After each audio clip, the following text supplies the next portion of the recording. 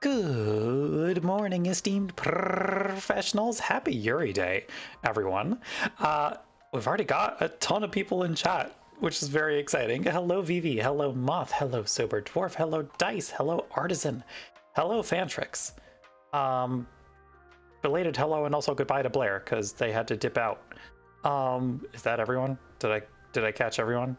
Anyway, hello Yuri Nation. Hello Frere, welcome. You are ready for normal girls? Hell yes. Mind the content warnings that are pinned in chat because they will apply. Just be aware of that. That is stuff we're gonna be tackling today. Hello Callista, happy Yuri Day. Hi everyone, hope everyone had a good weekend and a good start to their week. I am free from my work week, finally. And what better way to celebrate than with a new visual novel and fantastically normal women. I have the content warning, or for your Lena, tags. Yeah, you know how it is. Okay. I have the tea that won the poll. Iron Goddess of Mercy won, shockingly. You can't find the content warning. It should be pinned at the top of stream. I will read it out for those who cannot see the pinned message, but content warnings for this game include bullying, drowning, live burial, and cannibalism. So, with that in mind, how about we start this game, shall we? That sound like a good time to everyone? Cake first. The usual, yeah. Hello, Sage. Welcome, welcome. Alrighty. The game's aspect ratio is a little odd. We are going to be playing it on my 16:9 overlay, just because even on the 4:3, it's just like slightly off. So we're playing it here. There's gonna be bars on the side of the screen. We're gonna be adults about it. We're gonna handle it. Okay? You're here for a totally normal game? Hell yes! I'm so excited. But yes, I have tea. I have extra water because I'm gonna be doing a lot of reading because this game is a visual novel. So there's gonna be a lot of text. How is the audio on that title screen, everyone? Does it need to come down a little? I feel like it might need to come down just a hair.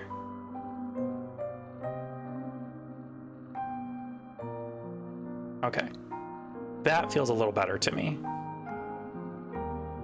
Let's go, cannibalistic lesbians. Yeah, let's go. How's that now, chat? Does that still need to come down, or are we in a good range there? So we still got room to pull it down if we need to.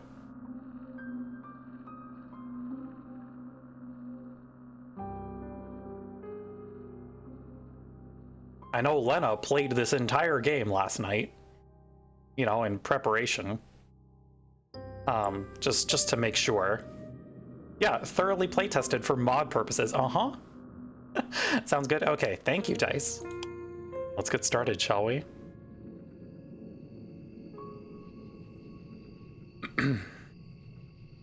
Sorry, I need to hydrate ahead of time. It's not an especially long game from what I understand. You are running through a forest. It is late at night and the sky is black as pitch. There is nothing to light your way save for the moon's milky glow, but its rays cannot reach you. Not properly. The trees which surround you, jutting out of the earth like eerie monuments to a foreign god, are blotting out most of the light. You cannot see where you are going.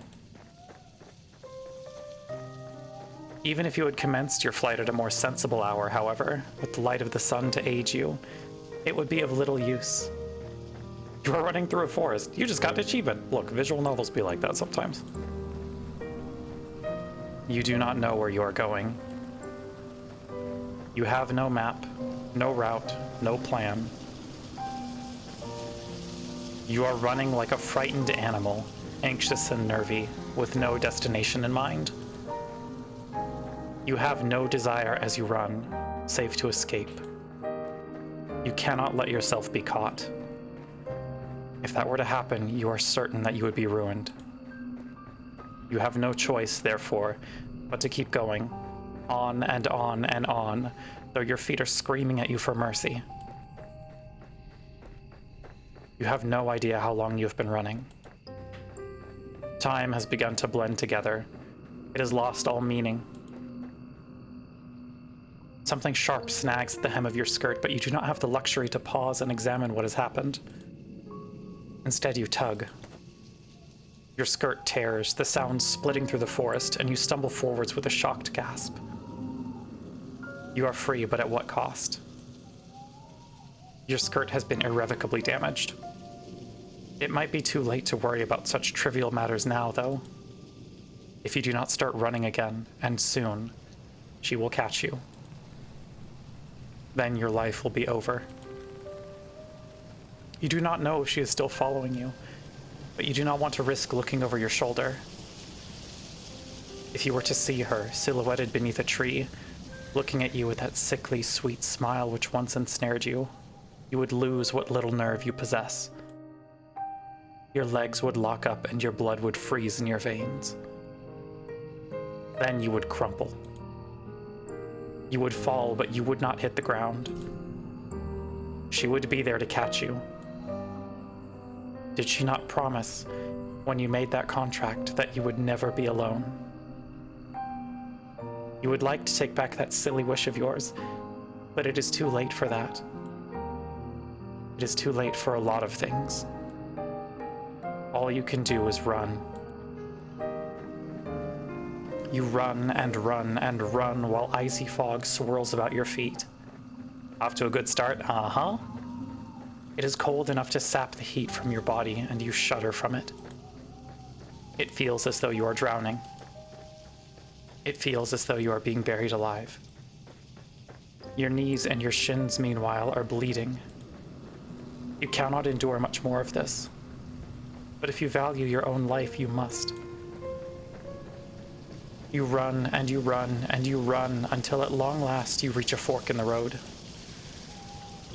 There are 3 paths which split off through the forest. Well, 4 if you count the path down which you came. You cannot exactly double back on yourself, though. Not when you've put so much effort into running forwards. You can only press on. The 3 paths are signposted, which is something of a strange sight given you are so deep in the forest. Dark though it might be, you have grown accustomed to the shadows. You can just about pick out the writing on this old, dilapidated signpost, curved and slanted though it is. Your fate, if you will forgive me for sounding so cliché, is in your hands. Now I wonder, which path will you take?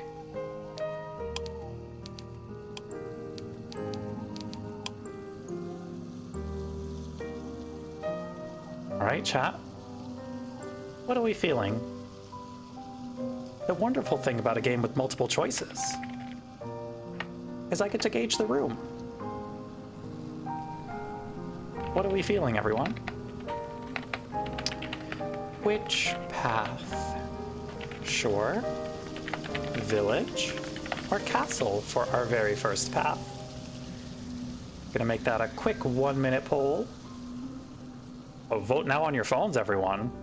That poll is up and votable. We're deciding this through democracy, at least, you know, for the first little bit. You know your answer to this? I do know your answer to this, Lena.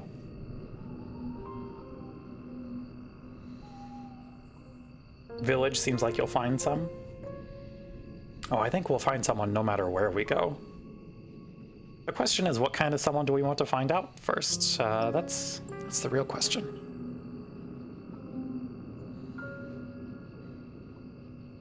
Audio balance still okay, everyone?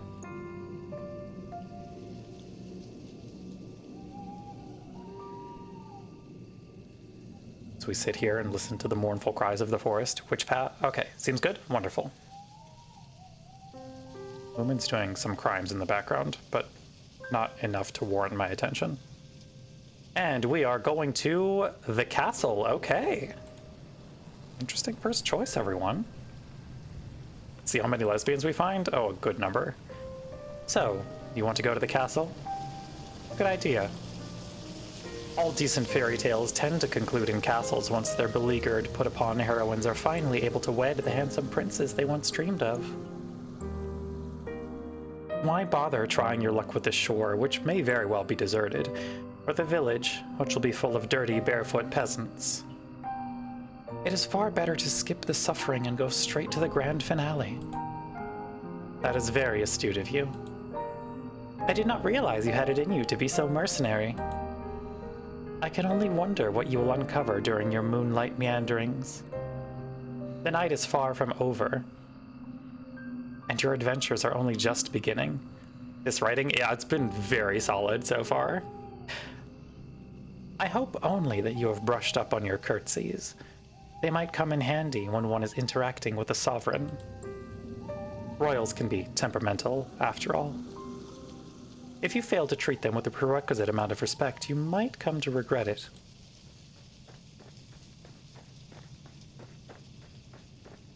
Guess the ones that picked villager peasants? I am sure the village has its own special and unique charms that we will find. You follow the path which leads to the castle, supporting yourself on weary, aching legs which feel ready at a moment's notice to detach from your hips. You are little more than a wisp of a girl, but you have been running for so very long, and your feet are so very numb. You feel like a great lumbering thing, clumsy and ungainly. Yes, this author does mention in her notes that she is a... Actually, I don't know if Ebi uses Sheer. They are a big Rikishio 7 fan. The soles of your feet are screaming at you. You need to lie down and quickly. You only hope as you continue to run that you will find a spare room available for you in the castle. You do not know what exactly will await you at the castle, but you have visions as you run of a vast, opulent dwelling. This dwelling will surely be full of finely furnished rooms in which you might rest your weary head. There must also be a king and queen inside this castle, you ponder. She, her? Okay, thank you for checking on that, Lena. I appreciate it. Will be kind and wise. And what of their children? Or what of a princess? Every good castle must possess a princess who will take pity on you in your plight. You can imagine the face of this generous princess with ease, thanks to the fairy tales you read in abundance as a small child. Her Twitter location is just UL in bio? Oh, good. The princess will be fair of hair and blue of eye, with soft pink lips pursed like rosebuds. Her limbs will be slender, her hands dainty and unsullied from physical labor, and her sensibilities will be sweeter than marzipan. She will be kind to you and compassionate, just like an older sister. You do not know what older sisters are like, though, or younger sisters, for that matter. You are only guessing. You are not a complete fool, however, despite your tendency to daydream, and you do have a few reservations. Monarchs do not, as you know from voracious reading, have the best track record when it comes to caring for the peasantry. Was there not a very famous queen who once said, with a cavalier wave of her hand, that the hungry peasants in her kingdom should content themselves with cake if bread was not an option? Common misconception. Actually, she said qui mange de la brioche, which is not cake. It's a different kind of bread, actually. Just to set the record straight on that one. You think that this might be a misquote, but the point still stands. Nerd? Yeah. I'm not beating those accusations. Come on now. I agree, Moomin. Though royals are supposed to grant their subjects succor in their time of need, this does not always happen. In fact, it very rarely happens. Kings and queens and princesses and princes are just people at the end of the day, and they are subject to the same caprices that all humans are. I don't know if y'all can hear Moomin yelling in the background, but he's got things to say. They can also be careless and selfish and inconsiderate. We can? Oh, good. He's helping me narrate. There is no guarantee that this mythical princess of your imagination will help you. Why, there is no guarantee that this mythical princess exists at all. Still, you must try. It is the hope which keeps you going.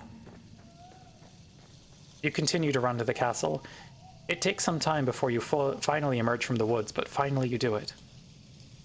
How much time, you ask? I cannot answer that. Did I not say that time had begun to lose all its meaning? The forest is behind you now, at least, and all the awful nightmares which dwelt within it. It is still cold, though, and foggy, and very, very dark. The sun has yet to rise. Thank you, Moth. You can see the moon more clearly now, though, as it hangs above your head, round as any pearl or orb or crystal ball. The moonlight shines down upon the castle, which looms in front of you like a cliffside. The stone edifice of the building is imposing, and it drowns you in shadows darker than the depths of the ocean. The castle is not all dark, though, not like the night sky above it. When you crane your head, you can see that there are lights flickering within, in the narrow, slitted windows. It would appear that somebody is home. The king and the queen, perhaps? What of their servants? What, perhaps more pressingly, of their guards? You half expect, as you stand there, that armored knights will accost you for daring to approach the castle of King and Queen so-and-so. Do you not know your place, foolish peasant girl with the dirty skirt? Begone with you. You are not, of course, a peasant. Your family is a wealthy one, or rather they were, before your father made a series of poor financial decisions. You do not look like a young lady right now, though, with your dirty face and your dirty skirt which is torn at the hem. If any guards were to take you for a vagrant, it would not be surprising. But though you stand there dithering, your filthy fingers hooked in front of your filthy skirt, you do not hear any cries. Dang it, Dad, right? Father's always ruining things, can't believe this. Nobody sounds the alarm. Lights might be on inside the castle, but there is nobody outside of its perimeter standing sentry. There is nobody to impede your entry, and the elaborate iron gates which are set into the vast stone walls about the castle's exterior are open, just a crack. It would be a trivial matter to slip inside, but there is nobody to stop you.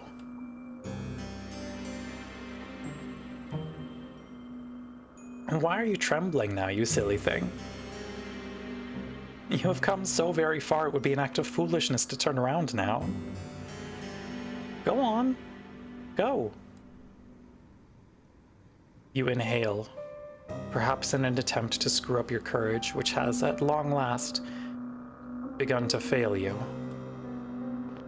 And then you step forwards.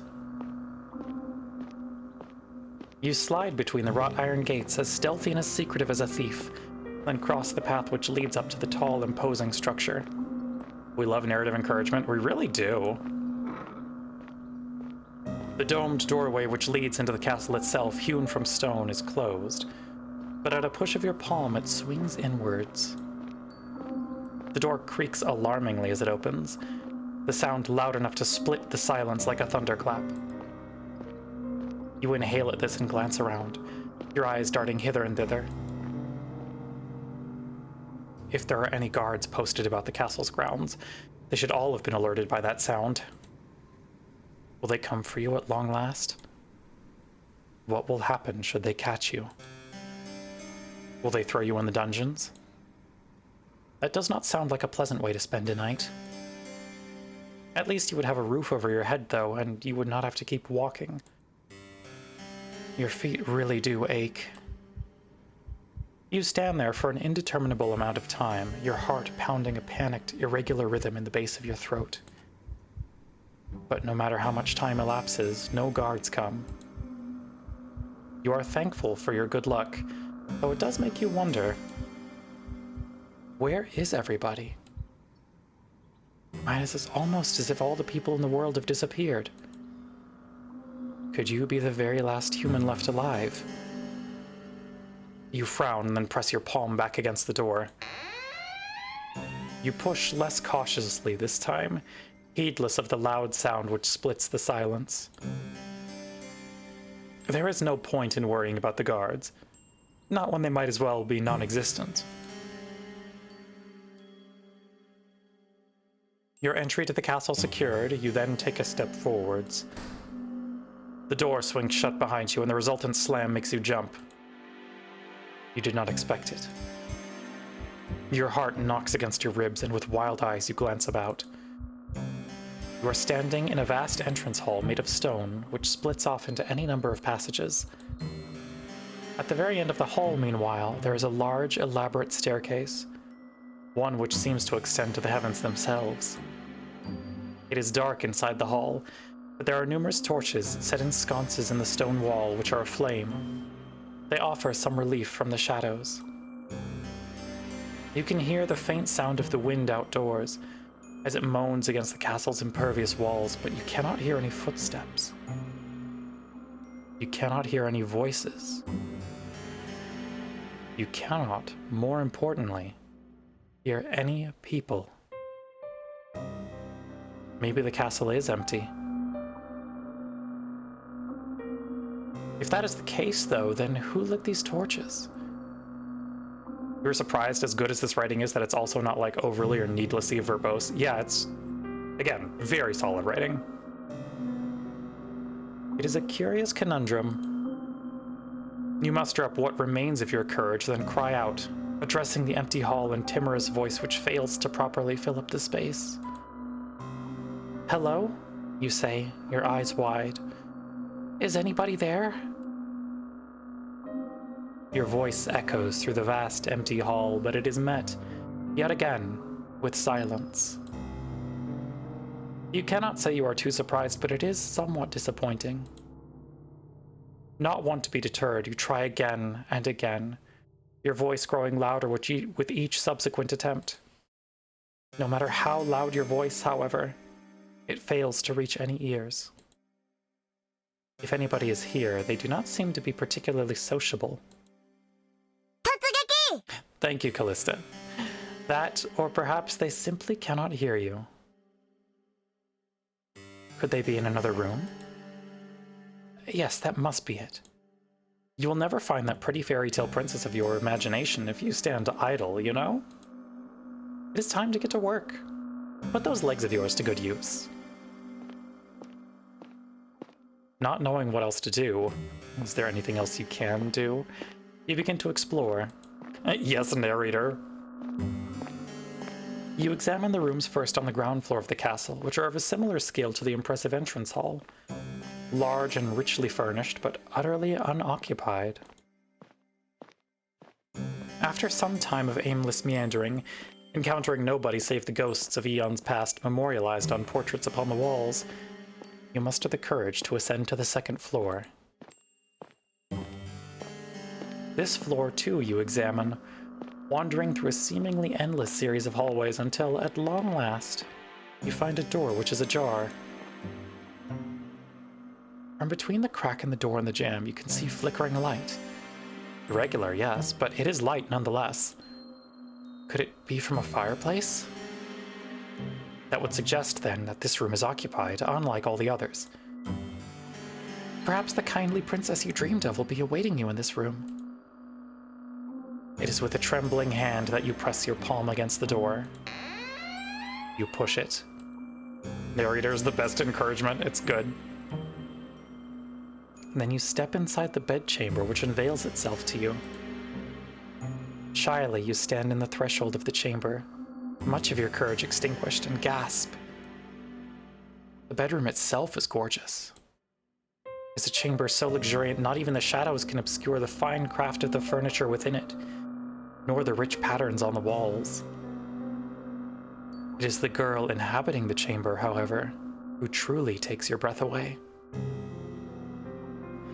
Sitting upon the velveteen sheets of the towering four-poster is a girl in a sumptuous red gown, who seems to be of a like age to you. You do not have a clear view of the girl's face. Her head is bowed, her gaze directed downwards at her lap. Hi, hello, ma'am. She's good. That's a good character design.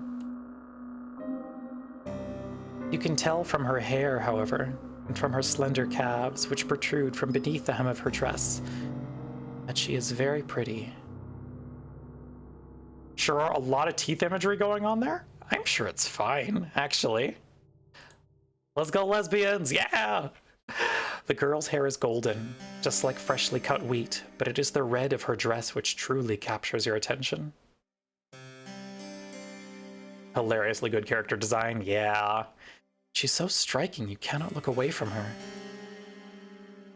Baby jump scare, what the fuck?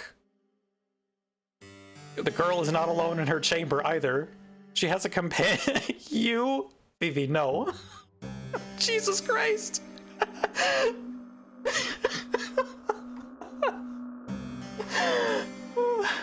No.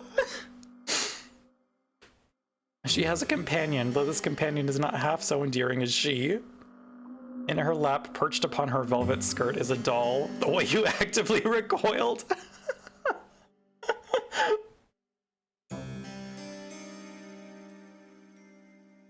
Oh my god. The doll's hair, like that of her mistress, is golden, though much of it is hidden beneath a bonnet. The girl is adjusting the china teacup held in the doll's tiny hand, while the rim of the cup glints in the light which exudes from the fireplace. Why does the baby look like it's gonna roast your every move? Because it is. Don't trust that baby, Vivi. If the girl is of a similar age to you, it seems strange that she would content herself by playing with dolls. Is she not too old for it? This girl would be more at home, you decide, at a ball, wearing an extravagant gown, speaking with wealthy noblemen, perhaps even princes. Girl is plenty nice, but the doll is roasting your appearance, yep. She should not be sitting in what you presume is her bedchamber, adjusting a teacup in a doll's hand. Protag literally said she should be at the club, yep. But you are not afforded much more time to stand there, marveling at the girl, because she turns. She raises her head, and her eyes meet yours.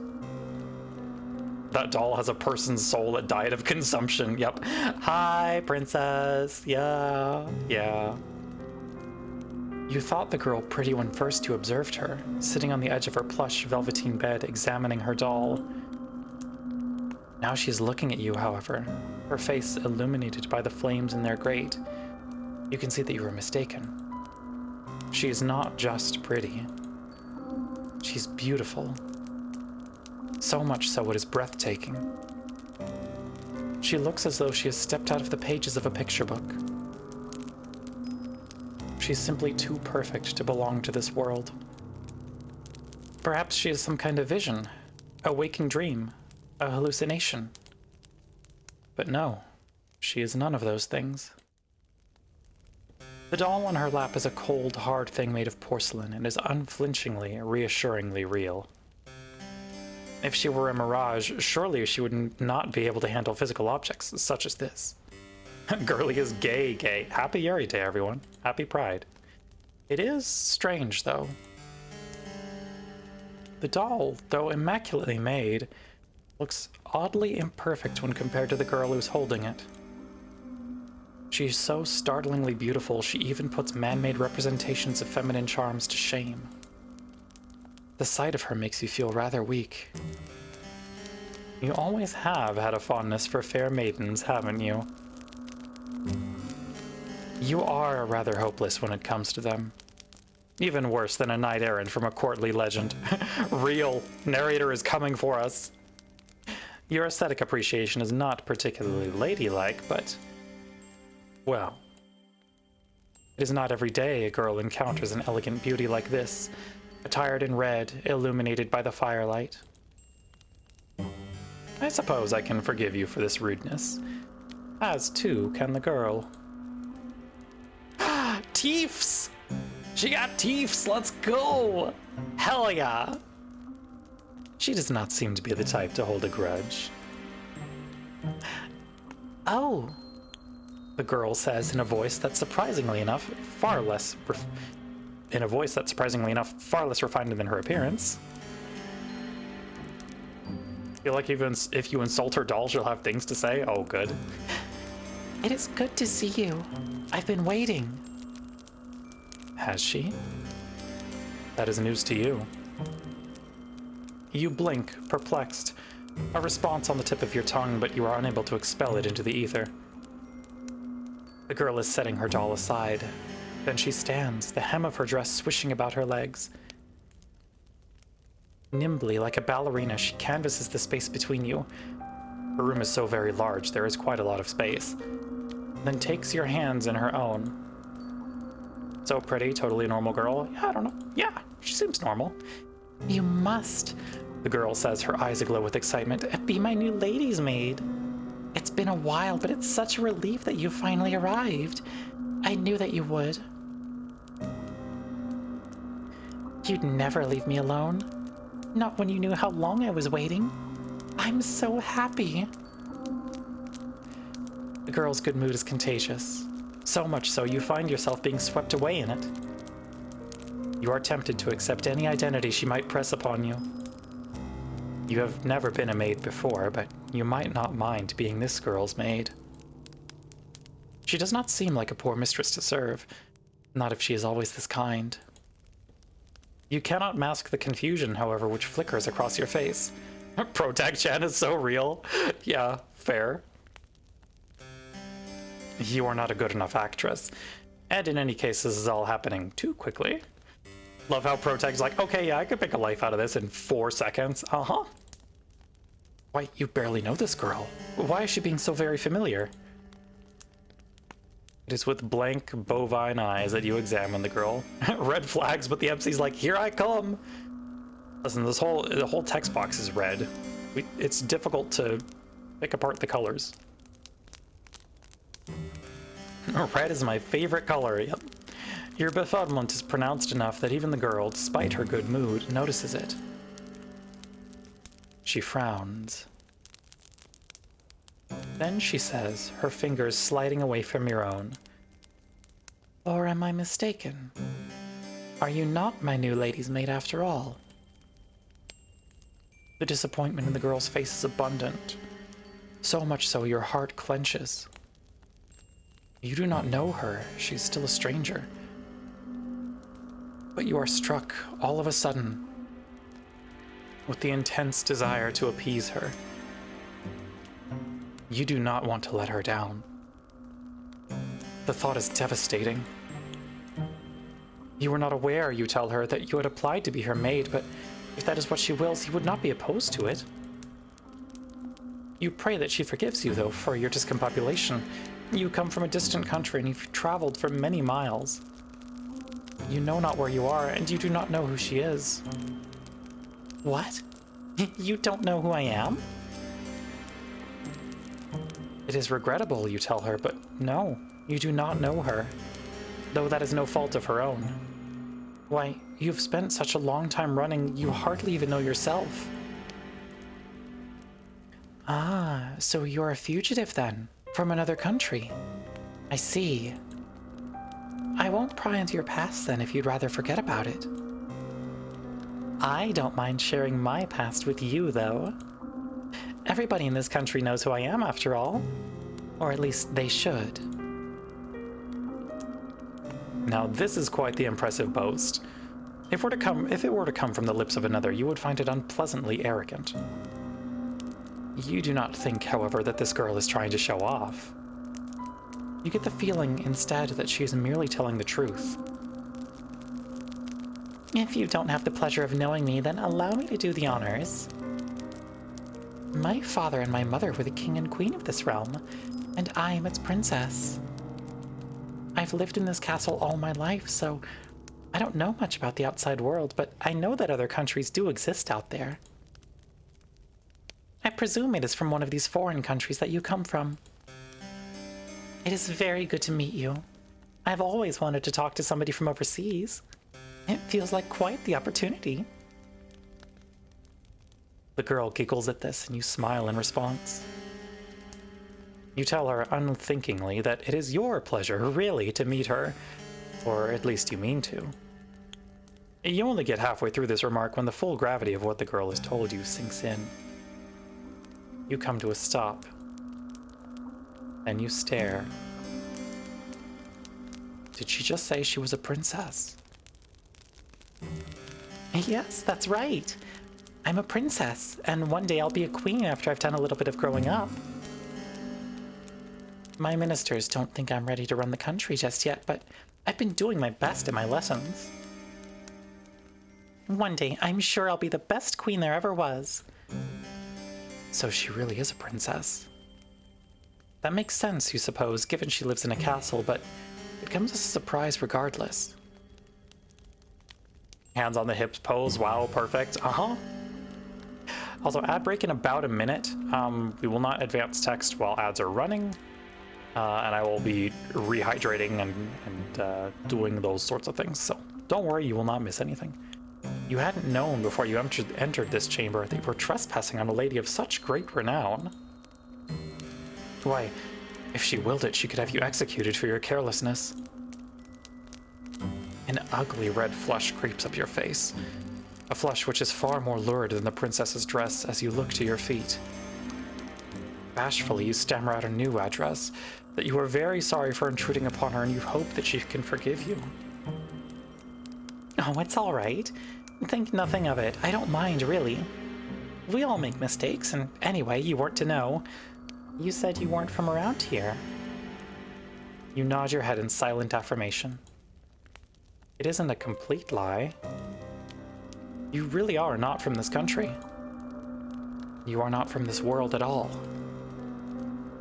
How wonderful. I'll look forward to picking your brain later. All of my servants come from the nearby village. Their tales are all the same, and so are their superstitions. Isekai time? Yeah, that was definitely some interesting info. I could do with a breath of fresh air. Okay. Ad is like starting almost immediately, so we're gonna pause here real quick.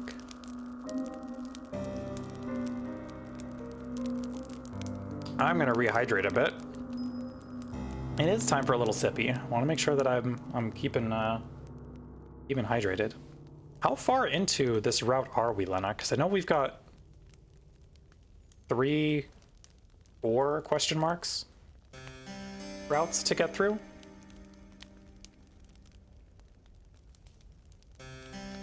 Obviously, visual novel stuff does take a bit because we are reading everything. A third, maybe a bit more. Okay, cool. Thank you for the stretch dice. Okay. I don't know how far we're gonna get today, because I am coming off of a 10-hour shift and a 70-hour week, but even if we don't finish it all today, we will most likely do so in the future. The good old days, God, yeah. It's a work schedule, that is for sure. Ugh. I'm tough. I'm just a funny little kitty cat. Kind of miss it, kind of not. It is a very particular schedule. It's nice for some things, it's not so nice for others. But it does let me, like, I don't know, lets me do what I like. That's the important thing. Also feel like this route was maybe the longest. Okay, gotcha. That tracks. Alrighty, ads are over, everyone. My last lady's maid told me I was too impetuous, but I don't think there's anything wrong with wanting a bit of adventure. Not that I've ever been afforded much of that. I've been shut up in here for so long, I hardly ever get the chance to talk to other girls my age. My last lady's maid was older than me, and so was the one before her, and the one before her. Some of the princess's fair mood seems to dissipate as she speaks, her expression turning by degrees into something rather more pensive. But I haven't seen any of my old lady's maids in a while, or any of the other servants for that matter. They've all disappeared. Now that is quite curious. Have dress envy? Yeah, her outfit is so good. How could a whole household of servants simply disappear? That I don't know. This castle was full of servants once. My lady's maids and my undermaids and my scullery maids and my housekeeper and my cook and a large retinue of retainers. They're all gone now, though. I think my ministers must have sent them away. I don't know why they would have done that, though. They didn't explain it to me. Then again, they never explain anything to me. They still treat me like a little girl. It was the doll. Damn. It is so tiring. Thank you so much for the follow, Blues Break BT. Welcome to our crew of professionals. Make yourself comfortable. Do note the content warnings for today's stream.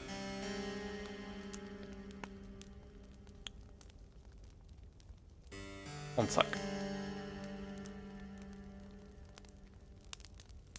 Okay. Looking to find out how to homebrew a solo D&D campaign for yourself. Good luck. That is a tough task. And also, I would not homebrew with D&D because I don't like D&D. There are lots of other tabletop systems out there. I hope you find one that works for you. She said that her minister sent her servants away? What of her parents? The king and the queen? Would they not be the ultimate authorities in the castle's hierarchy? They would, yes, if they were still alive, but they're not. They died a long time ago. I was raised for most of my life by my servants. Oh, you answer, and then you flush. Your husband decorated your bathroom with clown baby dolls? Good lord, Vivi. You hadn't known.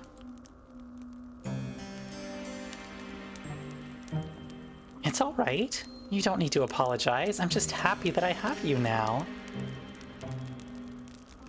I was getting sick and tired of only having my dolls to speak to. They aren't the best conversational partners. You can imagine so, yes. You doubt any doll, even one made by a talented artisan, with an intelligent face indistinguishable from a human's, would be very good at answering back.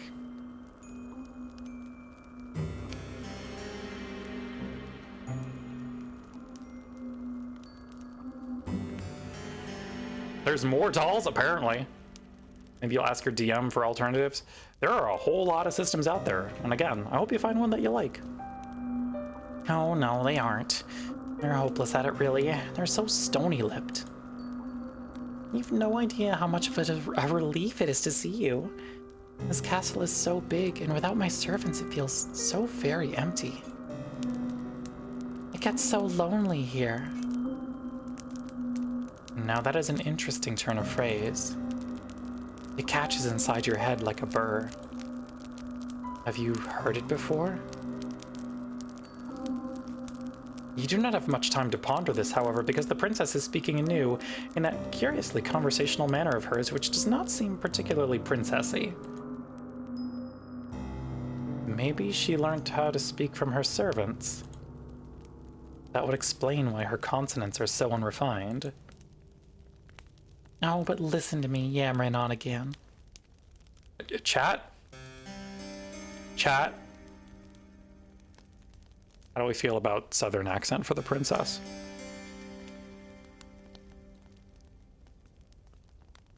What's the temperature on that?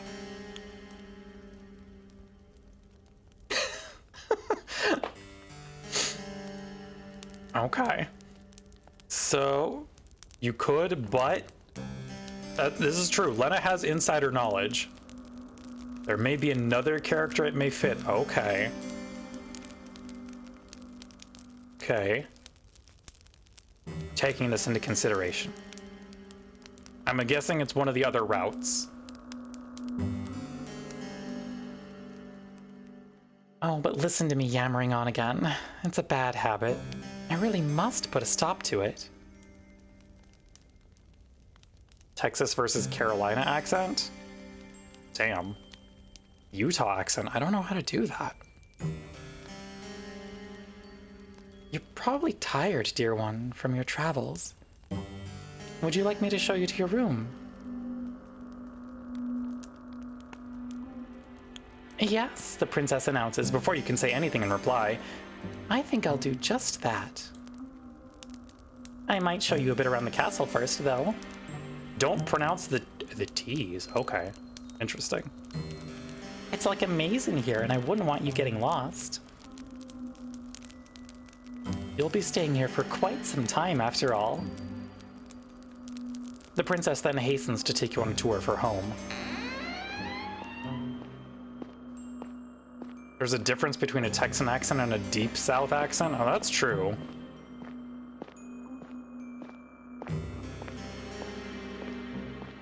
I mean, we do also have the option of Southern Belle. But that, no, I don't think that fits her. That doesn't feel right to me. Fortunately, she does not show all of the rooms in her abode, and neither does she offer overly long descriptions as to what the few rooms she does show you are used for. She does, however, pause by the kitchens, whereat she offers you some victuals. Once the growling in your belly has been satisfied, the princess then resumes her journey. She leads you down a dark, twisting hallway and up a series of equally dark, twisting steps until she arrives, at long last, before a door. Pause by the kitchens. It's important for cats. The princess pushes this door aside summarily, thus permitting you entrance to the small, humble bedchamber. This chamber is not half so opulent as the grand bedroom in which the princess resides, with its resplendent four-poster and its richly patterned wallpaper. This room's ceiling is not as high, and the singular bed shoved against the wall is thin and narrow. The walls are an unassuming beige, and the floor beneath your soles is of warped wood. How is she not hungry?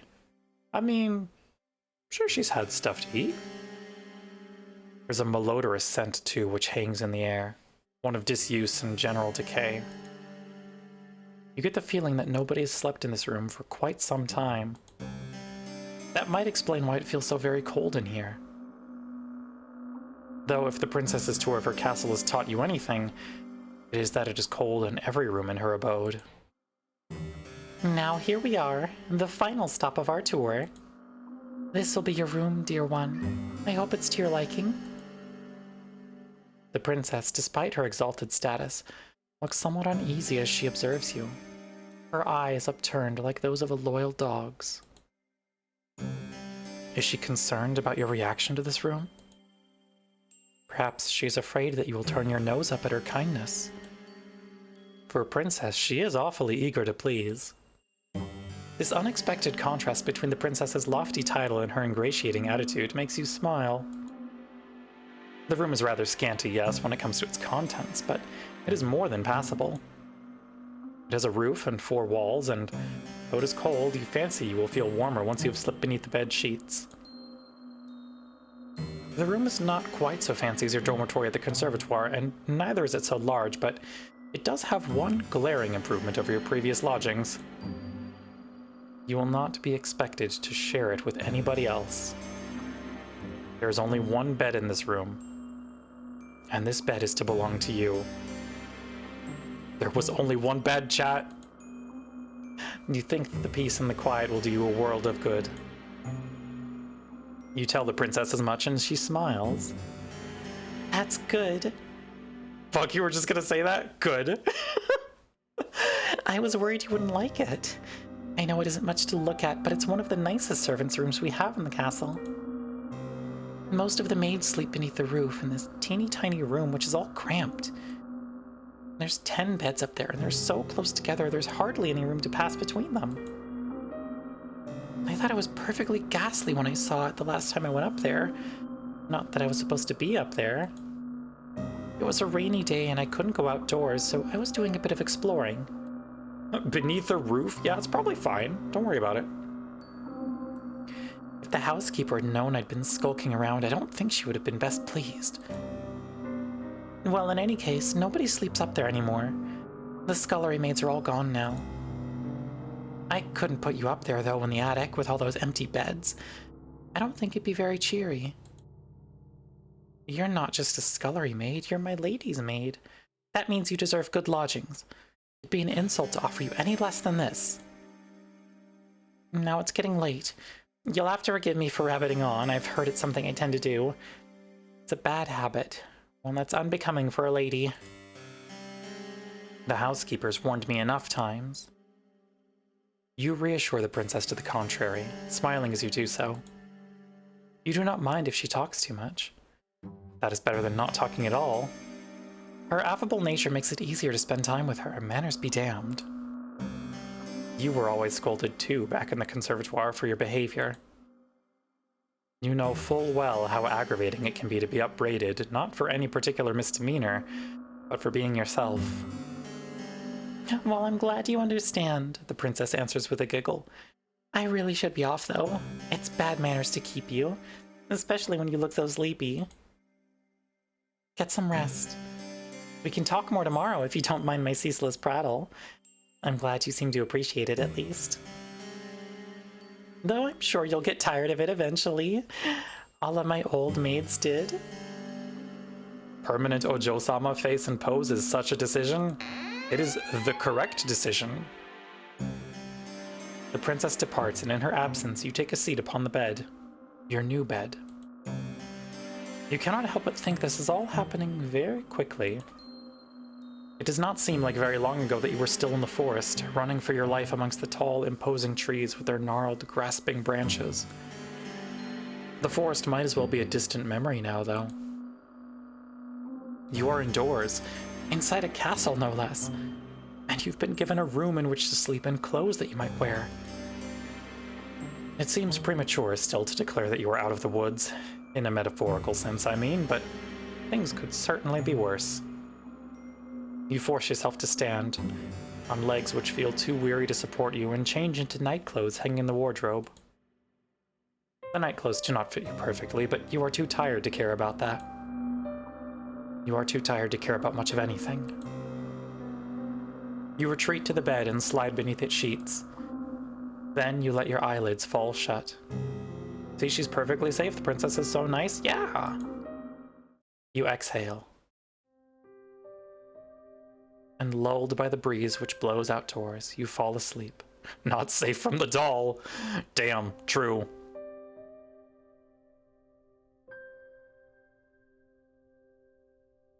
You are so very tired.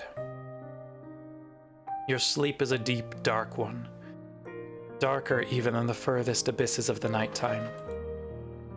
Like the nighttime sky, however, which shimmers with stars, your sleep is not devoid of those prismatic fragments you humans call dreams.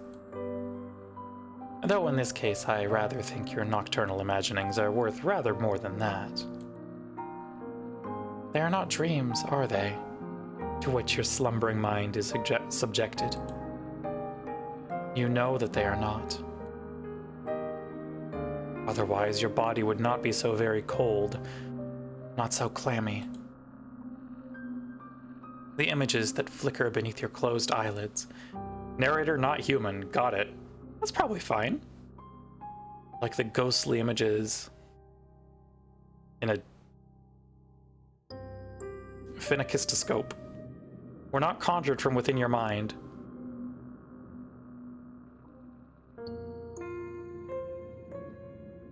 Nocturnal imaginings? Don't worry about it. They were instead taken from your memories. You are not merely dreaming, you are remembering.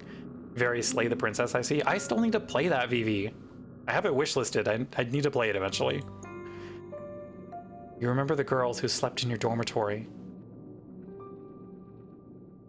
and how they always hastened to use the shower first, so you were last for breakfast. You remember how, when you finally did arrive at the dining hall, the most desirable morsels had already been snaffled up by the girls who got there earlier. You struggled, too, to find a seat once you finally did get your hands on some food, because nobody ever wanted to sit with you. The other girls all acted like you were a leper, save for when they wanted favors. They never asked for these favors, mind, for why would they? To them, your father's prestige did not matter. They were all wealthy ladies, too. Many of them wealthier than you. When everybody has the airs and graces of a princess, how is anybody supposed to stand out? This track is so good, yeah. Listen, there's a reason that, like, I sat at the title screen for a while when I was doing setup for this. You stood out the least in your class, perhaps because you were one of the smallest, the frailest, the sickliest, who always came down with colds in the winter.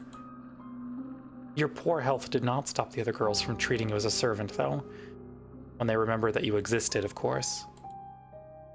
It was your lot in life, as you dwelt within the stone walls of the conservatoire, to carry school bags across the field like a pack mule. Then, come the evenings, the girls in your dormitory had you sewing on missing buttons, and ironing out the creases and wrinkles in their uniforms. If there was an odd job that needed performing, you would always be asked. But these girls did not ask you. That would have been too civilized. They ordered you instead. And as they ordered you, they laughed at you. They laughed and they laughed and they laughed. The laughter hurt, but it hurt considerably less than the kicks did and the slaps and the pinches. Once during an embroidery lesson, one of your classmates had an accident with her sewing scissors. She stumbled, or at least she pretended to. And before you knew it, the silvery blades of those scissors were embedded in your left palm. This happened quite some time ago, when you were even littler than you are now, but you can still remember it. It hurt a lot. The scissors were sharp, and they perforated your skin. Not all the way down to the bone, but enough to bleed. Your wound bled bright red, like strawberry jam, all over your embroidery. Then, when your professor saw it, she shrieked. Her face turned as pale as whey, and she looked for a few moments as though she might faint, though you were the one who was in pain. Your professor looked at your face. She could not bear to look at your hand, then demanded to know why you could not be more careful. Moomin. What's up? Okay, bye. Moomin has input. Her tone had been an accusatory one, almost as if you had stabbed yourself in the hand with your scissors to goad her. The pain in your hand hurt, but the giggles of your persecutors hurt all the more. He has things to say about mean girls. Yeah, he's not accepting this bullying. They never were punished for that. He's swearing? I don't know who taught him those fucking words. Perhaps your professor did not care enough to punish them. Perhaps she, like everybody else, thought it was all your fault. The wound, when all was said and done, was not too deep. You did not even need any stitches. It healed well enough in time on its own, though it still left a scar. A white, raised thing like a crescent moon. You still have that scar. You do not know how much blood you lost. It seemed like a lot back in the classroom. You could smell it in the air, sharp as iron, but it could not have been that much, evidently. If your wound had been more serious, perhaps your professor might have cared. Perhaps your classmates, too, would have felt some modicum of guilt over what they did. But this seems very unlikely. You know that your blood meant nothing to your classmates. Why should it? If you meant next to nothing, then the blood in your veins was, if such a thing is possible, even more inconsequential. You feel disoriented when you awake at long last with the rising of the sun. You do not remember what you dreamt, but you do not think that your dreams were of a particularly pleasant nature. If they were, your heart would not be hammering so. Ill at ease, you glance around. You are lying in a narrow bed in an unremarkable room, one with dull beige walls and a warped wooden floor. You're in school? Hello, Yum. It's good to see you. Hope you're doing well. Where exactly are you? This does not look like your dormitory in the conservatoire, not unless it has shrunk threefold overnight. Your brow furrows as you attempt to recall the events of the night prior, until with a gasp, it all clicks into place. You remember now. You were running through the woods trying to escape from... You shudder. You do not want to think of what it was you were trying to escape from. You presume that you must have given your hunter the slip, though, because you are still in one piece, awake and alert enough to face the dawning of a new morning. You still have all of your limbs, and your facial features appear to be in the correct configuration. That is more than enough to be getting along with. You look to the foot of your bed, then blink. Amused at your discovery. Thank you, Yum. You can see, lying upon the sheets, a garment. Two garments, actually. Of black and white, folded into a neat white square. What could that be? A maid's outfit? If so, it would not be too surprising. You can now recall your visit with the princess the night prior and her assertions that you must be her lady's maid. If that is the role she wants you to assume, you have no qualms with it. Thank you for the hydrate dice. Maid outfit, yeah, let's go. She really said put on the maid outfit. Uh-huh.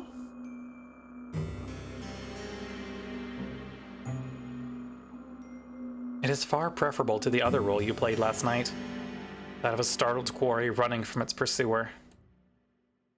You press your fingers against the humble maid's attire.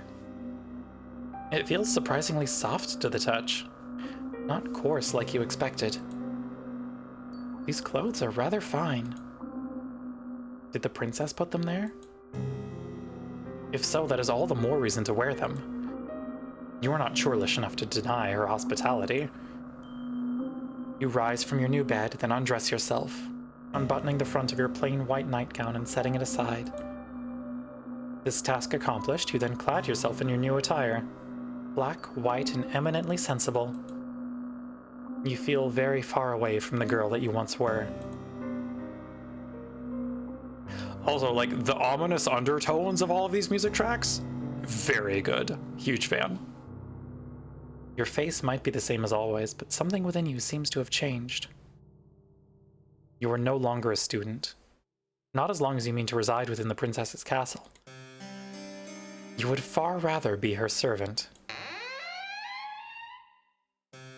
Assured of your newfound identity, you retreat from your chamber, then make your way to your mistress's bedroom. The castle is a large one with many, many rooms and many, many hallways to connect them, and for a brief while you find yourself horrendously lost. You cannot remember where the princess's bedroom is. You're beginning to feel rather disoriented when, to your relief, your eyes snag upon a stairwell which looks rather familiar. Could this be the way? You ascend these steps, your footfalls cushioned by the plush carpet which lines them. Then find your way down the very same hall you traversed the night prior. If your memory does not fail you, then the princess's bedroom ought to be... Yes, it is here. You rap upon the door but receive nothing in the way of a response. Is the princess still abed? You wonder, briefly, whether you oughtn't wait until she's risen of her own accord. But no. The sun is high in the sky, and it would seem a shame to let the princess sleep through the day. You ought instead to rouse her. That seems like the sort of duty a lady's maid should attend to. You enter the princess's bedroom and glance about.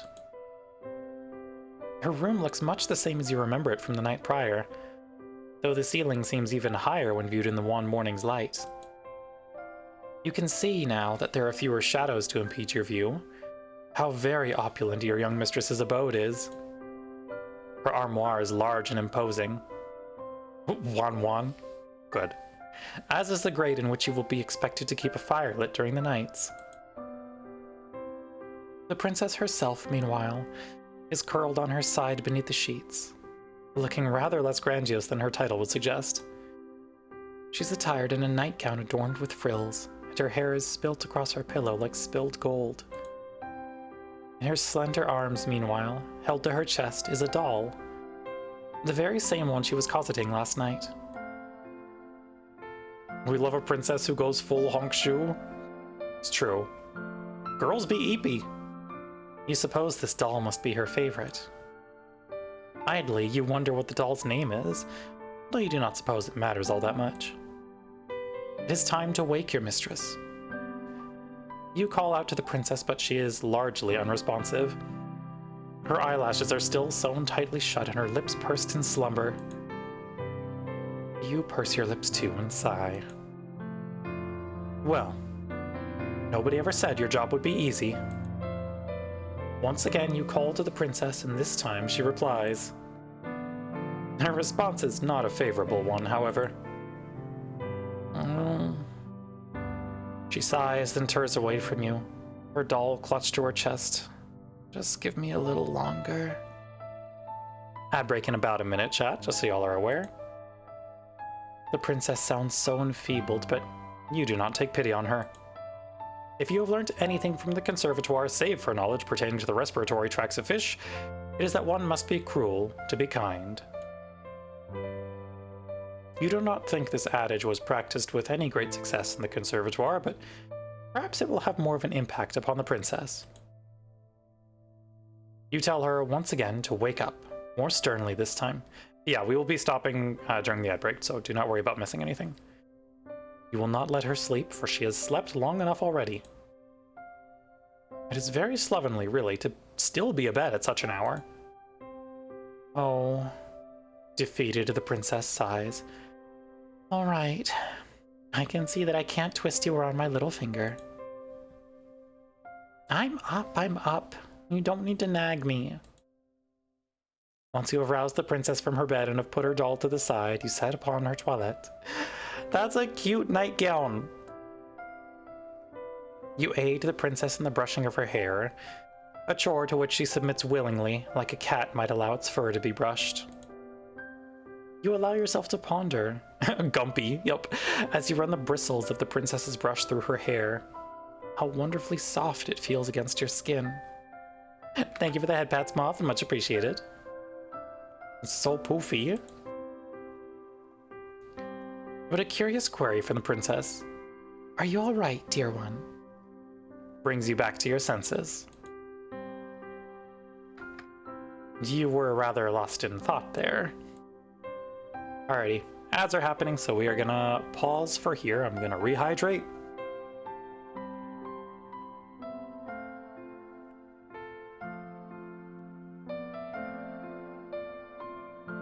How we doing, chat? How we feeling?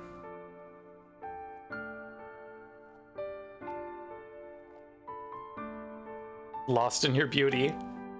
She's good. Oh, thank you for the Catgirl care package. That is a stretch. Ugh. Posture check and a hydrate.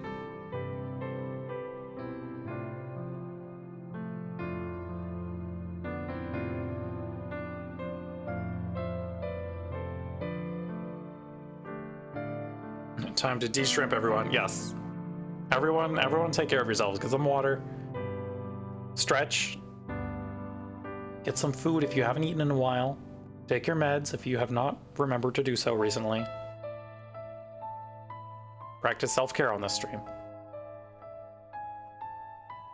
De-shrimp and earn some shroins. Exactly. How will you earn your shroins if you don't de-shrimp?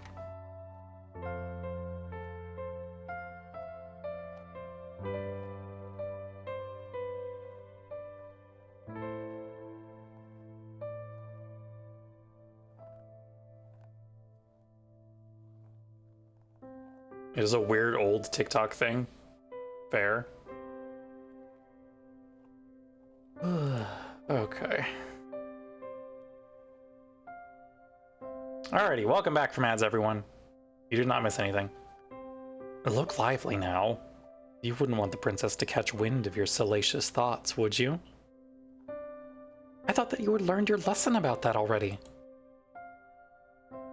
Suitably chastened, you finish with the princess's hair, then set the brush aside. Now that the princess's tresses have been taken care of, you must start on her attire. The princess remains seated upon the edge of her bed, looking up at you askance. She does not ask you to avert your eyes, nor does she make any motion of divesting herself of her nightgown. Princess's tresses is tough? Yeah, but we got through it together, as a team. It really does seem as though she expects you to undertake this task on your own. Is that all right? You ask the princess as much. You would not want to impinge upon her modesty, but she only laughs.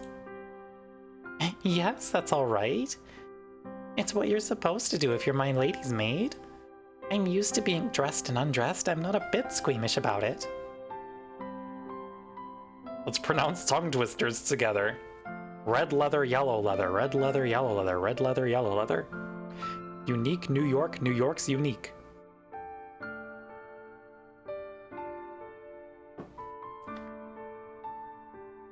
All vocal warm-ups is the same, Lena. She might not be squeamish about it, but you are. You've never seen a naked woman before, excepting yourself. Even then, however, you've always dressed and undressed furtively, not wanting to examine your body for longer than is strictly necessary. You've never much liked the way that you look. You make a few more mumbled objections, but the princess sweeps them to one side easily. It's all right. I might be a princess, but we're both people underneath all of our clothes. I doubt we look much different. You are not sure about that. You have not yet seen the princess unadorned, but you already know to look at her face that you are different. Let's go, lesbians! Yep! She is much, much prettier than you are. But she is waiting, and you do not wish to keep her any longer. You steady your nerves. Then, you reach out with trembling hands, and you begin to undo the buttons which run down the front of the princess's nightgown. You work as quickly as you are able, which, given how badly your hands are shaking, is not a very. You fumble with a couple of the buttons, flinching as you do so. The princess, however, seems blissfully unaware of what it is exactly you are doing, or not doing, for your fingers have begun to seize up, with the front of her nightgown. She is not even looking at you. Instead, her gaze is directed beyond your shoulder, to the windowsill and the sky beyond it. It isn't particularly sunny, but I don't think it's too cold outside. Going for a walk might not be a bad idea. What do you think, dear one? You think that you would like to finish undressing the princess as soon as possible so you can make some progress on dressing her again. The sight of all of this exposed skin is bad for your heart. Fortunately, you are able to make quick work of the princess's nightgown despite your initial mishaps, spurred on, perhaps, by your anxiety. You bid the princess to stand, which she does, and neatly she steps out of her nightgown, her motions once again as graceful and as fluid as a dancer's. This task completed, you search hurriedly, worriedly, for the princess's red dress. I am not sure who that is, Yum. Where is it? You cannot find it. Sweat begins to prickle on the back of your neck. Your palms, meanwhile, feel uncomfortably clammy. Yeah, I will point out Rule 7, unless I bring up, like, other streamers or other content creators. Please don't make unprompted comparisons or promos. The moments pass awkwardly, uneasily as you search. The princess standing there all the while, as naked as the day she was born. Why did you not find her day dress before you stripped her of her night one? What a fool you are. The princess, noting your panic, giggles, then says, "Are you looking for my dress?" "Yes," you reply, your face flushed. "That is what you were doing." "I thought so. I did wonder before you started undressing me why you'd not asked where it was. Maybe it slipped your mind?" It had slipped your mind, yes. To your shame. You were too busy trying not to fixate upon the princess's bared skin to think about how best to conceal it. "My dress is in my armoire," the princess says, glancing over to the aforementioned piece of furniture. That armoire of hers is an intricately carved wooden structure, large enough, or so you estimate, to fit inside it enough dresses to attire a whole ballroom's worth of princesses. "I'd like to wear the red one. It's my favorite. Would you be a dear and fetch it for me? I don't want to rush you, but it is rather cold in here. especially while I'm still naked. She raises a good point. You turn away from the princess and make your way to her armoire. Once there, you open its wooden doors and peruse the clothes hanging within. It is just as you expected. Inside that wardrobe lies numerous dresses, all of them finely sewn and decorated with no shortage of ribbons, lace, and iridescent pearls. You find the princess's red dress soon enough, then hurry to her side. With your spoils in hand, you hurry to dress her, concealing once again the princess's pale skin beneath layers upon layers of soft red velvet. Hi, Moomin. She's easier to look at now, you think, with her skin concealed. That might have been the most nerve-wracking task you've ever had to accomplish, even more so than your perilous escape through the foggy forest. Why, it seems a small miracle you can still remember how to breathe. Ah, that's much better. Thank you, dear one, for your help. You've not been here for a full day, but I already wonder what I'd do without you. Shyly, you assure the princess that you did nothing, really. Nothing beyond your job. You did not do anything incredible. And in any case, being complimented by somebody so pretty is embarrassing. Aw, don't be like that. I want to compliment you. Why shouldn't I when you've been so helpful? It'd be rude not to, and anyway. I think you're very pretty too. Oh my. Your face flushes from this more deeply than ever before. Help! You ought to count yourself lucky, really, what with all of this excessive blushing. But the princess does not seem to possess any vampiristic tendencies. You are making yourself quite the easy target. Now, the princess declares, why don't we go for a walk? It's a nice enough day and I get so very bored of being cooped up inside. Yeah, narrator? Uh-huh. Yeah, don't worry about it.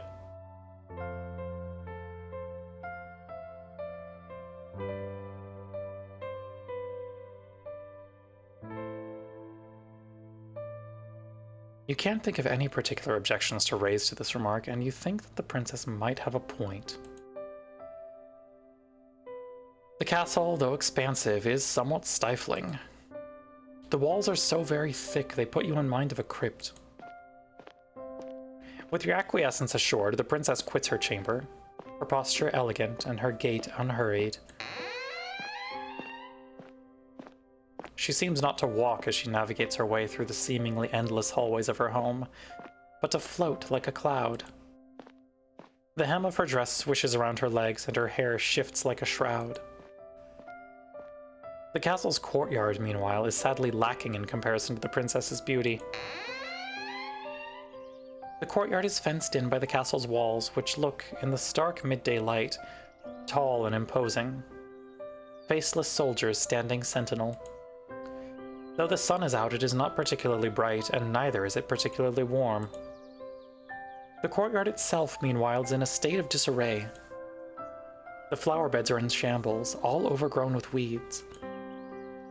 It is all rather depressing. The princess's castle might be grand in scale, but the courtyard itself is simple, hemmed in to a claustrophobic degree, like a coffin. The princess, however, seems not to share your dolorous mood. She, instead, looks elated by her newfound surroundings, her smile unwavering. She gambols about like a lamb, flitting hither and thither as she examines the weed-infested flower beds. Her frolicking comes to a cease, however, by a bush. One is full of bright red roses. Oh, how very pretty! Do you not think they are gorgeous, dear one? The flowers are not too disappointing, you suppose. They make for a fine spectacle, in fact. A welcome splash of color when contrasted with the dullness and the drabness which permeates the rest of the courtyard. Lena, I can tell where this scene is going, and I'm excited and here for it. Though the other flowers in their beds are wilted, withered things, it is not so for these roses. They are rich, bright red, just like blood. Their heads so full they seem almost to droop beneath the weight of their own engorged petals. They are pretty in a sense. There is something unsettling about them too. Something that is almost obscene. Dear One is such a targeted sapphic strike also. Uh-huh. Sure is. How did these roses become so very red? What has been sustaining them? Tactical WLW Warhead. Yep. Could it be possible that these roses have been draining the life from the other flowers which are struggling to grow within this garden? It is a fanciful thought, but... oh, they're simply divine. Looking at these roses always lifts my spirits. They really are my most favorite flowers. I simply must pick some of them. Girl, run. She's fine. Remember, red flags, favorite color. Perhaps I can use them to decorate my bedchamber. It could use a bit of color. The princess reaches out so as to pluck one of the roses free from its resting place among its brethren. Symbolism doesn't matter when there's gay, uh-huh. You watch her, your breath bated, anxious that this gesture might result in perforated flesh and bright red blood. Just gonna use your body as soil. Ooh, red flag, how pretty. Yeah. But the princess is not as clumsy as you fear. Of course she is not. Who did you think she was? You. Rather than worrying about other people, you would be better served if you worried more about yourself. The doll was the least of your worries. The princess holds her newly pilfered rose to her nose and inhales, her eyelids falling shut as the flower's sweet scent washes over her. A few moments of silence pass. Narrator continues to bully, I see. Yup. Then the princess begins to toy with the petals which adorn the flower's crown. Now, let me see. I wonder what fate has in store for me. She loves me. The princess plucks a petal from the flower's overburdened head. She loves me not.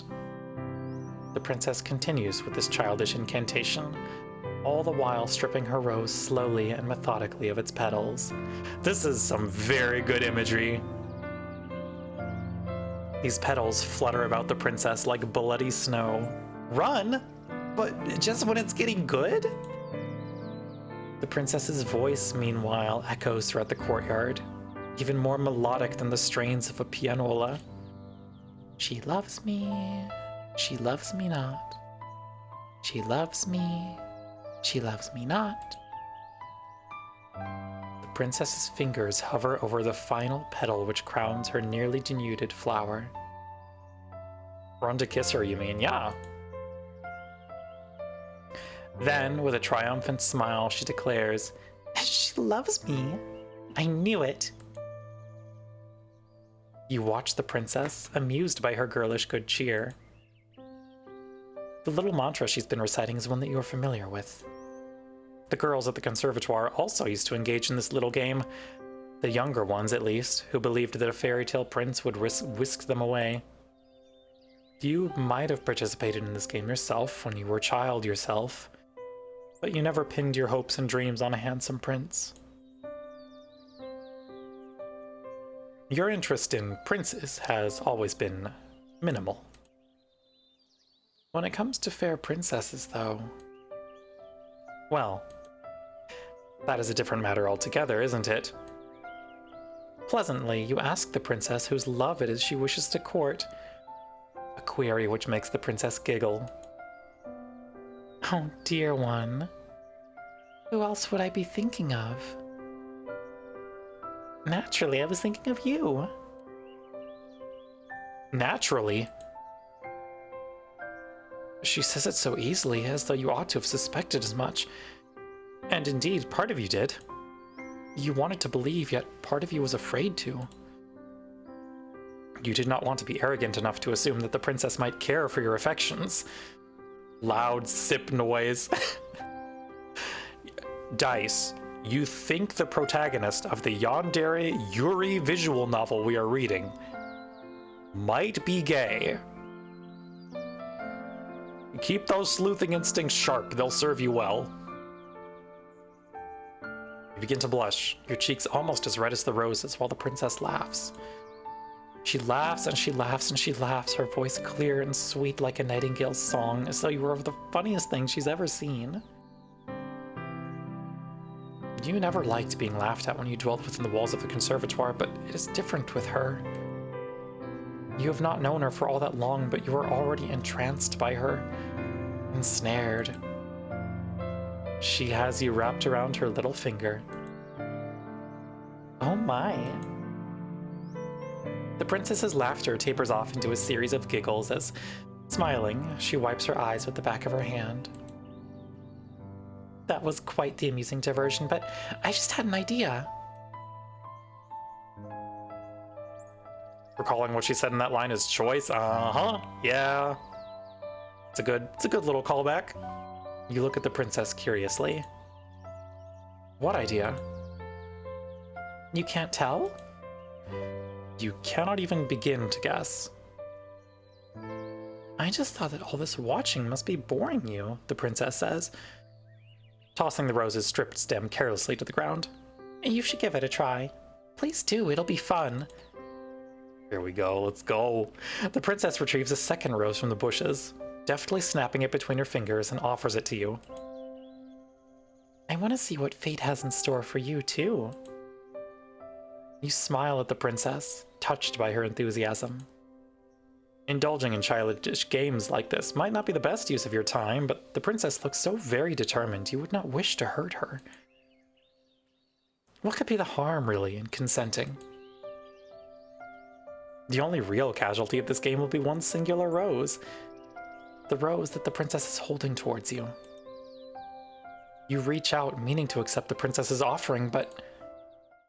oh no! You are clumsy. And you seize the stem of the rose with a touch too much strength. The head of the rose might be pretty, but there is more to a rose than its bright red flowers. Roses have thorns, too. A fact you are now being painfully reminded of. Pain flares through your finger and you gasp.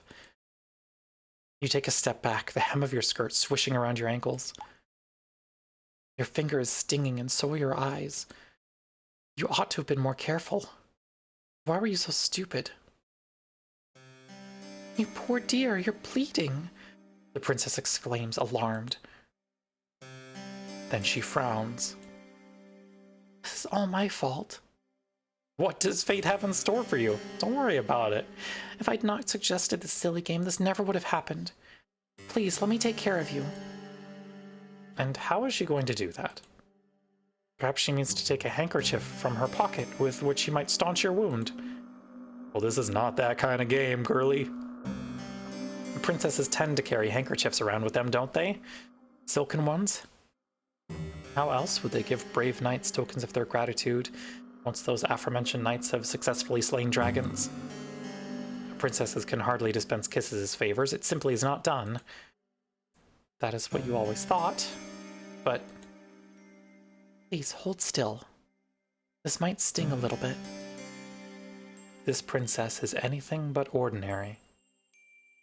Rather than take a handkerchief out of her pocket, she instead encloses her white, slender fingers around your hand.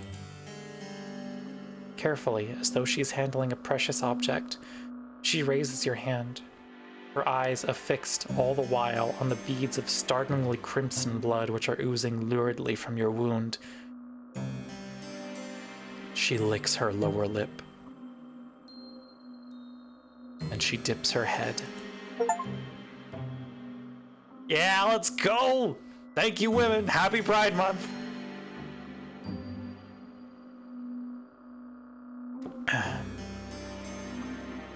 She parts her mouth, and with a soft sigh which borders on the sensuous, she slips your injured digit between her teeth. So much for princesses not dispensing kisses as tokens of appreciation. This might not be a conventional kiss, but feels intimate regardless. Almost startlingly so. The princess's lips, which are as red as any rose, are enclosed around your index finger. You can feel the warmth of the princess's mouth about your skin and the wetness of it. These sensations make your whole body quake. You did not expect this. Tremulously, in a voice which wavers, you ask the princess what it is she is doing. Oh? The princess glances up at you, her mouth still enclosed around your finger. Didn't I tell you? I'm trying to stop the bleeding. Yes, you gathered as much, but... Is there a problem? I'm not making you uncomfortable, am I? It is not, you say, that she is making you uncomfortable per se, but this is rather awkward. You did not expect it, that is all. And is she not worried that this is unhygienic? The art is great too, yeah! Method acting, listen! Gotta do some Foley work, it's fine. I do these things for you, the audience, and I hope you appreciate them.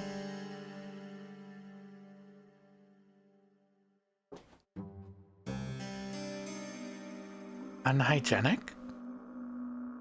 The princess blinks, and she's the very picture of innocence, which is funny, really, given your finger is still nestled against her tongue.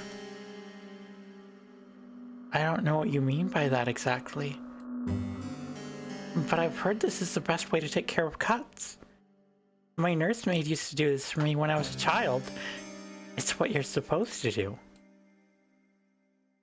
And, you ask, your voice catching in her throat, did her nursemaid keep staunching her wounds with her mouth when she grew older? She is not wrong. Saliva does contain a mild painkiller in it. Like, there's a reason animals lick their wounds. There's a reason people do that too. Well, no, but my nursemaid was dismissed when I was 8 years old. That's the normal way of things. I had my ladies' maids to look after me then. How very interesting. And did they ever clean her wounds like this? No, the princess says, smiling mischievously. Because I'm not clumsy enough to cut myself, silly. Now that was quite the sharp retort. Got her, yup. You did not expect it. Your face turns even redder, if such a thing is possible, though this might perhaps be to your benefit. With some luck, all of your blood will flow to your face rather than to your finger, and the bleeding will stop. Has it stopped? Your injury was not a deep one. There should be no need for the princess to keep on suckling, but she still is. You are not accustomed to intimacy of this nature. It is making your heart flutter. She's helping, Protag, yeah. If the princess knew what her mouth was doing to you, you are sure she would not be so very familiar. You feel quietly, crushingly confident that she would scorn you for your feelings and deem them unnatural. It would not be the first time. Let her help, yep. At this point, you should be used to rejection. It still stings, though. It stings much, much more than any thorn on any rose ever could. The days pass following your misadventures in the rose garden in a relaxed, unhurried sort of manner. Honey, no, yep. Your mad dash through the forest is beginning to feel like a distant memory. So much so you can scarcely recall the raw, naked fear you once felt as you fled for your life. And there is no running to be had while you are working for the princess. You would have nowhere else to run, and in any event, there is no longer any reason to run. The shadows which once tormented you have, at long last, begun to recede. You can scarcely recall, as you lay down in your bed, the petty cruelties you were subjected to by your classmates at the conservatoire. They no longer matter. Your attention is focused not upon yourself, but upon the princess. The more time you expend with her, the more you come to care for her. Protag is healing. That's good news. I'm sure she'll live happily ever after. Uh-huh. Hey, how close to the end of this route are we, Lena? You've become quite besotted with her, but you are yet to realize it. Well, I never. How very ignorant can one girl be of her own feelings? The princess is not half so ignorant as you are, though, despite having spent her whole life within the palace's walls. The weight of her own feelings are not unknown to her, and during one stormy night she chooses to make them known to you. You are in the princess's chambers later, perhaps, than you ought to be. Later than is strictly appropriate. I'm so happy she'll be perfectly safe and happy. Uh-huh. It is dark outside, and there is little save the light of the moon to alleviate it. That and the fire which crackles in the grate. You've only just finished stoking that very fire, and now you rise. You look to the princess, who is lying in her bed, and you bid her a good night, as you have many nights past. With a neat curtsy, you turn to leave, but the princess's plaintive voice gives you pause. Wait, dear one. Do not go. Not just yet. This is definitely the longest route, though? Okay, gotcha. Perplexed, you pause, then look back at the princess. Though she is smiling, her expression is unusually wan. Is she all right? Oh, I'm sure I'll be fine. It's just nights like this, you know, which make me feel a little out of sorts. And what, you ask, does she mean by that? Only that it is very cold and very dark. And it is very windy besides. I'm afraid there'll be a storm later. It was awfully cloudy earlier when we went out for our walk. The princess is not mistaken about that. The sky, when the pair of you promenaded about the gardens earlier, was gray and steely, the wind bitingly cold. You can hear the wind rattling mournfully against the panes in the princess's bedchamber. The princess's castle is built of stone, and it is well fortified, but even with the fire, it is rather cold. You do not like to think of how much chillier, by comparison, it will be in your humble bedchamber, which is not fortunate enough to have its own fireplace. It might sound childish, but I've always found it hard to sleep on stormy nights like this. They make me feel uncomfortable. You look at the princess with no small degree of sympathy. No longer clad in her bright red dress, she looks oddly, uncommonly vulnerable. Will she really be all right? All alone in her oversized bed? In her high-ceilinged bedchamber? You know it is silly of you to contemplate such a query. Why would she not be all right? There's nobody else in the castle to hurt her, but still, you fret for her.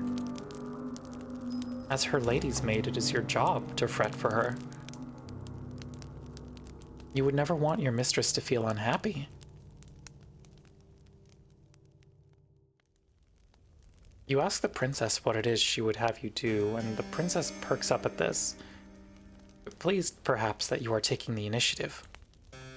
I wouldn't like to take up too much of your time when it is so very late, but would you mind sitting with me a little while longer and reading to me? Provided that you can, of course. This is a fair enough question, but your pride bristles regardless. Hastily, you reassure the princess that yes, of course, you can read. You were a poor student in many aspects of the conservatoire, but you had something of a gift when it came to the literary arts. Reading books is all you have ever been any good at. Oh, I see. I suppose I should have known. You're so incredible, I sometimes wonder if there's anything you can't do. The princess's high praises make you flush. Awkwardly, you look away. Being able to read, you reassure her, is not such a great feat. Perhaps it isn't where you hail from, but it is here. Very few of my old servants could read, and they certainly couldn't read the books that I like. This piques your interest. Intrigued, you ask the princess what books exactly she likes. Well, I'm glad you asked. I'm fond of fairy tales, you see. Old ones from centuries past. I have a collection of them here, the princess says, indicating a book on her bedside table as thick as a mortuary slab. The book is old, though, and the bindings are weak. The pages brittle, the writing woefully old-fashioned.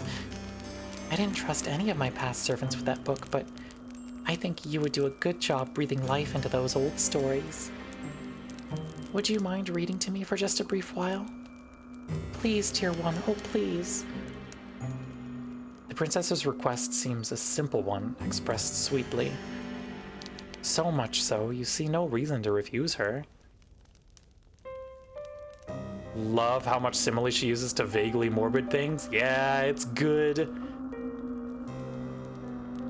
You take a seat beside the princess upon her luxurious bed, which sinks beneath your weight. Then you retrieve the leather-bound book which is resting upon her bedside table and spread it open. The pages of the book are very brittle, like the princess said. The bindings of the book are very loose. You can feel in the heft of the book's manifold pages the weight of the ages concealed within it. How old is this book? Perhaps it is as old as the castle in which it resides. It is with a quiet voice, hesitant at first, that you begin to read to the princess a tale of courtly love which culminates in a lavish wedding ceremony. All the while as you read, the princess listens to you enraptured, hanging, or so it seems, upon your every word. Once you reach the final phrase embossed upon the pages of this aged tome, and they live happily ever after, the princess sighs as though this tale has touched her very soul. Would that there was a handsome prince to marry me, she says somberly. Or better yet, a beautiful princess. At this point, I think I would even settle for a lowly scullery maid. You blush at this idle remark and mumble softly that this would not be proper. The storm outside is still squalling, and you've never been one to raise your voice. You do not expect, therefore, that the princess will overhear you, but she does. She observes you, her head resting against her pillows, and says, "And what would be the problem with that, As my maid, shouldn't my happiness come before any silly ideas of propriety?" Well, of course, you reply, but for a princess to marry a scullery maid... You're still hung up about that, the princess titters. Don't pay it too much heed, I'm just talking to myself. As if anything like that would ever happen when there's no priest around who would officiate it. You think there are greater issues with the princess's plan than the lack of a priest, though she does present a good point. The castle is an empty one. Even if the princess were to find somebody that she loves, there would be nobody to make such a wedding official. You cannot help but feel like you have avoided a good deal of nuisance. But by the same token, do you not feel a touch disappointed? Well, never mind. That was a nice story, the princess says, but I'm not sleepy yet and it's still storming outside. Won't you read me one more? You would not mind, you reply, but it is getting late. You really ought to return to your own chamber. I know, but can't you find it in your heart to read one story to me? Just one. You can choose a short one, I won't complain. You have some doubts about that, but... As before, you cannot resist the princess's demands. It is not, you think, because she is a princess, though that is of course a part of it, but because she is, well, radiant. You would not, you think, as you turn to the next story recounted in this aged compendium, want to upset her. You would rather cut out your own tongue. You read another story to the princess which is of a similar vein to the last. Impossible adventures culminating at their close in a happy marriage. This tale delights the princess just as much as the tale you read prior, and she begs for another, then another. One bedroom story soon becomes 5, and even then, when the candles which flicker on the princess's bedside are close to guttering out, the princess is not satisfied. Like a grasping, greedy child, she has never heard of moderation. When she wants something, she seeks to glut herself with it. Her only request that of more. If she were less comely, perhaps her inability to adhere to the word no would be seen as a character defect. The princess is very comely, however, and so when she makes her next request, you almost agree offhand without considering the ramifications. I think I could go to sleep now, but the storm is still raging. I feel lonely on my own in this big empty bed, so... I know! The princess's eyes light up like the night sky in a thunderstorm. Why don't you sleep with me? You stare at the princess, your eyes wide as goose eggs. Slowly, you blink. Then just as slowly, you bid her to repeat herself. Didn't you hear me? Princess giggles. Maybe you've been so busy cleaning up after me, you've neglected to clean out your own ears. I said, dear one, would you like to sleep with me?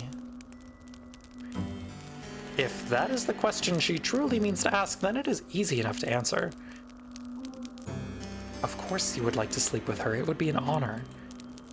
But would it really be alright for you to accept such an invitation?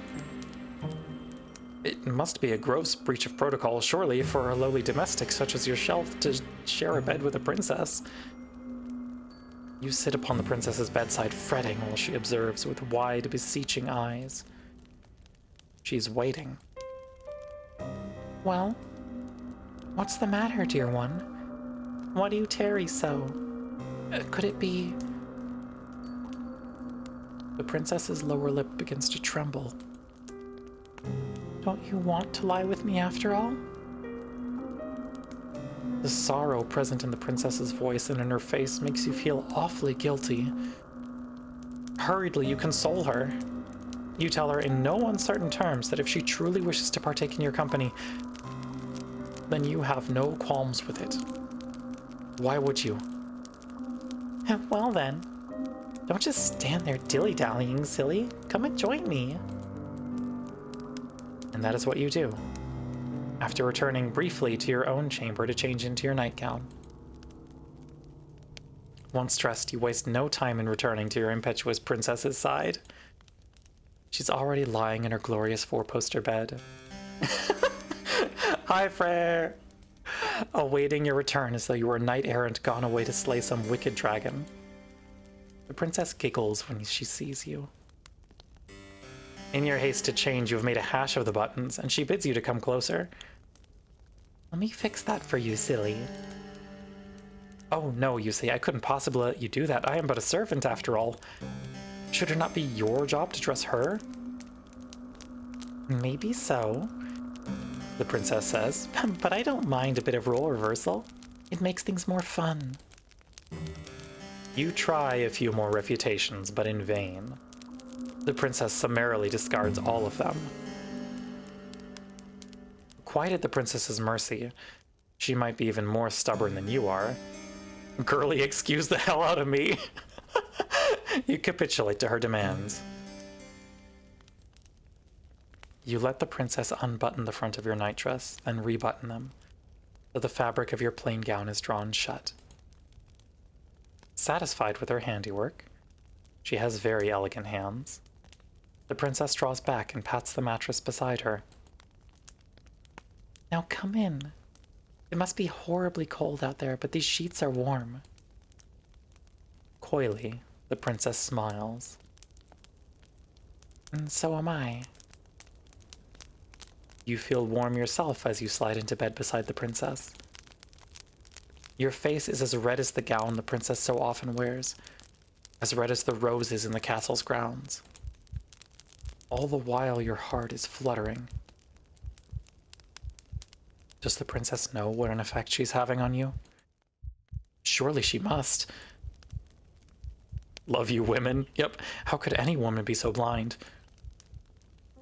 There, the princess exclaims once your body is lying beside hers. That is much better. Do you feel cozy now, dear one? You swallow, and with a shaky voice, you reassure her. Yes, you are cozy. You are quite cozy indeed. Very good. This storm might be raging outdoors, but it can't get us here. I know when I'm with you, I'll be safe. It's strange, but...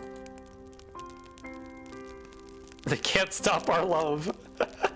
The princess reaches out, then takes your hand in hers, twining your fingers together like a chain.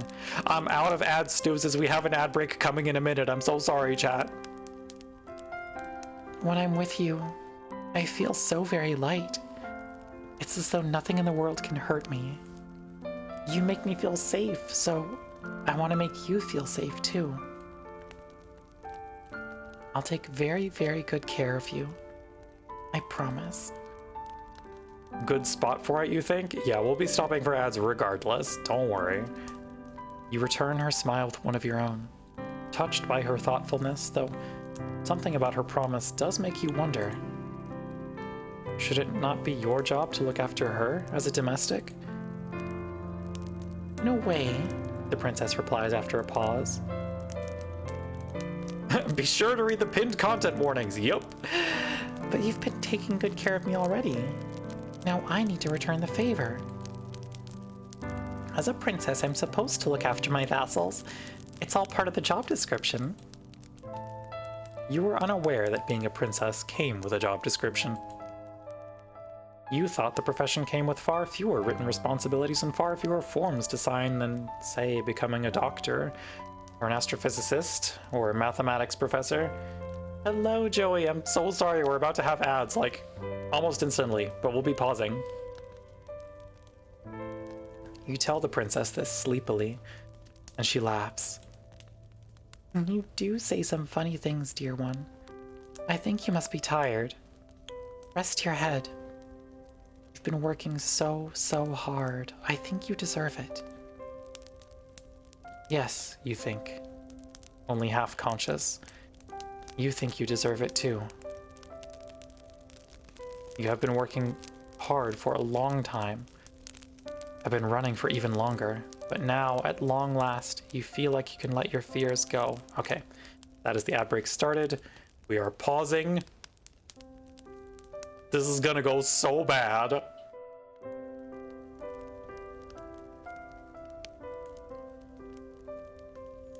Good lord.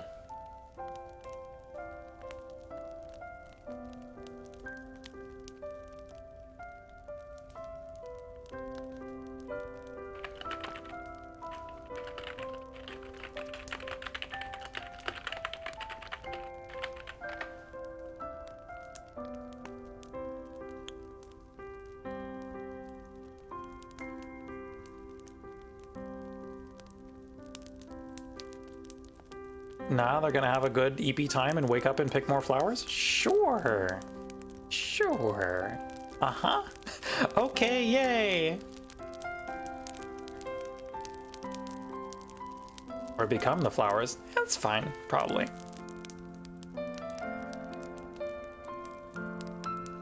What's up, Dice? Maybe red flags were bad? I don't know what could possibly make you think such a thing. She's literally just a sweet, nice princess. Exactly. Exactly. Y'all are so mean to her. She's done nothing. And she's done a couple things. But reverse it, we eat the princess? Protag would love to. Welcome back, Frads, everyone. We're continuing. Your eyelids begin to droop, your body beleaguered by a sudden, all-consuming fatigue. And in a quiet, understated sort of way, your consciousness is conveyed to Morpheus's kingdom. It's either be eaten or get to eat. You're not wrong. Your sleep is a deep one, despite the storm which rages outdoors. The wind is howling like a couple of wildcats, both locked in a vicious and bloodthirsty bout to the death, but you do not hear it. Swallowed by the warm blankets about you and soothed by the princess's presence, You are immune from all the ills of the world. Like 2 Moomins in the laundry basket. God. Is he in the laundry basket right now? He is, in fact, in the laundry basket right now. Surely nothing terrible is going to happen. When you are with the princess, you feel safe, secure, and... yes. You even feel loved.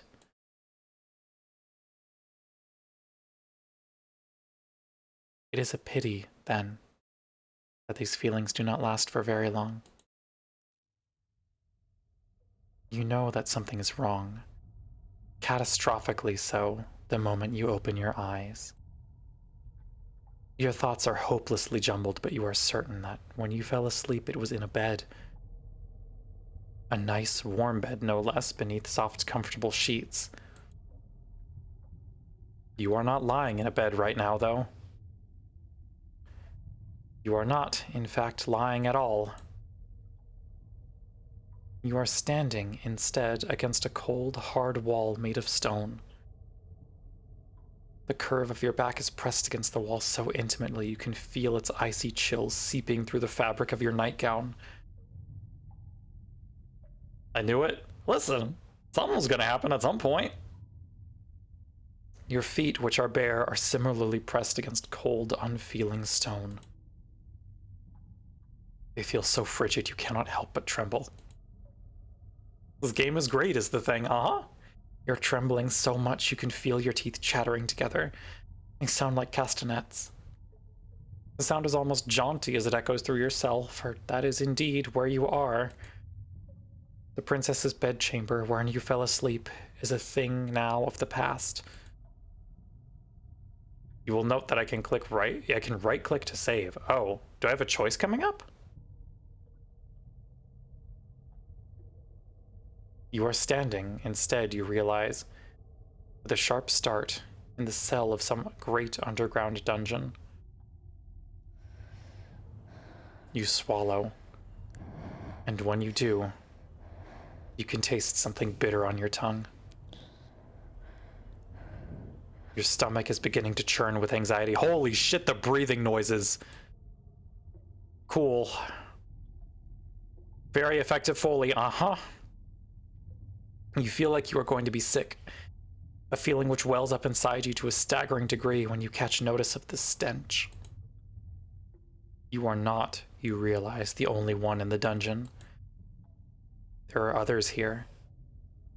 Others attired in the simple black and white outfit of servants which look much like the dress that you once wore. The others who are with you, however, in this expansive cell, manacled to the walls, are in no fit state to speak to you, or to tell you of their plights. They are all unfeeling, unseeing, unbreathing. Anyways, I support women's wrongs. So real. So real. They're all dead. You cannot approach these servants to check their pulses, for you yourself are restrained, but even if you could, there would be no point. There is no way any human could survive the wounds which have been inflicted upon these sad, slumped bodies. Women can have some murder as a treat. What? Over there, you see a woman slumped. The front of her once white apron stained with blackish blood. I plead, eto ble. Yep. There is a gaping wound in her stomach, one through which her entrails have half escaped, and some sort of burgundy goop which might once have been pale pink. There is another woman slumped beside the first of a smaller stature. She's skinnier. Maybe she's not a woman after all, but an adolescent like yourself. She might even be younger. The girl's age, or lack of, did not preclude her attacker from inflicting upon her horrors, alas, for her body is even more mutilated than the first. Her body is peppered with even more wheals, and her face has been half smashed in. Only one eye remains, staring fixedly at the wall opposite her, in the ruined remains of what was once her skull. Over there, you see a woman who is missing both her arms and her lower jaw. Over there, you see another who's missing her entire lower half. Where have her legs gone? You have no idea. The injuries inflicted upon these bodies are ghastly, but their advanced decay is enough to turn your stomach. You know not how long these carcasses have been lying down here, but they've begun to putrefy. You fear a similar fate might befall you should you stay here. You need to escape.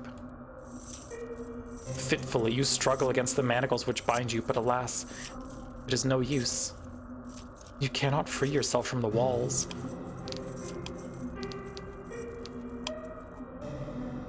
Your restraints are much too strong, and you are much too weak. Panic rises up in your throat, cold and icy, while terror seizes your heart. This too, glacial. It is obvious that escape is impossible, but still you squirm and writhe like a rat caught in a firestorm. There is little point, however, to your struggles.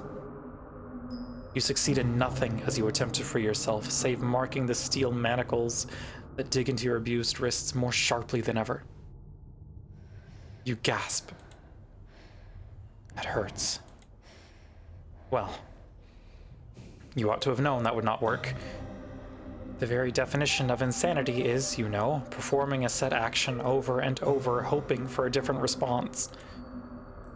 In that sense, perhaps one could argue optimism is not so very different from insanity. And now that is an interesting point to consider, would you not agree? You stepped away and came back to this? Yeah, welcome back. Things are going great. No. Evidently not. You are still trying to escape, you foolish girl, as if that will do you any good.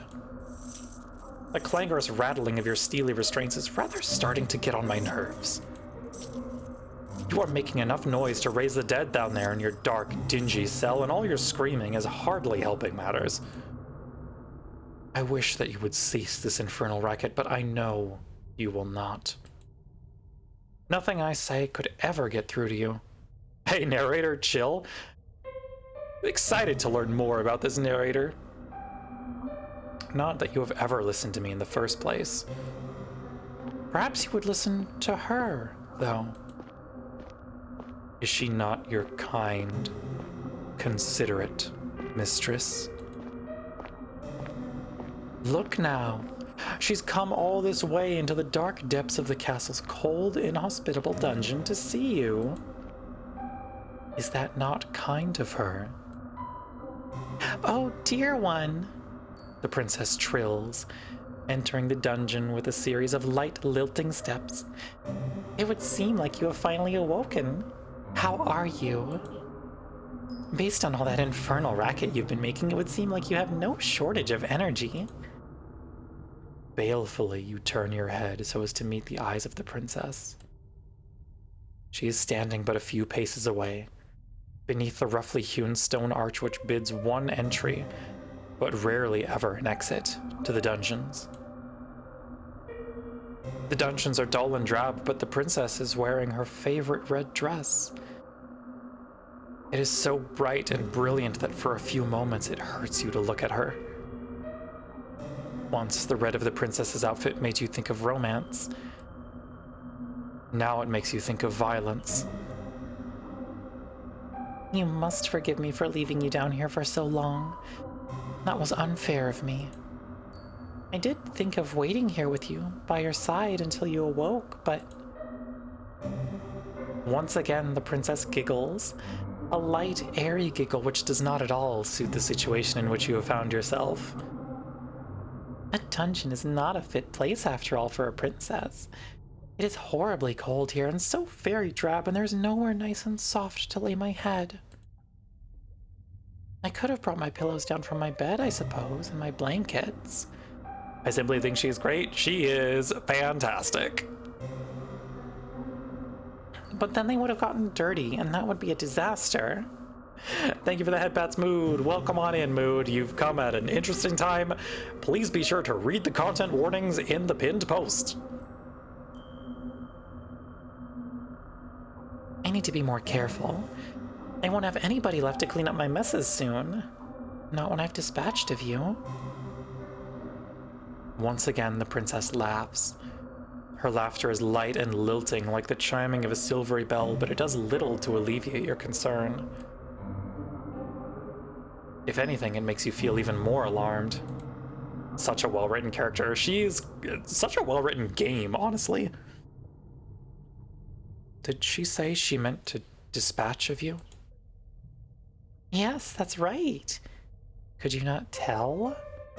I thought you might have figured that out already after waking up in a dungeon, silly.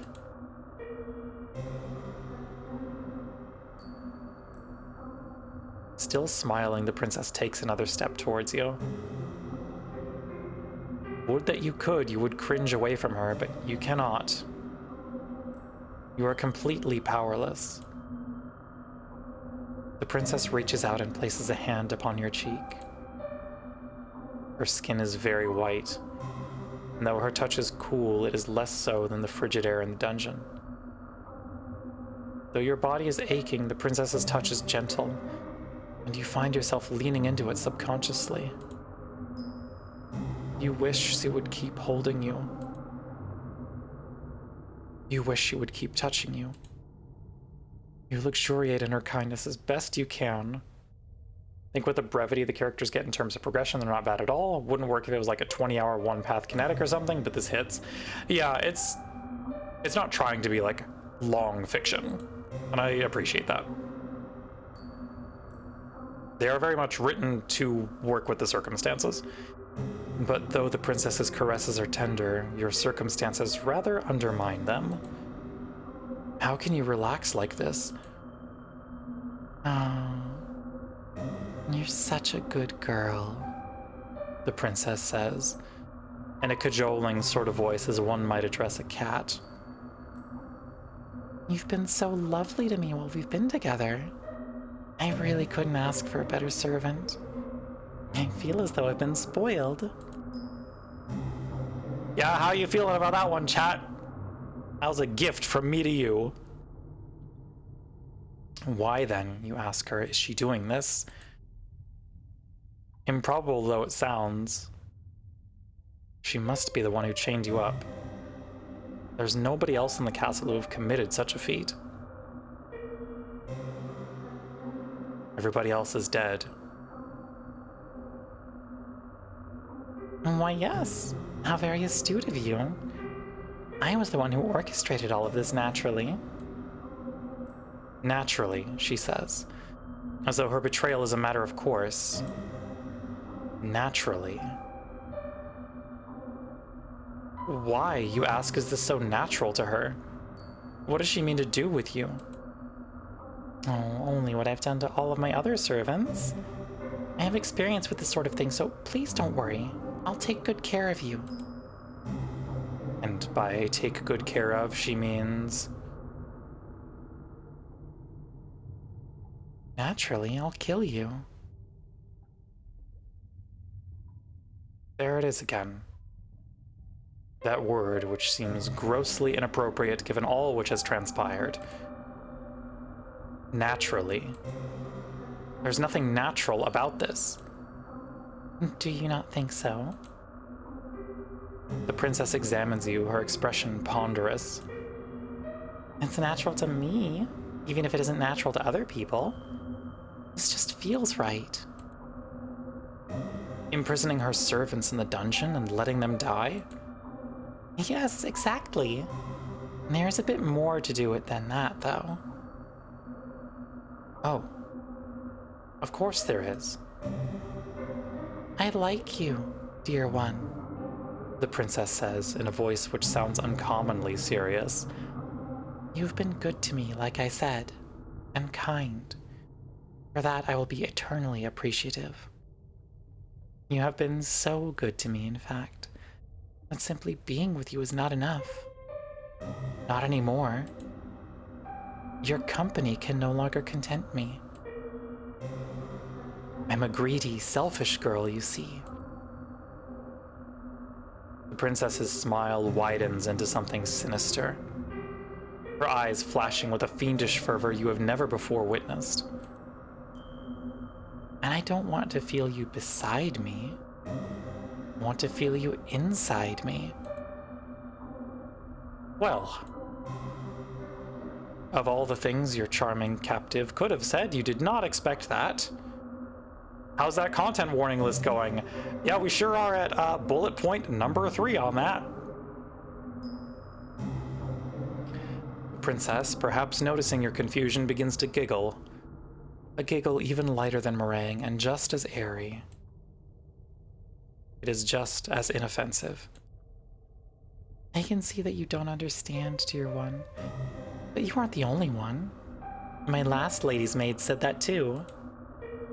Wanly, the princess sighs.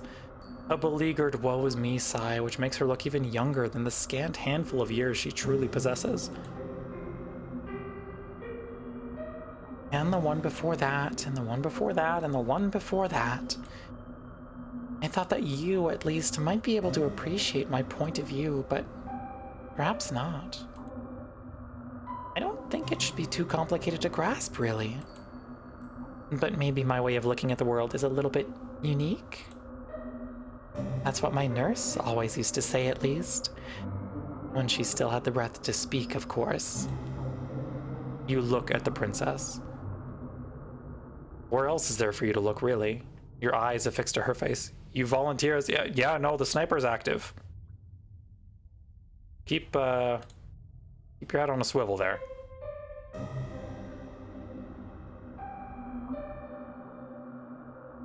She is still smiling, but there is something sinister about her smile. Or perhaps in your anxious state you are only imagining that there is something sinister about her smile.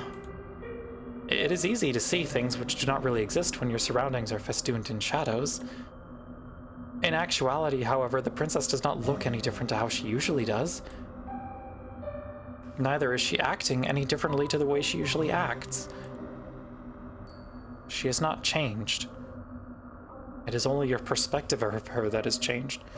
The full vaudeville cane whipping you up stage left. God. Tremulously, you ask the princess what she means. A question the princess is only too happy to answer.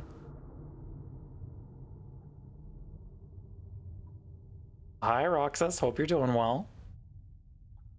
It's simple, really, like I said. You were wondering, weren't you? Why there weren't any guards or any servants in the castle when you first arrived here? Question had crossed your mind, yes. Yeah, Roxas, you might want to take a look at those content warnings in the pinned posts, because they're coming into effect. This is a visual slash kinetic novel. Not quite. I mean, is it horror, chat? Yeah, Yuri horror kinetic novel. Yes.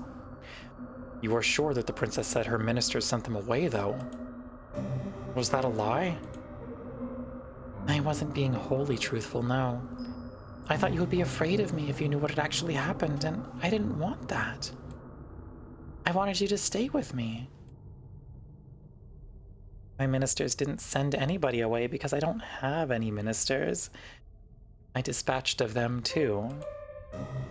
Did she now? You suppose you ought not to be surprised, but you still shudder regardless. My ministers weren't very much fun, I'm afraid. I had a lot of ideas about what I should and shouldn't do after my parents died. The princess stares at you, her eyes wide like black holes, empty, yawning abysses. The art is just so good. It's fantastic. So I killed them. I killed my servants too, though I did a more thorough job with them than I did my ministers. I did not care for my ministers, you see. They were all fusty old men, but I did love my servants. I loved my ladies' maids, and my undermaids, and my scullery maids, and my housekeeper, and my cooks, and my large retinue of retainers. They were like my family. And they raised me in my parents' absence, and I adored them. They were so very dear to me that I had no real choice.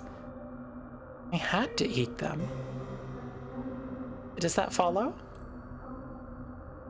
Not logically, no. Why You ask the princess, your voice trembling, would you eat the people that you love? It seems a poor way to repay them for their kindness.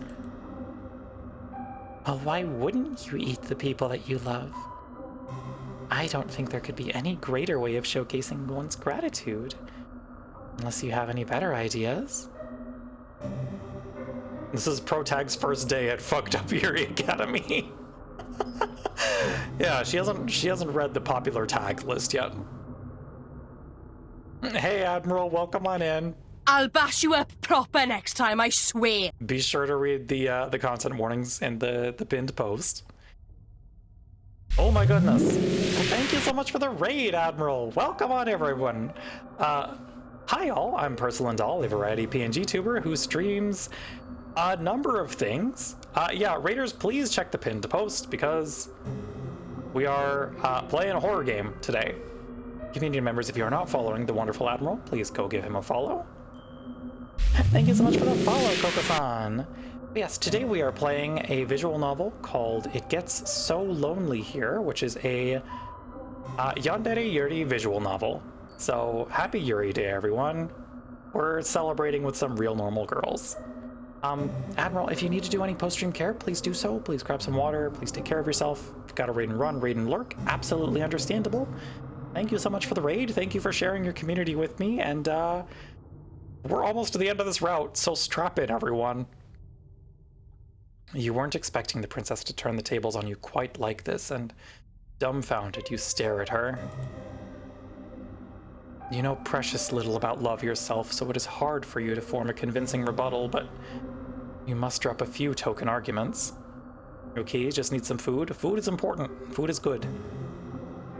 You tell the princess that eating people isn't very nice, and neither is it strictly legal. A better way to show your gratitude to your servants would be with increased wages, or increased holidays. Girl, you are having so panic response. The princess listens to your arguments. Her expression astute, like a student poised to take notes in a very important lecture. This is so funny. It's a fantastic tonal contrast. Once you are finished, however, her concentration fails her.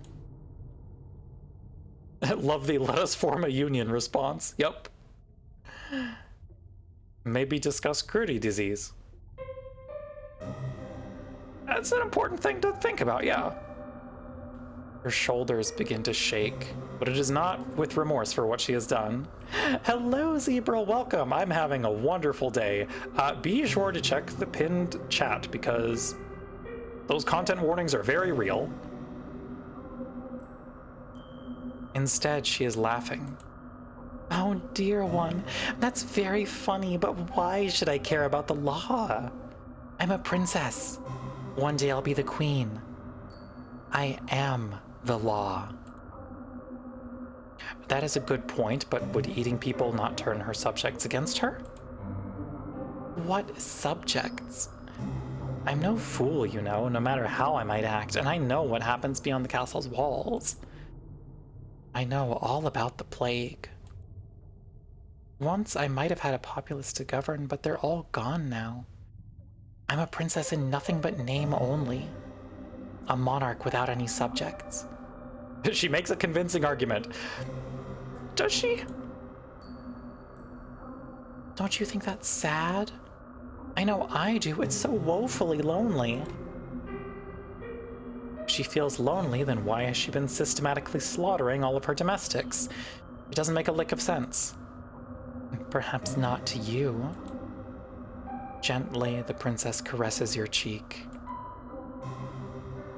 But I shouldn't judge you too harshly.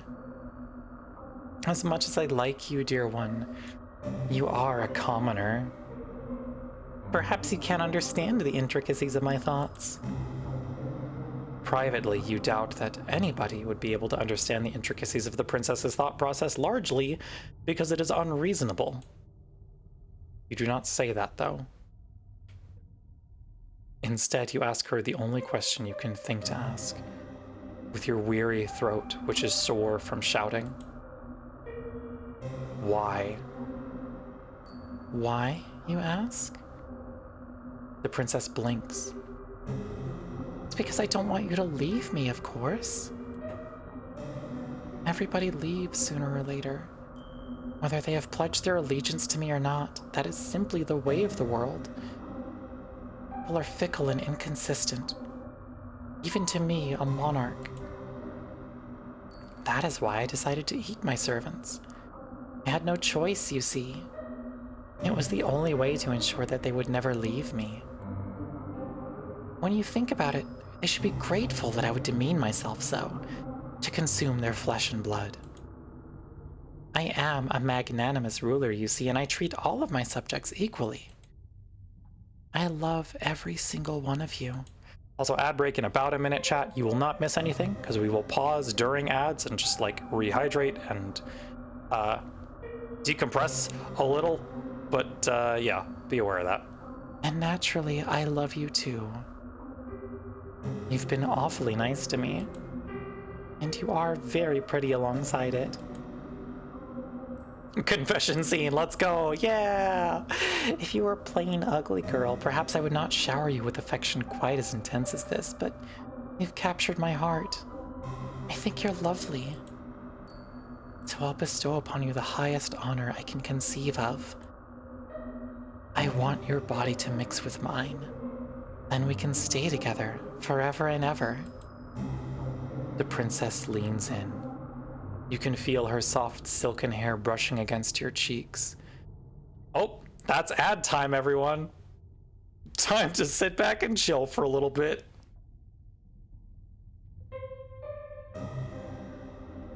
Well, this feels like it went a little poorly for us. Now, don't get me wrong, I'm not ungrateful, but Twitch mandated cold shower.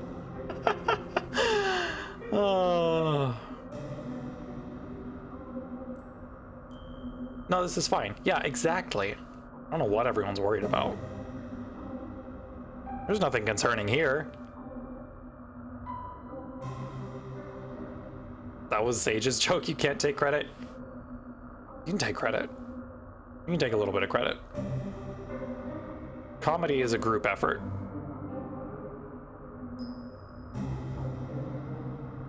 Except when it's not, but, you know. Steal their jokes.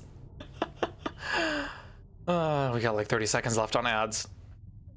This feels like we're very close to the end of the route, and I'm so curious to see where the writing's gonna go from here. Because holy shit. It's good. Game is good, actually. Love games, love writing. Just big all-around fan. Welcome back from ads, everyone. The princess leans in. Do I want the tiniest nudge on something? I know this game is short, so I don't mind doing a bunch of different routes. You can feel her soft silken hair brushing against your cheeks. You can feel, too, the warmth of her breath as it ghosts against your skin. It is cold in the dungeon. The princess's close proximity is, perverse though this might sound, something of a comfort. Her eyes are wide and her lips are so red. Her smile, meanwhile, is so sweet. I've been doing my best to fulfill the role that fate has dictated for me, but really... The princess exhales. Her eyes, which are boring into yours, are like two dark tarns. Finally, you think you can see, in the alarming lack of light, the lack of anything, in the princess's gaze, some degree of humanity. Cozy tea stream, yeah! Happy Yuri Day, everyone! It gets so lonely here. But this brief flicker of understanding which passes between the pair of you is soon cut short. The princess dips her head. She parts her lips, which are as red as the petals of a carnivorous flower. You feel the princess's breath against your neck. It is warm in the icy chill of the dungeons, and you shudder from it. For a few moments, you think that this overture of the princess could be romantic, in a way, but this too comes to a swift, merciless close. The princess's mouth is on your neck. The princess's teeth, sharp as needles, are in your flesh. Hi, that Foley work? Holy shit. The princess is draining your blood. She is supping on it in great, greedy gobbets like a hungry animal, one who cannot truly comprehend the harm it is causing. Even as the princess sups from you, her arms twined around your waist, you find you cannot hate her. She is far too unworldly. You are sure, as your consciousness begins to fade, that the princess was being sincere when she spoke of her love for her past servants. This is simply the way the princess expresses this great love of hers. A love which is so very abundant it borders upon the monstrous. It is a love you never thought that you would experience. This love of the princess's eclipses anything you have ever known before. It eclipses sanity. It eclipses reason. It eclipses all notions you might once have had of right or wrong. The princess, as you know full well, does not care about such concepts. You have always possessed a stubborn core nestled beneath your weak-willed exterior, but the princess is even stubborner than you are. In the face of her love, you have met your match. The princess draws back. Desperately, you gasp for air, but she does not give you any quarter. As before, she dips her head, her lips redder still with your blood, then splits apart her jaw. Her teeth, which are impossibly, inhumanly sharp, glint wickedly like knives. Then she tears out your throat. The front of your nightgown was white once. Now it is red.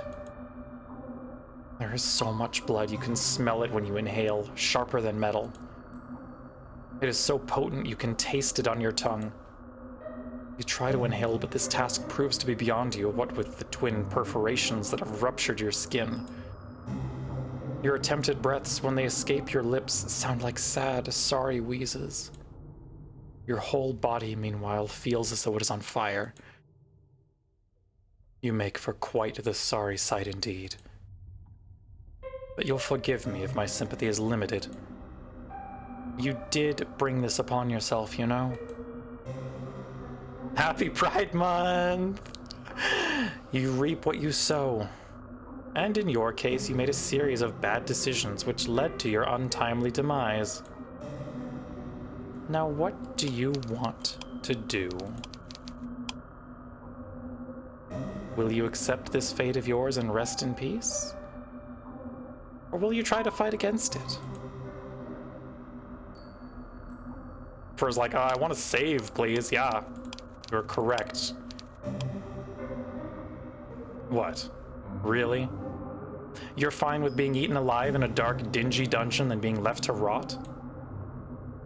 That does not sound like a very satisfying ending to this particular narrative. But if that is what you want, then so be it. I do not mind indulging you. I'm totally fine with it, yep. That is what I have always done, after all, from the moment we first met. I have dedicated myself tirelessly to answering your wishes, and this is no different. Do not be so foolish to think, though, that you can escape me, even if your life's blood is mingled with that of the princess's. I am not going to relinquish my hold upon you that easily. I did pledge, after all, to remain by your side, come what will, fire or flood. I will never leave you. You will never be lonely again. Okay, so narrator is definitely the person who was chasing us in the intro. Well, there's our first ending. Okay, time to take the second path. She did get eaten. That is a good answer. I must admit, I like it. It is impressive how very defiant you can be, even in a situation as discomforting as this. Now, try not to cry. Keep your chin up. This is but a minor setback in your story. Like all fair maidens, you are deserving of your own happy ending. You need only the strength to try and seek it out. Why don't we give this another go? Just try not to ensnare the hearts of any more monarchs, particularly those with unusual appetites. You are destined for far higher purposes than being an entree, and there are vastly more enjoyable ways to be eaten in this world. Oh my god, hi Gray! Hi Raiders, welcome everyone! Your fate is once again in your hands. Can we get a shout out for Grey Cat Cafe? Pretty please? Hi everyone, please pay special attention to the content warnings in our pinned chat today because they ain't lying. We got a lot of the stuff described there. But yes, welcome. Thank you so much for sharing your community with me. What were you doing today, Gray? What were you playing? What were y'all up to? Let me know. I'm gonna take a brief break to drink a little bit of water.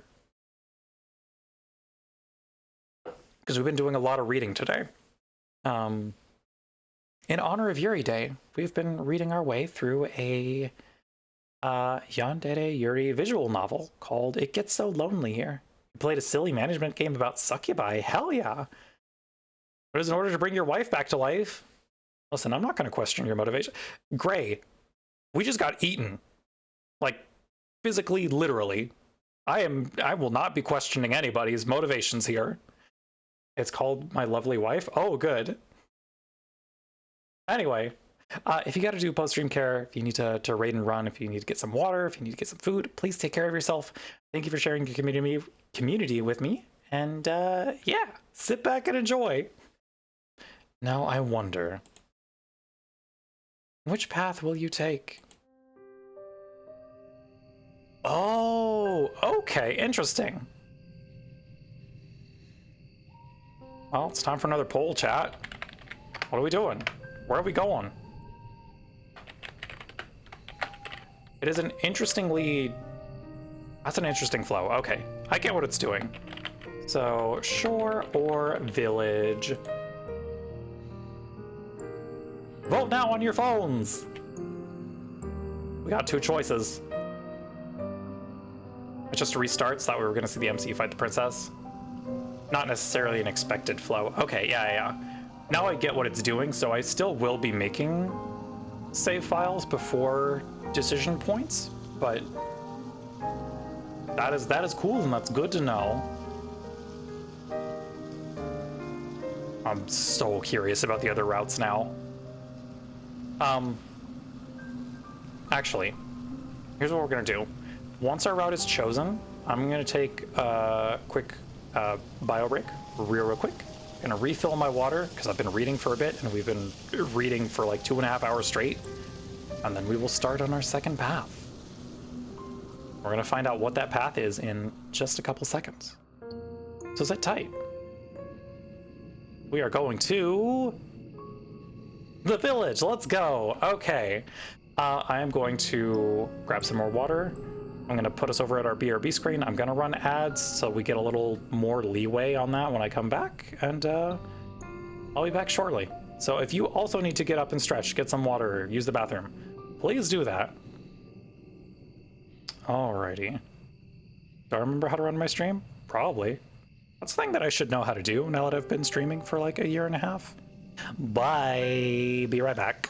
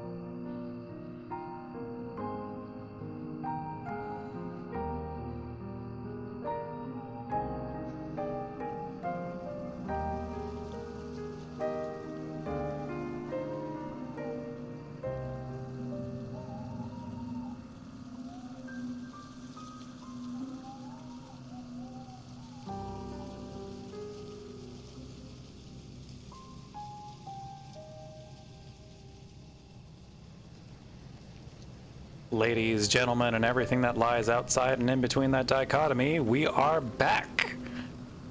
Who's ready for more fucked up women? I know I am. Alrighty, we're going to the village. So, you want to go to the village? Women are cool. Women are cool. Good idea. Let us see what further trials await you there. This night is far from over, as much as you might wish it was, and there is still much and more to discover. I wonder what will happen next. You follow the path which leads to the village, supporting yourself on weary, aching limbs which feel ready at a moment's notice to snap at the knee beneath the burden of your weight.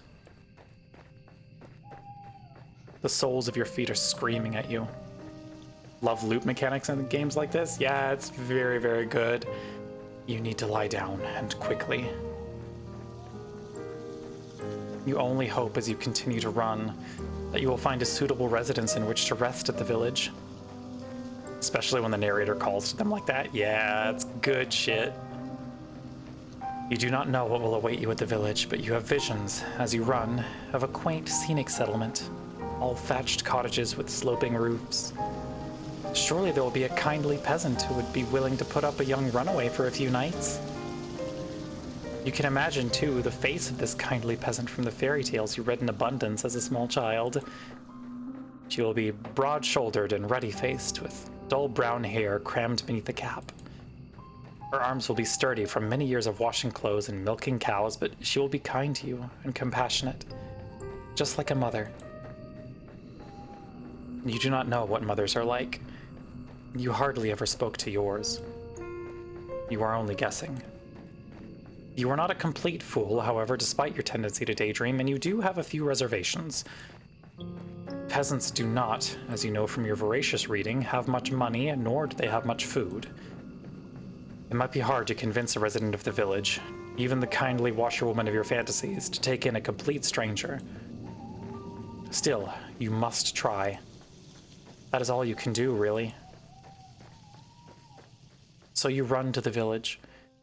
It takes some time before you finally emerge from the woods, but finally you manage it. How much time, you ask? I cannot answer that. Did I not say that time had begun to lose all its meaning? The forest is behind you now, at least, and all the awful nightmares which dwelt within it. It is still cold, though, and still foggy. It is still dark, too. The sun has yet to rise.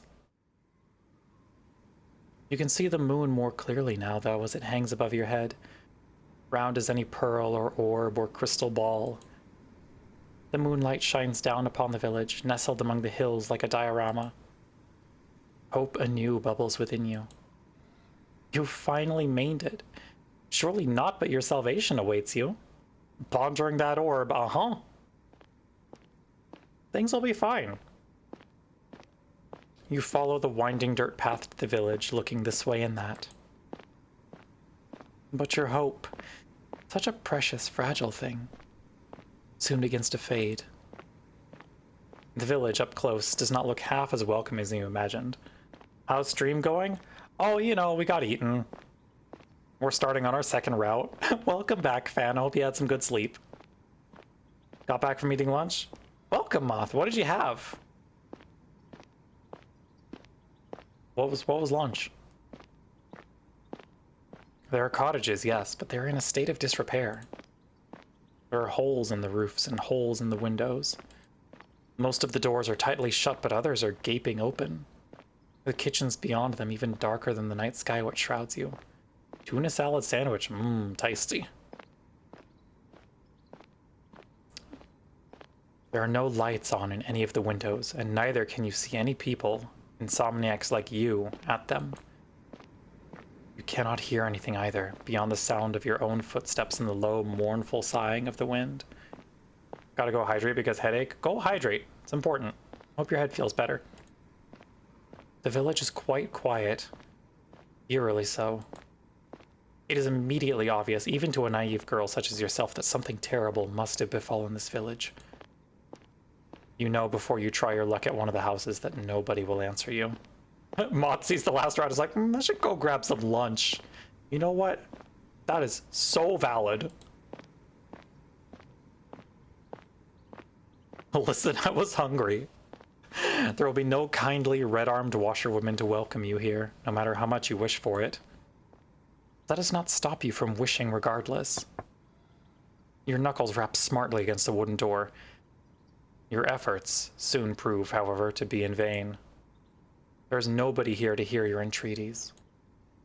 How very sad. You try another door, and then another, but the result is the same, regardless of how many doors you rap upon. Nobody answers you. How could they? There is nobody there. Once again, you have found yourself all alone. At least you found some dwellings in which you can rest your weary head. Will you utilize one of these cottages for your purposes? Nobody's here. You might as well. But no, an abandoned cottage is not what you were looking for. You would far rather have companionship, would you not? Bravely, you swallow your tears. You wipe your eyes with the back of your arm in a well-practiced motion, then inhale. Square your shoulders, and you keep on going. Have a good feeling about this place at all? Yeah, the place that was apparently ravaged by the plague, according to the princess? And that's probably why there's no one here? Surely the village cannot be completely deserted. It's fine, yeah. There must be one person here at the very least who can help you. That is what you are thinking as you resume your search. You flit from cottage to cottage with precious little to show for your determination, until you make yet another discovery. Let me guess, Gravedigger Girl? That's gonna be my guess, given the, given one of our content warnings. This village, with its squat, thatched cottages bathed in the moon's glow, has a church. Well, of course it has a church. The villagers who once dwelt here were not godless heathens. Not that their faith did them all that much good in the end. Still, the sight of the church soothes your overtaxed heart. You are so focused on your fantasies of a kindly washerwoman taking you in, you do not pause to entertain the fancy of a kindly nun doing much the same. All hope is not lost. You approach the church, which seems to tower over you despite it being so humble. The Yuri nuns. Pray, rest yourself in the doorway. We shall fetch the Yuri nuns to bring you dinner. Egads! My lord, I fear the nuns are otherwise occupied. That's another of these games? Hold up. She made a Yuri nuns game? I need to look at her full list of games. The church is a small one, but it is stout and sturdy. It must be, for it has withstood centuries. She's like 30 visual novels. Oh, holy shit. That's impressive. Hell yeah, endless lesbians. I know she has a good variety of them too. Forever standing, sentinel on this hill like a relic from a bygone era. The church does not have any stained glass windows, but it does not need them. Even without more luxurious trappings, the church still exudes an aura of dignified solemnity. How's the music here? It looks like it's getting a little louder than usual. Are y'all still able to hear me with the balance? Stone building is fringed by a sizable graveyard. Teeny bit loud, but not muffling me. Okay. I'm just gonna drag it down just a hair. One which occupies the rest of the hilltop and some of its sloping sides. The graves, which have been planted by generations of wardens, are hewn from a similar stone to that which the church's walls are made of. Some of the gravestones are shaped like lozenges, while others are shaped like crosses. A handful of headstones are even shaped like angels, though these are few and far between. There are very few people in a village such as this one who can afford such luxurious final resting places. You look at the tombstones with an almost childlike curiosity, forgetting in your examination of the visceral, heart-rending fear which gripped you as you ran through the forest. A bit on the loud side, but it's fine. Okay, cool. You are out of the woods now, and you have, subconsciously, already begun to relax. You try to read the names hewn into the myriad tombstones, but it is dark, and you are tired, and some of these graves are very, very old indeed. You strain your eyes, but you do not have much luck in this endeavor. Oh well. Such superfluous details are not important. You eventually tire of examining the graves in turn. This graveyard is an expansive one. Unusually so, given the village itself is so small. How can it boast so many corpses? And there is much to explore. You walk about the perimeter of the church, casting your gaze first here, then there, then everywhere. You are looking at the rest of her games, all right. Oh, good. Consumed as you are by your immense, all-encompassing curiosity. And as you do, you see her. Gravedigger girly, you were right. Let's go. She looks like an ordinary girl. Small and scrawny, just like yourself, but she's much, much more than her unremarkable appearance might suggest. The bones on her outfit, yeah, they're very cute. Now, Lena, is it her or is it the mermaid that I'm giving a southern accent? For some moments, you observe her. It's her? Oh, wonderful. For some moments, you observe her, hiding all the while in the shadow cast by the church, like a furtive lizard clinging against a rocky edifice to shroud itself from the sun. There is no sunlight here, though. There's only the night sky and the stars and the moon. Beneath the moon's light, a silvery implement the girl is clutching shimmers. It takes you a few moments to see what it is the girl is clutching in her hands. It is not until you see her manipulate it, its sharp edge biting into the earth, that you understand. It is a shovel. I just want that whole outfit. It's a good fit. This girl is standing in an isolated corner of the churchyard, late at night, and she is digging a grave. Well, you suppose she could always be digging a hole for the sake of it, but her work seems much too precise for this to be the result of mere whimsy. Seems a very comfy outfit, right? Yeah, the shovel's a little wonky looking, handle-wise. It is hard for you to see her face, given the distance between the pair of you, but her posture is one that speaks of supreme concentration. She moves slowly, mechanically, like a woman on a mission, driving the end of her shovel into the earth over and over. Little lantern necklace, yeah, it's cute. Her motions are regular enough to be repetitive. There's something hypnotic almost in the manner in which she attends this task. Should you risk interrupting her? Do you dare? You get the feeling that she would not appreciate it. The shovel in her hands, meanwhile, is rather hefty. If she wished it, she could cause you no small amount of damage with it. Cold anxiety makes your skin prickle. You do not know if you should risk speaking to her when she, in her dark cloak with her shovel, looks so very strange. But what do you have left to lose? You've come this far. It'd be folly to turn back now. If you had an outfit of this in 14, you'd probably take up being an archer solely to use it. I feel like there's stuff similar-ish to it. It is with this thought in your mind that you decide to approach the strange girl. Your footsteps are quiet. You've grown accustomed to slinking around like a cat, but they are not quiet enough. The girl's senses must be finely tuned because she blinks. Then she turns. Your eyes meet, and once they do, you feel your breath catch in your throat. You did not have a clear view of the girl before, concealed as you were in the shadows, but now she's looking at you. You can tell that she's pretty. Her skin is very smooth, and her hair, though obscured by a dark hood, is very fair. Protag, I think you might just be gay. You might just be a lesbian. Possibly. Her eyes, meanwhile, are clear, cool blue, like ice. Love how immediately super gay Protag gets with each route. You know what? Fair. She's so valid for that. Those eyes of hers, which are large with unease, are fringed with very long, fair eyelashes. Really valid is the thing, She looks as though she has stepped out of the pages of a picture book. She's simply too perfect to belong to this world.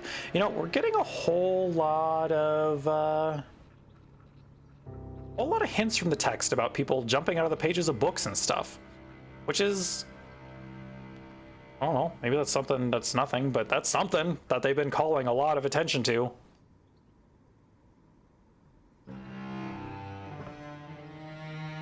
Perhaps she has some kind of vision? A waking dream? A hallucination? But no, she's none of these things.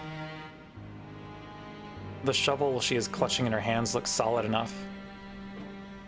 Could her wish been like to live in a fairy tale? Possibly? I'm sure we will find more as we continue. Its pointed tip glittering wickedly in the moonlight. You steel yourself, expecting perhaps some sort of outburst. But the tension soon drains from the girl's slender shoulders. Her fingers, which once were gripping the handle of her shovel tightly, relax. Her lips curve upwards at the edges. Wicked is one of the most natural things for a shovel to be, She is smiling, and what a smile it is. She's got a cute smile. It is transformative. When she smiles, she looks radiant, angelic almost. Hers is a smile that is so suffused with light that your eyes begin to prickle from it. You're so relieved, you almost feel as if you could cry. It would not be the first time you have wept during this night, and neither would it be too surprising if you did. You have been through a lot. You must be exhausted. The girl holding the shovel seems to realize this because she bridges the distance between you cautiously, as one might approach a skittish cat. Then she says, in a rough voice which does not match her dainty appearance, well, she does live in a rural village. What were you expecting? Oh, it's so good to see another person. I was afraid I was the only person left alive. The only one in the whole world. Now this is quite the effusive greeting. Her introductory speech is riddled with exclamation marks. She is rather more personable than her apparel would make one suggest. You, a well-bred young lady, cannot help but feel overwhelmed. Southern accent's perfect for her? Excellent. It is your turn now to be on your guard. Anxiously, you observe the girl with the shovel and you ask her what she means. What happened? I think they even show it in text at some points. Oh, good. Oh? Do you not know? There is an awful lot you do not know. So much, in fact, it would fill a whole encyclopedia. No, a whole library. You shake your head, ashamed at your ignorance, and the girl frowns.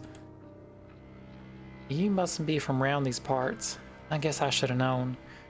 This village is a small one, and everybody knows everybody else. The girl's expression falls. At least they used to.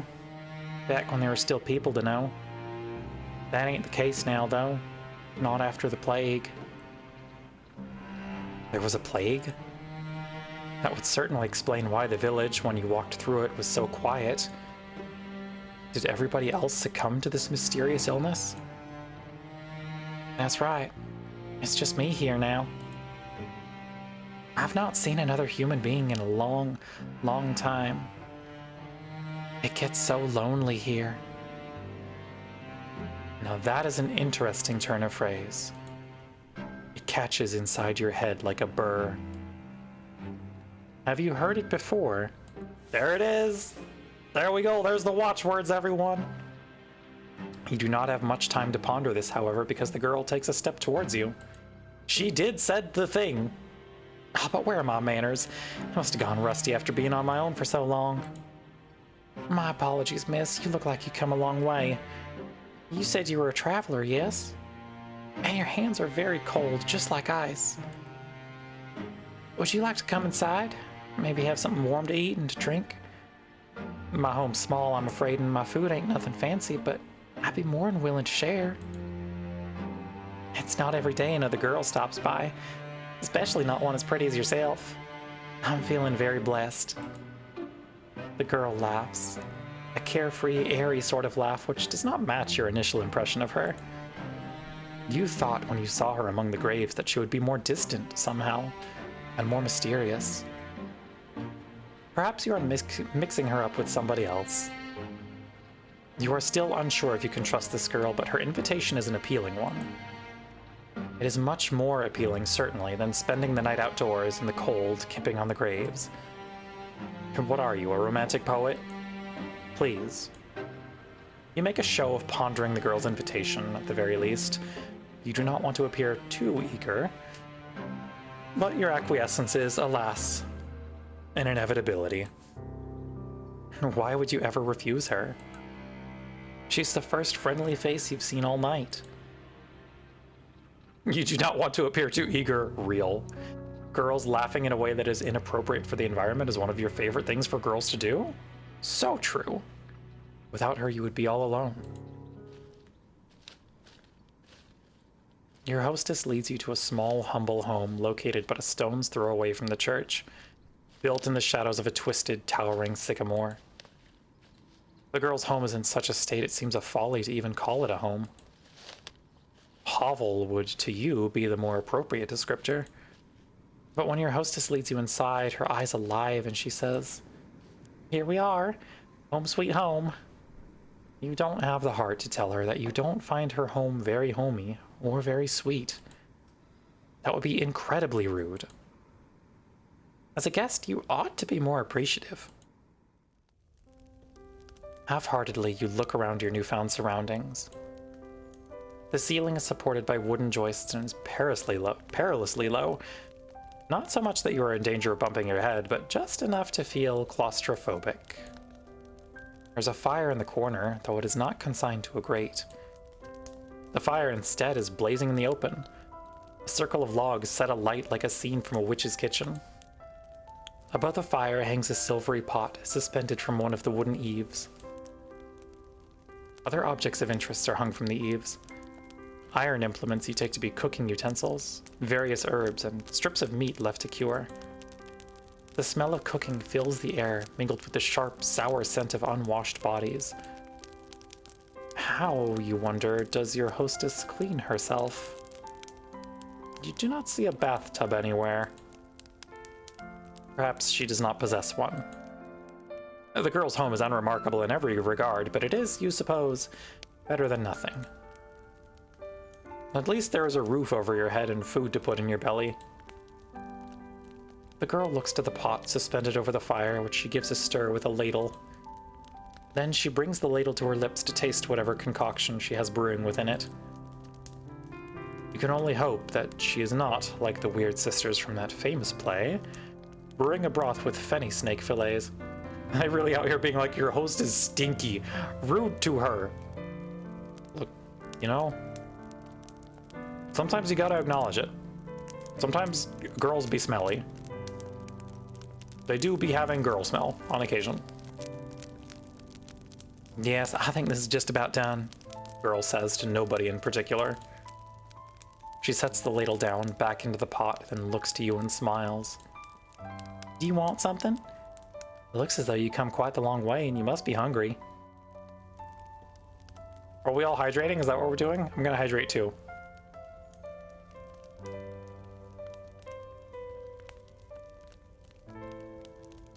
These words are like music to your ears. More divine even than the trumpets of God's most loyal angels. Thanks for the gas, Lena. You are so hungry you could eat a horse. But not that there are any horses in the immediate vicinity. How hungry? God. You express your interest to your hostess, who smiles in response. I thought you'd like the sound of that. And just give me a few moments. Your hostess retrieves 2 earthenware bowls from a cupboard with rickety hinges, into which she pours 2 hefty heapings of whatever it is she is cooking. This she serves with bread, which is so hefty it could be used as a murder weapon. It's not much, I'm afraid. It's only soup and bread. It should take the edge off your appetite, though. Ah yes, 2 helpings of food. You thank your hostess for her hospitality, your stomach rumbling all the while. The soup does not look like anything you would typically consume, but the soup's poor presentation does not dissuade you. It is true enough that people eat first with their eyes, but when one is hungry enough, one becomes obliging enough to eat almost anything. Perfect after working up your appetite last try. Yeah, now we get a little snack. Good soup. Why else do you think that people, when stranded upon desert islands, will resort to cannibalism? Or castles. Castle can be a kind of a desert island. Humans are creatures of necessity. Plague soup. You like to wrap yourselves up in pretensions, but in actuality, you are not much better than animals. You are so hungry. Your stomach is achingly empty. You certainly descend upon your food like an animal. We just got out of being a snack. Your teeth glint, your incisors gleam, and soon you have consumed all that your hostess has offered you. Your hostess watches while you eat. She giggles once you have finished. Did you enjoy that? Oh.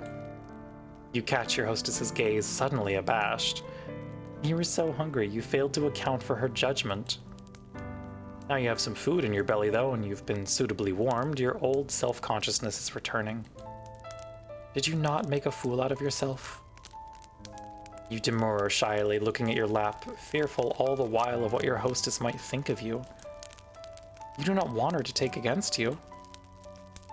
Fortunately for you, however, and for your fragile ego, your hostess is not the judgmental sort. She is not like the girls you grew up with. Fastest way to a heart is the stomach. This is true. Well, I'm glad you enjoyed it. It's nice to see my food being appreciated so heartily. I know I'm not the best, but I've been practicing for a long while. I used to cook for my father all the time, you see. This remark catches your attention. Quizzically, you look at your hostess, your abashment over your animalistic eating habits suspended. What happened to her father? It seems a grim thing to contemplate after having eaten, but didn't your hostess mention something about a plague? Time for Protag to not be good at context clues. Oh no. Yes, your hostess says, her voice soft now and serious. That's right. There was a plague. And what of the villagers? What of her father? They're all gone now. Gone? Yes, you see, Your hostess rearranges herself upon her chair, one slender leg folded over the other. Then she begins her tale in earnest. My family has a history. We lived here for centuries by the church as we contended the graveyard. So this abode is centuries old then. It would certainly explain the dirt. My father used to prepare bodies for burial, back when he was alive. He built the coffins and he dug the graves and he lowered the coffins into the dirt. I know it might sound like an awful job, but somebody's got to do it. There's no sense averting our eyes from death. Not when it happens to the best of us. The music, yeah, it's good. It's a noble profession, one that's been handed down in our family for generations. My father's father was a grave digger, and so was my father's father's father, and my father's father's father's father. Digging graves is in our blood. It's who we are. My. That was a surprisingly pleasant speech coming from a girl who lives in the countryside. A girl who is without much in the way of education. It is apparent, just to listen to her and the way she slurs her syllables together, that she has never had any elocution lessons. Not like you. There's a determination, however, to her, and a pride in her genealogy which gives her a respectable aura. You cannot help but be impressed. So you ask your hostess, does that make her one in a long line of gravediggers? Yes. Your hostess, the gravedigger, says. That's about right, though I was never supposed to be a gravedigger myself. It's not a woman's profession. That's what everybody says. My father didn't mind that, though. He taught me everything he knew and then some. I might be a woman, but I got plenty of upper body strength. I can dig a grave just as well as my father could without breaking a sweat. To the despair of my mother up in heaven, I'm sure. Girlies can dig graves if they want. Exactly. I'm sure if she were still alive, she'd rather I focus on more feminine pursuits like basket weaving or sewing to better attract a suitor. Not that that would do much good now. There's nobody around who'd court me. Not for miles and miles. And what happened to her mother? Protag! Protag, sweetie darling! She died when I was very young, during childbirth. I was only 5 years old. Oh. Well. You can relate to her, at least upon this point. Your parents are not dead, at least not as far as you were aware, but you've not seen them in an awfully long time. They sent you away as soon as you were old enough, and they never once bothered to check up on you. For many years there have been no letters, nor any visits. You offer the gravedigger your condolences.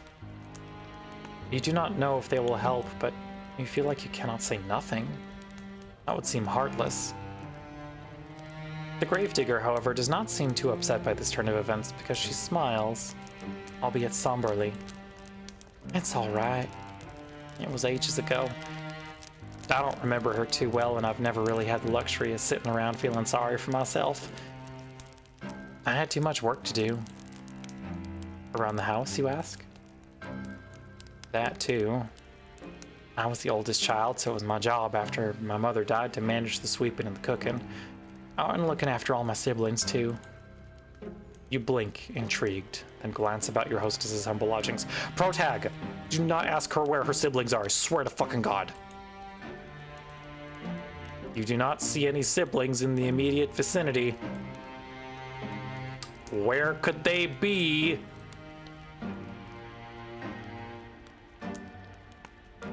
The gravedigger must have noticed your roving eyes. You are not exactly being subtle, because she shakes her head. I had siblings. 2 younger brothers. They're gone now. Oh. You should have known. Yeah, you should have, Protag. Jesus. You apologize to the gravedigger for your lack of tact, but she does not seem upset by this faux pas. Don't apologize. It's not your fault. My brothers weren't long for this world anyway. The youngest, he died when he was still a babe, and the oldest, he died before he reached double digits. I was upset about it at the time, of course, but I come to terms with it. Life's a fleeting thing in this wicked world. That's something you learn in this trade. Digging graves, I mean. I dug graves for the elderly and the infirm, but I've also dug graves for young babes still in their swaddling clothes. That's the nature of death. It comes for us all in the end, no matter how old we are, no matter how much money we have, no matter how good or bad we've been. It's the great equalizer. Or so I've heard. A chill creeps down your spine as you listen to your hostess's speech. She's not wrong, but the inherent mortality of all humankind is not something you wish to contemplate. It is too disturbing. For the longest of times, my family was a small one. It was just my father and me, but that was fine. It was how I liked it. I was very happy, even if our lives weren't the best. I've never had any fancy clothes to wear, and we can't dine on the finest of foods. In the grand scheme of things, we ain't anything that special, but I've always felt otherwise. I thought that I was blessed. We knew hardship, of course, and famine, but that's just the way life is around here. When food supplies were low, we always helped one another out. I had my father, but I also had the rest of the village. We all looked after one another, and things always worked out in the end. At least they did. Until the plague happened. Yes, she had mentioned a plague. You had been wondering when she was going to return to that topic. You suppose that the plague is the reason that the village, as you traversed it, was so very empty? You'd suppose right. Plague tore through the village. I don't remember when. It feels like it was a while ago, but maybe it wasn't all that long after all. Feels like I've been on my own for centuries, but... Your hostess's eyes begin to cloud over. She looks as though she's entrenched within her own memories. What could she be remembering? You've never seen a plague before, though you have heard of them in your history lessons. Brotag's like, so this plague, did it kill people? Your history professor was quite enthusiastic about the subject. She talked about piles of dead bodies stacked up on the streets and stacked in the wooden carts, and that came to take them away with no shortage of aplomb. She was a strange woman, your history professor. The plague came on very suddenly. There was no warning. One day everything was fine, and the next, they were all dead. It is with no small amount of anxiety that you eye the gravedigger. Then you ask worriedly, surely they could not all have died? Is that not an exaggeration? Oh, if only. I wish I was exaggerating, but it's the truth. Honest to God. The people in the village died one after the other, just like that. I saw what that plague does to people firsthand. My father was one of the first people who caught it. I think one of the bodies which came through that we buried must have had it. Protag, look around you, right? Not that I know for certain, I'm just guessing. Still, my father didn't have an easy time of it. His skin turned all gray and clammy, and he complained of a horrible fever. There were night sweats and stomach cramps. And then there were the boils. The boils? Pustules. They were the size of eggs and they were full of pus. When they burst, it stunk. The whole house was full of it. Stink of death. The wise woman of the village came to see if she could be of any use, but it was no good. My father was too far gone already. She took one look at him lying on his deathbed and she shook her head. She said she didn't want to get any closer. Can't say I blame her. It was a ghastly sight. I didn't appreciate it at the time, though. Felt like she was turning her back on us. I wished her ill. I remember that after she left. Until a few days passed and she fell sick too. Then I felt bad for cursing her. I couldn't help but worry if it was all my fault. It's silly, I know, but... The gravedigger closes her eyes. She seems to squeeze her lids together until her lashes melt like flecks of fallen snow. Her shoulders, which are very slender, are shaking. She looks as though she might at any moment fall apart. It wasn't long after that that the rest of the village fell ill. They all had the same symptoms as my father. The clammy skin and the fever and the boils. The boils grew, then they burst, and they died in screaming, stinking agony.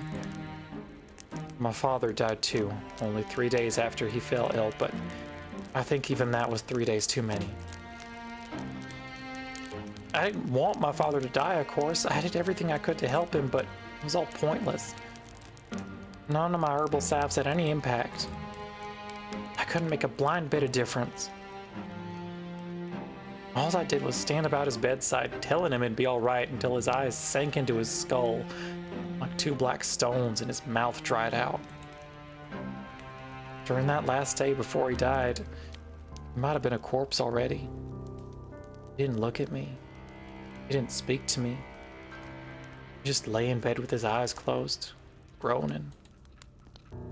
I'd never wished any ill on my father before, but during those moments,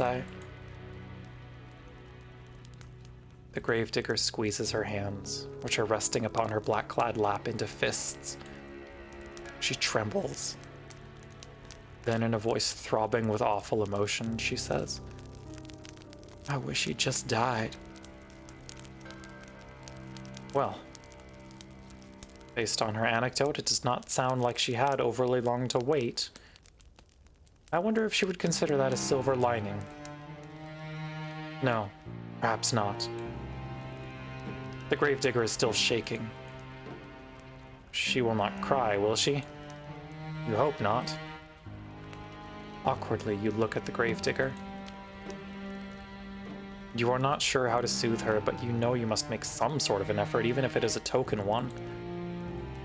You shift upon your chair, which feels very cold and hard beneath your thighs.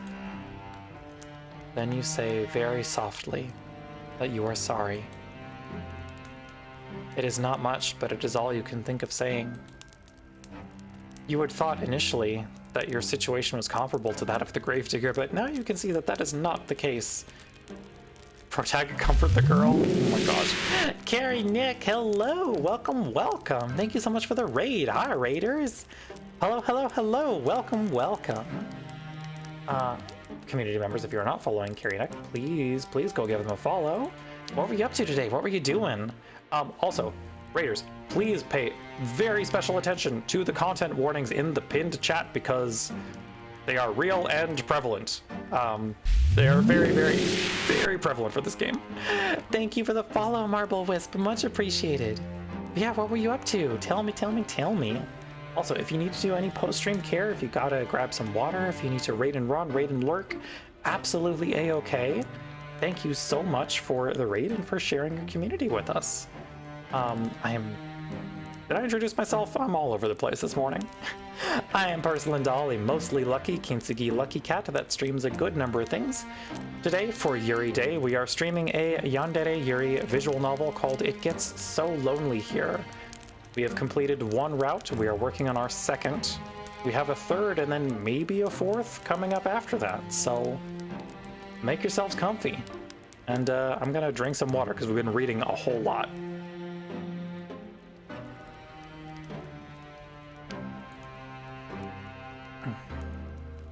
You did Darkest Dungeon's Black Reliquary mod. Ooh.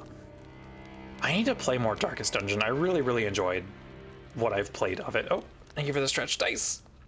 Much appreciated. Ugh. Okay, shall we read? Her suffering has far outstripped your own. Not that suffering is a competition, of course. Your apology feels inadequate to your ears, largely because it is, but the gravedigger seems not to mind it. She's very big-hearted, that girl, to smile at you no matter how foolish you might be. Do you really deserve such kindness? I can with the apologies. It's all right, like I said. You didn't cause any of this. I'm not upset at you. I'm just recounting what happened is all. I do wonder, though, why I never fell sick myself. I thought I was gonna die, so I'd already prepared for the Reaper to come and take me away. But maybe he wasn't interested. Maybe he'd already satiated his appetite on all the others. That, or maybe he thought he'd have to leave me alive for practicality's sake. With my father gone, who else would tend to the dead? Reaper sure did said, you have Yuri things to do. Exactly. You have girls to meet. I was the only person left alive by the end of it all, so I had to bury the people in my village. They're all resting peacefully now, under the earth, where the plague can't reach them. The survivor's guilt is palpable. Yeah, Girly's gone through it. On the one hand, I'm happy for him. They were able to escape from all their suffering. When I think about all the people I've lost, though... The gravedigger tenses, and she sniffs. When I think about the kindly washerwoman who's helped me scrub the mud and dirt from my clothes. Oh my god! Protag, please! Aha, so this village did have its fair share of washerwomen after all. It would seem your earlier insistence upon this particular point was not without merit. Thanks, Protag, surely this was the time, uh-huh. And the handsome young farmhands used to flirt with me. The priest who preached at the church, who told us wonderful tales of paradise, and the children who would skip stones on the lake and play hopscotch in the streets. Protag's social skills are unique. They really are. I can't help but feel so lonely. The gravedigger's eyes begin to shine when she has finished her address with tears, but she does not let them fall. She's being very brave. Much more so than you are. Anxiously, you extend a hand towards her, meaning to... what? Give her a hug. You do not know her well enough. Pat her head? That would be infantilizing. Squeeze her hand? Perhaps that could be misconstrued as a romantic overture, and that is the last thing you want. You endured more than your fair share of teasing over that. You sit there for a few moments, paralyzed by indecision, as the gravedigger poorly suppresses her sniffles. In the end, you let your arm drop back to your side. Your hand rests upon your lap, as useful as damp kindling. You do not know what to do with it. You do know that you ought to say something, though, to show that you heard your plight and that you care. You do not know what the something should be, however. No words could ever console the gravedigger. It would never be enough. They can offer some balm, however, to the bereaved, and so, after a pause just long enough to be awkward, you offer your condolences. As useful as damn kid, like, get their ass, narrator. Narrator's been so snarky to us. Narrator has biting commentary to make about us all the goddamn time. Can't help but imagine the narrator's a little demon on our shoulders. Again, pretty sure the narrator is the girl who was chasing us in the intro. What else can you say? Oh no. Gravedigger replies, wiping a few stray tears away with the back of her arm. It's alright. I've grown used to it, really. Being on my own, I mean. It ain't so bad, really. And I'm not alone now, at least. You'll keep me company, won't you? Well, what can you say to that? You aren't callous enough to trample this poor girl's hopes, are you? You know full well yourself how awful that feels. You can do nothing but nod. A response which makes the girl smile more widely still. That's wonderful. I know you're just a traveler who's passing through, but I can offer you bread and board until you leave. I have food enough and a spare bedroom. I can make it up for you right now. You must be tired after your long journey. Just give me a moment. The gravedigger rises to her feet in a flurry of excitement, then retreats. You watch as she departs, a little too eager to please, and frown. The girl's home is a small, humble one with a low ceiling and slanted walls. Gravedigger is so cute, she's so good. Surely she will not do anything bad to us, like bury us alive. Also, ad break starting in about a minute, chat. Do not worry, we will not advance the story while ads are running. We just will take that opportunity to rehydrate and just chill for a little bit, so just be aware of that. You cannot imagine such a small dwelling possessing a spare bedroom. Trust her 100%? Exactly. This so-called spare bedroom is, in all likelihood, the room her father slept in before the plague carried him off. You do not think that you would much like to spend the night in the room of a dead man, but what choice do you have? You are tired. Wretchedly so. It is all you can do to keep your eyes open. While you were running through the forest, desperate to escape your pursuer, you had no thought in mind beyond finding some safe sanctuary in which you could recuperate. Now that you have found said sanctuary, it would be unreasonable to find faults with it. Paying for ad break, Kara. Thank you, Nick. I appreciate it. And the hydrate. Thank you. You ought to learn to be more thankful for what you have. There are many, many people in this world with less. You rise and follow the gravedigger once she's finished her preparations to her so-called spare bedroom, which is every bit as cramped as you feared it would be. At least there's a bed, which comes as something of a relief. The rest of these lodgings are so humble you were half expecting a straw pallet. As tired as you might be, you cannot lie to yourself. You have no desire to sleep among the hay like an animal. The sheets of the bed are clean too. In fact, you can discern with a cursory glance. So, you will not be expected to sleep upon the sweat-soaked linen of a plague-ridden man after all. Protag! We do have the Cackerel care package, it's true. This really is your lucky day. Okay, ad break time. So we're not going to read this package, or this panel rather.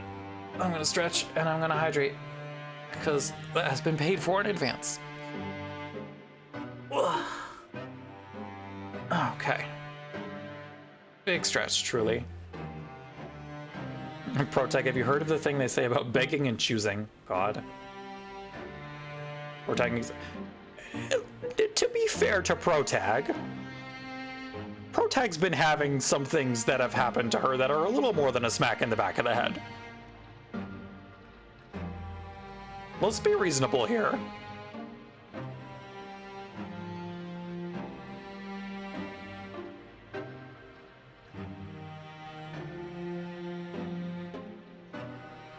It is at least mostly inner monologue, it's true. Girlie been going through it. Sus? A little bit. It's probably fine. God damn it, Moth. Listen. My brain's not making all those connections instantly today. We're getting there.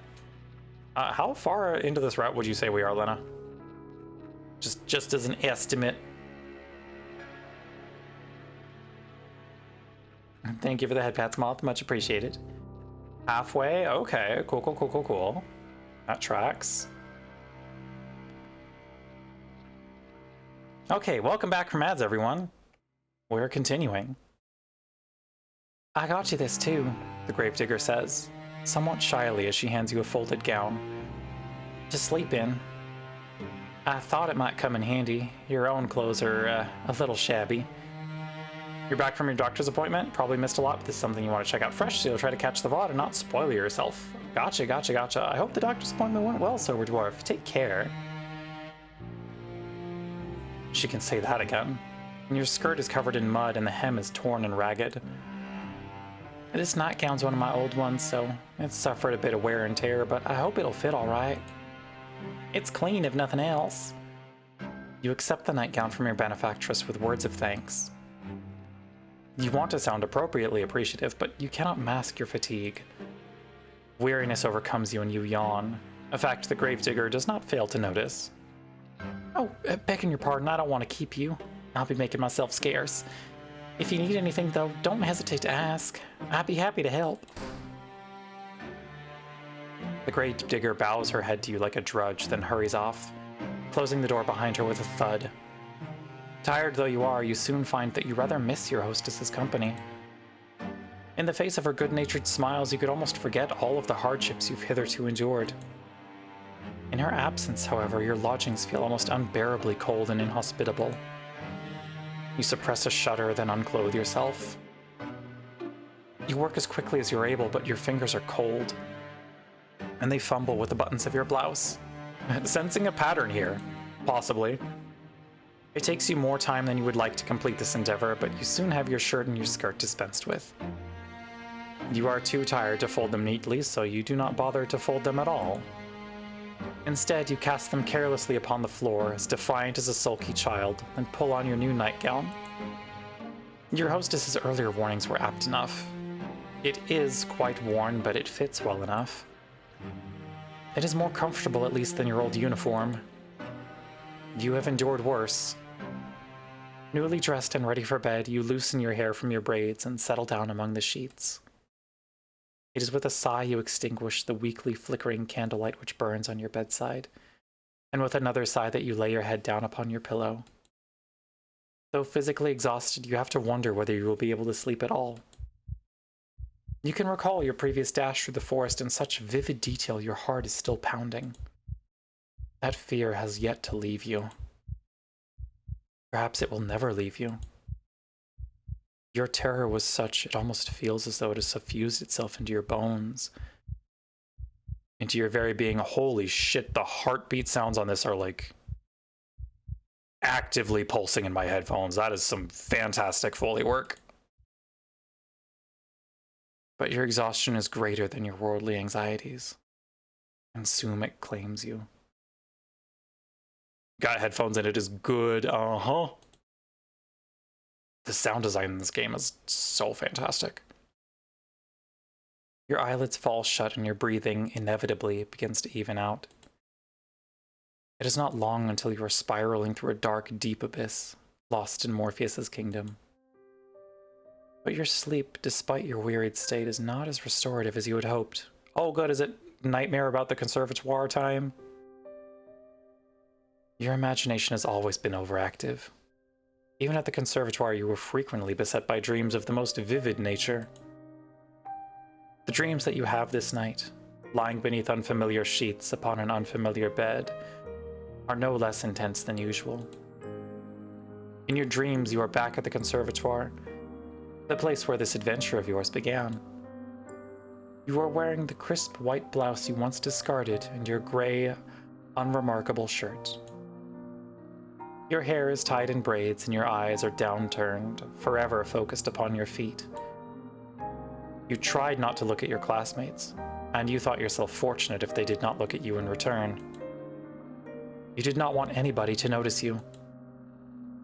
Until that awful winter, that is, where everybody stopped paying attention to you for good. Actually really like that they use the same tunes for the progression of the routes like this. It delineates them really well. Yeah, it's good. Nobody tried to trip you when you walked past them in the hallways. Nobody, in fact, so much as glanced at you. All of a sudden, there were no malicious whispers, no wicked laughter, no pulled hair, and no thrown objects. You were giddy with relief at first over this newfound means of tormenting you that your classmates had devised. But this little game, that of complete and utter disregard, continued on and on and on as the days grew shorter and the nights grew longer. As the time passed, you began to fret as the state of your own I can read, I promise. As the time passed, you began to fret as to the state of your own corporeality. This one sure is fucked up. Yeah. Kids are mean, y'all. Could anybody still see you? Did you even exist at all? Then at long last you found it, quite by accident, the source of all your woes. It's fine, I can't read either. Learning it just never came up in my life. Fair and valid. One of the girls had erected it in the forest through which you were sometimes bidden to jog for PE class, beneath the shade cast by an old oak tree. It was a makeshift tombstone, a small, meager monument made of stone, upon which one of your classmates had hewn a name. Your name. Kids are fucking mean sometimes, Jesus! You knew at once as you stood there, standing beneath the shade of that ancient tree, that this was the reason behind your classmates' silence. This was why they had, for many months, been ignoring you so assiduously. They had buried you. In their hearts, you had already died.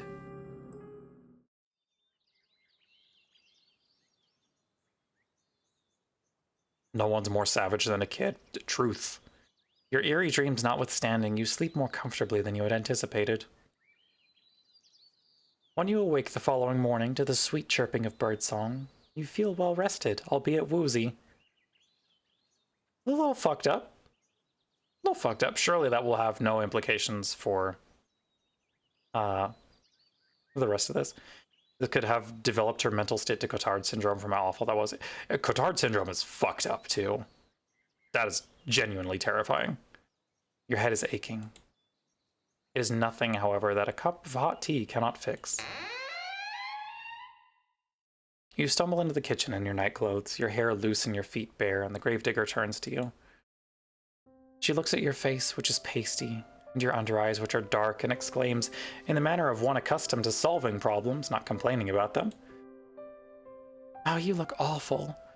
I think you need something warm to drink, and maybe you need something to eat, too. Let me get started on breakfast." And that is exactly what she does. She gets started on breakfast, which proves to be quite the simple affair. Nothing like the luxurious food you were accustomed to in your past life. The bread is hard enough to break your teeth on, and the cheese is a bit too strong. It is food all the same, though, and you do not complain. Your stomach was beginning to grumble. The tea is inoffensive, at least, and you drink it gratefully. You thank the gravedigger girl for her hospitality, and she smiles at you in return. A sunny smile, like a field of blooming bellflowers. "It's no problem. Don't hesitate to ask me if you need anything else," she says. Words which come to symbolize your relationship. You stay with the gravedigger for many, many more days, and limited though her means might be, she always tries to help you. The gravedigger sets you chores about the house to keep you occupied, a fact for which you are grateful. Sunny smiles? Fallout New Vegas mentioned? Let's go! New Vegas fan! Hell yeah!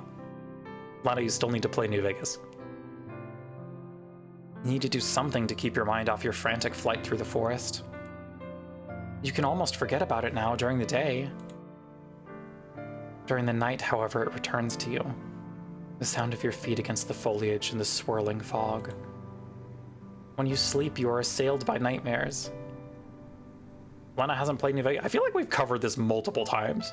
But yes, Lena has not played New Vegas, even though she's a huge Fallout 1 and 2 fan.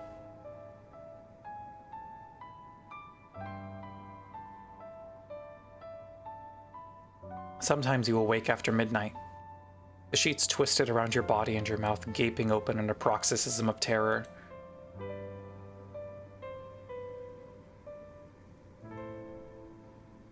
You just don't like Fallout. 1 and 2 are great, 3 was 4, 3 was mid, 4 was stunningly bad.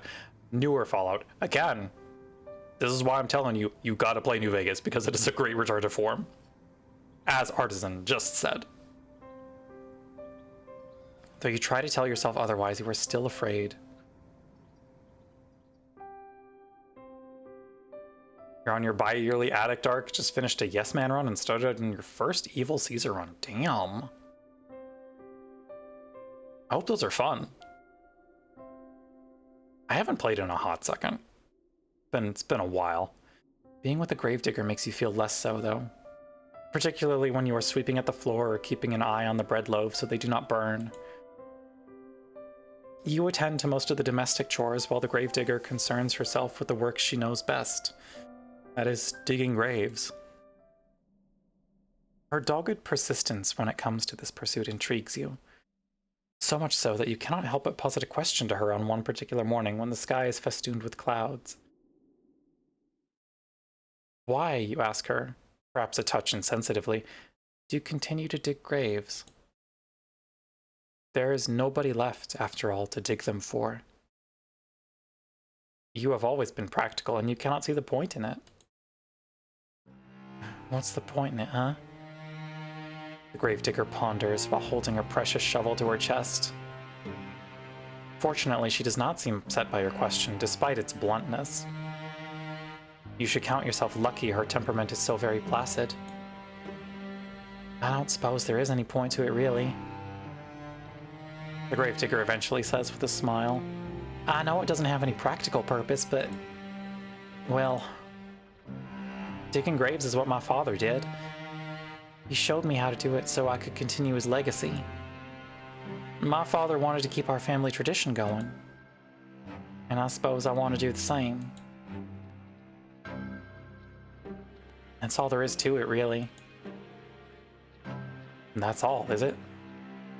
You think you can understand that? Though your companion's actions might appear to be illogical, there is a kernel of reason nestled among them. She does not dig graves out of any sense of purpose. She does it, instead, out of sentiment. Besides, I have to do something to keep myself busy, don't I? If I spent my days idling all on my own, I think I'd go mad. The gravedigger laughs at this, as though the prospect of her own madness is amusing. Her laugh, despite her slender stature, is not particularly delicate. It reminds you, perhaps unkindly, of the braying of a horse. Yeah, I wouldn't want the gravedigger to go mad and confuse us for, you know, someone that's dead instead of alive. Remind me again, how long since the plague? Oh, you know. Good. How hungry? Jesus moth.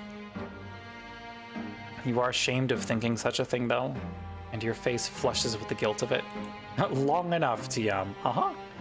We cannot all be well-bred young ladies, you know. Still, the laughter of the gravedigger as it echoes through the gray, gloomy sky is strangely desperate. It sounds forced. Her smile, too, is a touch unnatural. The rictus grin of a corpse. You find, despite your attempts to return her laughter with a polite giggle, that you cannot. You cannot help but pity her. You retreat indoors briefly after your talk with the gravedigger, then set about some simple chores. The gravedigger trusts you well enough to manage sweeping the floor, a task which does not take particularly long, and the preparing of the meals, a task which takes slightly longer. It is not until much later, however, once the sun has already sunk beneath the horizon and the moon is high in the sky, that the gravedigger returns from the outdoors. She is windswept after many hours exposed to the elements, and there is dirt caked beneath her fingernails. The gravedigger removes her cloak, which she hangs by the door, then looks to the pot suspended over the fire, a fire which you stoked with your own fair hands. The scent of cooking food, that of garlic and onions, fills the air, suffusing the interior of the kitchen in a homey aroma which makes your stomach rumble. Taking stock of this, the gravedigger smiles at you. A toothy smile which, despite her status as a lowly peasant, is surprisingly clean and bright and white. Thank you so much, dear one. It's nothing like returning home after a hard day's work to find dinner already prepared. Now let me give it a test. Where are they getting supplies from anyway? Excellent question. Also, there's that use of dear one again. The gravedigger dips a spoon into the soup, then brings it to her lips. She blows upon it. And she places the spoon into her mouth, the wooden utensil clacking against her teeth. Anyway, the question of the supplies sort of feeds into my theory about the whole storybook thing. I wonder if we will get like a concrete answer or not, but that's what I am thinking. You observe this with a touch of anxiety. Will she like the food which you have prepared for her? You have cooked for her before in the past, and she was always very complimentary of your efforts. The cooking is not your forte, however. You never had to concern yourself with it, really, growing up in relative comfort as you did. You think that you enjoy this rural, rustic mode of existence more than you did any of the privileges of your past life. At least now, with the Gravedigger, you have a steadfast friend, a staunch ally. When you are with her, you are not alone, and that is worth its weight in gold. The Gravedigger exclaims after drawing the spoon from her lips, her smile a bright, guileless one. It's delicious. Your face flushes at this compliment. You are unaccustomed to receiving them, and it makes you feel good. Shyly, you ask the Gravedigger if she truly means that, a query which makes the Gravedigger smile. Of course I mean it. You've become quite good at cooking, really. That is a relief. You were not very good at all of this cooking malarkey in the beginning. You did not know how to handle a knife, nor how to peel a vegetable, and you cut yourself more than once. You bled into the soup on several occasions, but never once did you throw the sullied soup out. The Gravedigger lives a humble existence, and she cannot afford to waste her precious ingredients. Your soups, during your stay, have all been seasoned with the slightest hint of iron. Today's soup, however, is a marked step above all the rest. You did not cut yourself with a knife even once. Maybe your companion's compliments are not empty fluff. Scary. Yeah, a little bit concerning.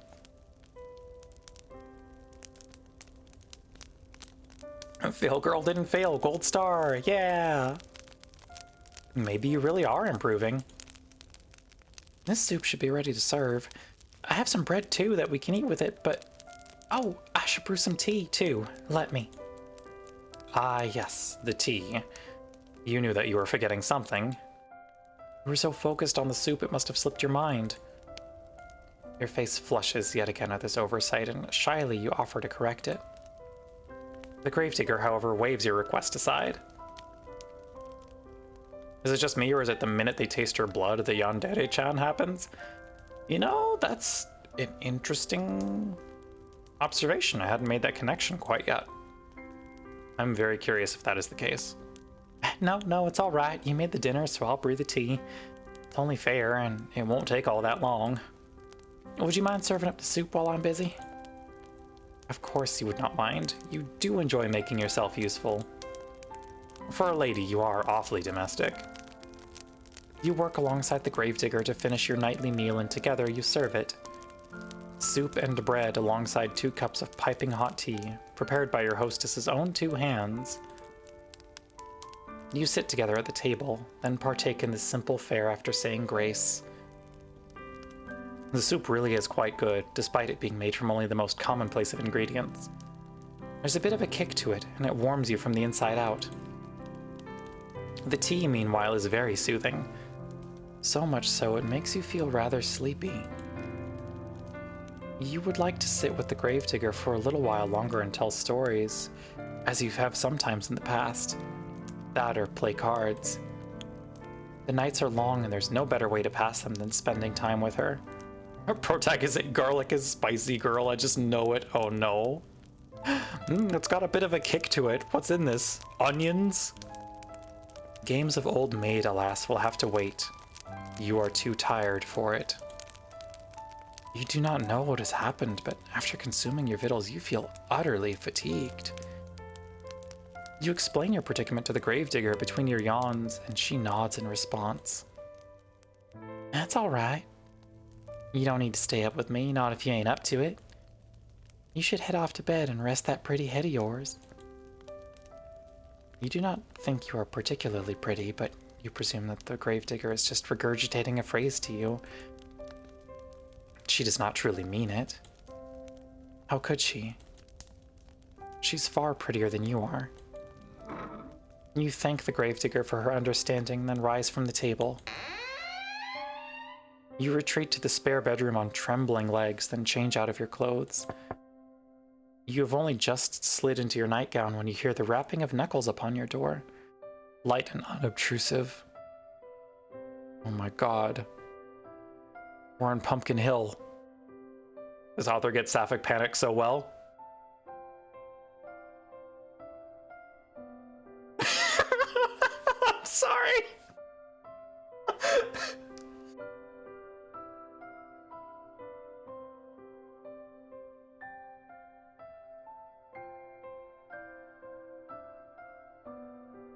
It's right there in the text.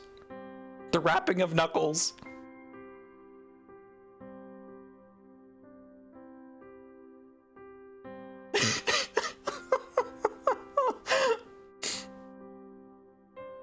This rapping could, of course, belong to but one person. It is the gravedigger come to check up on you. That's fair. That's fair, Frere. Acceptable. I'm sorry, the gravedigger says, her voice soft. But you rushed to your room so soon after eating, I couldn't help but worry about you.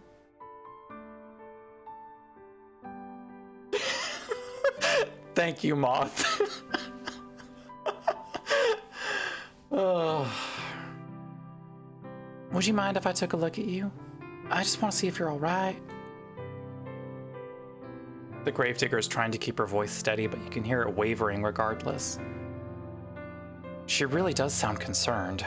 So much so she could very well be on the brink of tears. You do not want her to cry for you.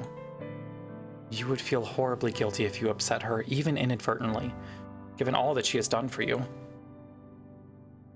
You bid the gravedigger entry into your room, therefore, without further delay. An invitation she hastens to take. The door swings inwards with a creak, and there your hostess stands, still attired in black. Her clothes a stark contrast to your pure white, well, off-white nightgown. The gravedigger looks at you, seated in bed with your hair freed from your usual braids, and exhales. Is that relief, you wonder, playing about her face? Actually, it's eggshell? God. But why? What was she expecting to see exactly before entering your bedchamber? Thank you for letting me in, the gravedigger says, toying with her fingers. How do you feel? Not too terrible, you reassure her. Comparing nightgowns like the American Psycho scene? Jesus. There are no particular problems with your health, you just feel tired. Are you sure you're not sick? Your face does look a bit pale. That would be nothing out of the norm. You are always pale. True. Now, is there anything I can do for you? Would you like something warm to drink, or maybe a hot brick to place in your bed? It should keep you warm. You appreciate your hostess's thoughtfulness, but you reassure her that this won't be necessary. You'll be fine. I hope so. I thought that about my father, too, before he...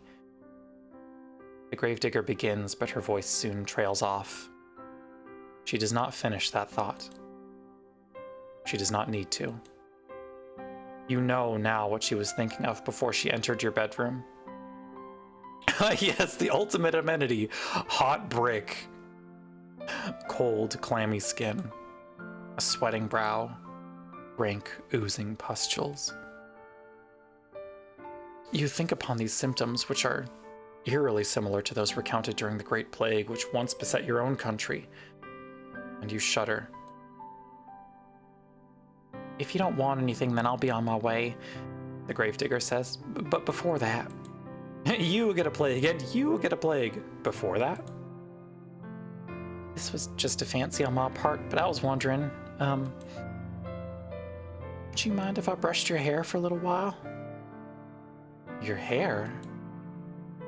That's right. It's such a pretty shade of red is all, I just thought. Well, it's just a fancy, really. You don't have to let me. Not if you don't want to, but I thought it might help you relax if you're feeling under the weather. I've heard it's supposed to be soothing. The last time we let a girl do that, it was fine. Nothing bad happened when we let Harpay brush our hair. This is what the gravedigger says, but you have the distinct feeling that she is the one looking for solace here. The way you would crumble. She's not quite so selfless, perhaps, as she would like you to think. But she's been so very good to you, and has done so very much for you that you would not want to begrudge her the same small self-indulgence.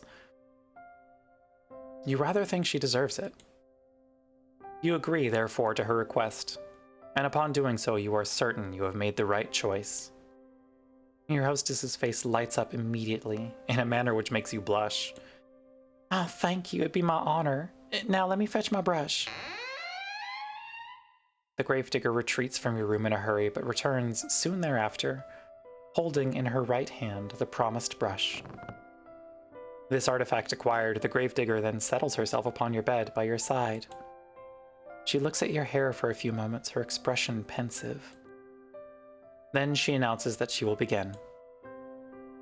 She means her shovel. No. The gravedigger leans in. The wooden frame of the bed creaks under her weight, a creak which melds with the sighing of the breeze outdoors. You can feel the bristles of the brush running through your hair. It is soothing enough, so much so it makes you shiver. Yeah, this is a hairbrush. That's our custom in this village. Uh-huh.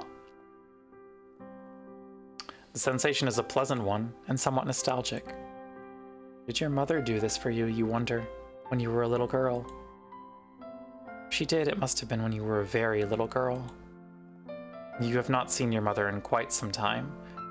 Not after you enrolled at the conservatoire. Oh, you have such lovely hair, dear one. It's soft just like silk. Not at all like mine. Mine's so coarse. This gentle voice draws you out of your vague, half-formed reminiscences. It sounds as though the gravedigger is lost in nostalgia of her own, because her voice, when next she speaks, is dreamy. I think my mother used to brush my hair like this for me, back when she were still alive. That must have been a long time ago, though. It is funny, you think, as the bristles of the brush continue to slide through your tresses, that you and the gravedigger should both be reminiscing in tandem about your respective mothers. Perhaps there is something maternal in the act of brushing one's hair which is wont to summoning forth such images. I would not know, personally. I cannot remember my own mother at all. I don't think I liked having my hair brushed very much, the gravedigger continues, her breath warm against the exposed nape of your neck. My mother used to complain that I squirmed too much. I can remember that.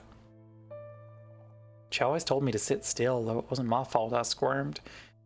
She used too much force. Now this is curious. It sounds as though the reminiscences of the gravedigger are not particularly fond after all. Did she not get along well with her mother? I can't rightly say, the gravedigger replies in a somber sort of a voice. I was young, like I said, when she died. I really don't remember her too well. But I don't think she ever had that much time for me. She was too busy with all of the cooking and the cleaning and looking after my baby brothers. But she had time enough despite that to brush your hair. She did what she felt she had to make me look presentable. Not that it really worked. I wasn't like the other girls in the village, you see, who liked to sit indoors with their mothers and sew. I'd always loved the outdoors. My father said I inherited that from him. Ruefully, the gravedigger smiled. Not that you can see it with your back facing her. My mother said I wasn't very, well, maidenly. She didn't like that I always traipsed around outside after my father, watching as he dug graves. Don't know why, how, or how, but when you started reading the I was young line, I thought it'd be, I was young when I was born. Well, goddamn, I sure hope so. She said it wasn't appropriate. Like I was some sort of princess wearing a fine dress. The gravedigger snorts. I used to get a bit muddy, yes, and maybe I did get burrs in my clothes and knots in my hair, but it shouldn't have mattered. It's not like I ever had any hopes of marrying a prince, no matter what my mother said. But still, she hoped. She had a lot of hopes, my mother. High hopes. I think she might have resented my father, maybe, for working such a menial job. Our profession's an honest one, but it's never made much money. I think my mother was hoping for fine jewels and dresses, and I don't know, she always had ideas. Her head was full of fairy tales. was a shame, I suppose, that her reality didn't match up to what she wanted. I didn't match up to what she wanted. The bitterness in your friend's voice is unmistakable. So much so that you want to console her. What would you say to her, though? You never met your companion's mother. And you never will, either. Ad break in about a minute, chat, just so y'all are aware. As always, we will not be continuing the story. We'll be chilling out while ads run, so you will not miss anything. Her cold, inert body has been lying in the graveyard, buried beneath a tombstone for over a decade. You have no way of ascertaining whether your companion's mother truly cared for her. You do have intelligence enough, however, to understand that poorly thought out condolences can cause more harm than good.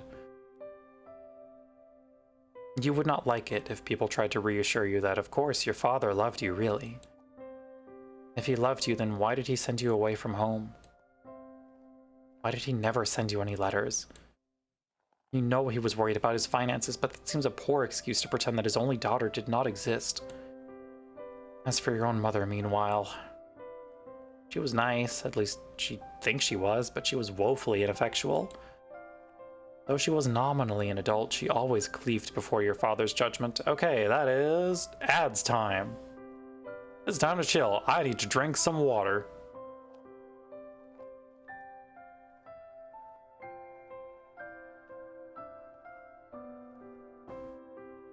How does Protag get that, but not people die when they are killed? God. Protag's got those private school vibes. She's just a little not people smart. Fatherless behavior. God.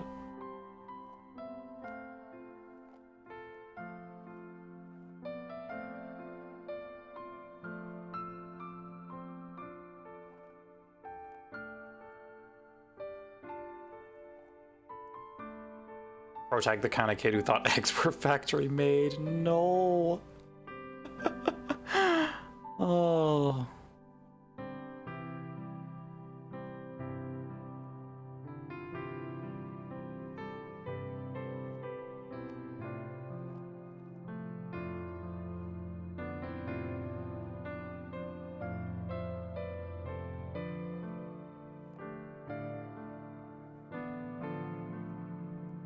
We're almost out of ads. We're almost there. And presumably we are getting closer to the end of this route, too. Which I'm sure is just going to break wonderfully, terribly. And welcome back from ads, everyone. You think that she was afraid of him. You do not try to tell the gravedigger, therefore, that her mother loved her, that she must have done, else she would not have given birth to her. Instead, you sit there, letting the brush run through your hair, and you say, quietly, that you understand. Sometimes you feel like a disappointment yourself. Well, Gravedigger says after a pause, I'm glad I'm not the only one. I guess it happens to all of us. You guess so. Parents are only people after all. While one would hope one's parents would be kind and attentive, they too can fall victim to caprices of their own. Just because one has brought a child into this world, it does not mean one will be able to take care of it properly. Not all parents are responsible, just as not all people are responsible. It is a painful subject. Oh well. It's alright if my mother never liked me, or even if she never loved me. I know my father did, and that's all that matters. Say it! Yup. He was always there for me, no matter what. Your companion's voice catches in her throat. She winces. At least, until he wasn't. Died, and I didn't do a thing to help him. Your companion's shoulders are beginning to shake. You still cannot see her, but you can feel her body convulsing. You can sense her loneliness rolling off of her in waves. It is all-consuming, like the waters of a deep, dark ocean. Grief anew pierces your heart, not on your behalf, but for the sake of your benefactress. She does not deserve to suffer so much. Good writing, very good writing. This you have no qualms with telling her. You turn to face her and pluck the brush which has been hovering in the air, inert, from her fingers. Then you let her know that her father's death was not her fault. What could she have done? She could not have cured his illness. Benefactress is a good word. It is. There's a lot of good words in this. I know, but I can't help but think, what if? I keep racking my head over and over trying to come up with something. But I can't think of anything, and even if I could, it's too late. He's already dead. He's dead and buried. I buried him, and now I'm all alone. She might have been alone, you tell the gravedigger. But she isn't now. Not anymore. How can she be when you were there? I know that. I know, and I'm grateful, but I don't know if I deserve it. Why would she not deserve your company? You do not understand. Because I couldn't do nothing for nobody. My father always looked out for me when I was a little girl, but when he needed me the most, I failed him. I failed everyone. All the villagers, all of my friends, all died. What would I do if the same thing happened to you? I don't think I could bear it. I don't want you getting sick too. Not when I care about you so much. I thought I'd gotten used to being on my own, but now that you're here, it's making me worry all over again. I've been worrying so much I can't sleep from it. I'm scared. Your companion's voice catches in her throat, and she collapses in on herself. She leans forward, her arms wound about her middle as if to steady herself, and she cries. She cries and she cries and she cries. For a few moments, you look at the gravedigger, unsure of what to do. Protag! Give her a fucking hug. God! Her pale face, streaked with silvery tears, seems to flicker in the candlelight. Her shoulders, which seem too slender to bear the accumulative weight of all the sorrows she has endured, are shaking. Your fatigue continues to cling to you, as insistent as the fog which rolls amongst the tombstones in the graveyard at night. It ain't rocket science. You are not so very tired, however, you cannot offer your hostess some comfort. You do not know what you can say to console her. You feel too weary to think of pretty sophisms. But there is something you can think of. You would not typically be so bold, of course, but you are tired enough for once to throw caution to the wind. She's beginning to believe that, and the tears of the gravedigger are awfully arresting. Let's go! Be a good Samaritan. You open your arms, and before the gravedigger can pass comment, you pull her to your chest. Oh. A soft exclamation escapes the lips of the gravedigger, quieter than the sound of the wintry snow as it brushes the ground. Then there is nothing. The gravedigger is stiff in your arms for a few moments, like the corpses she and her father used to seal away inside their wooden coffins. She's all wide eyes and awkward, pointed elbows, tears still coursing down her pale cheeks. You worry briefly as you hold her that you have perhaps made a mistake. Were your attempts at consoling her too clumsy? You would not know. You have never been in a situation like this before. You have never consoled any friends before because you never had any friends to console. It is not so now, however. You are as far away from your old life as it is possible to be, and the gravedigger does not curse you for your impudence. Neither does she try to squirm away from you. Instead, she sits there, still as a statue, cradled in your arms. I'm very sorry to show you something so embarrassing. It's just, I get so lonely sometimes. Until at long last, with a breathy sob, She lets the full weight of her body fall against yours.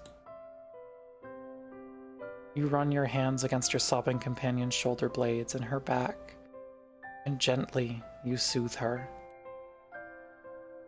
You tell her that she does not need to apologize. There's no shame in crying. You hug her for many, many minutes while she sobs against your chest, wetting the front of your nightgown. No further words pass between you that night, but they do not need to.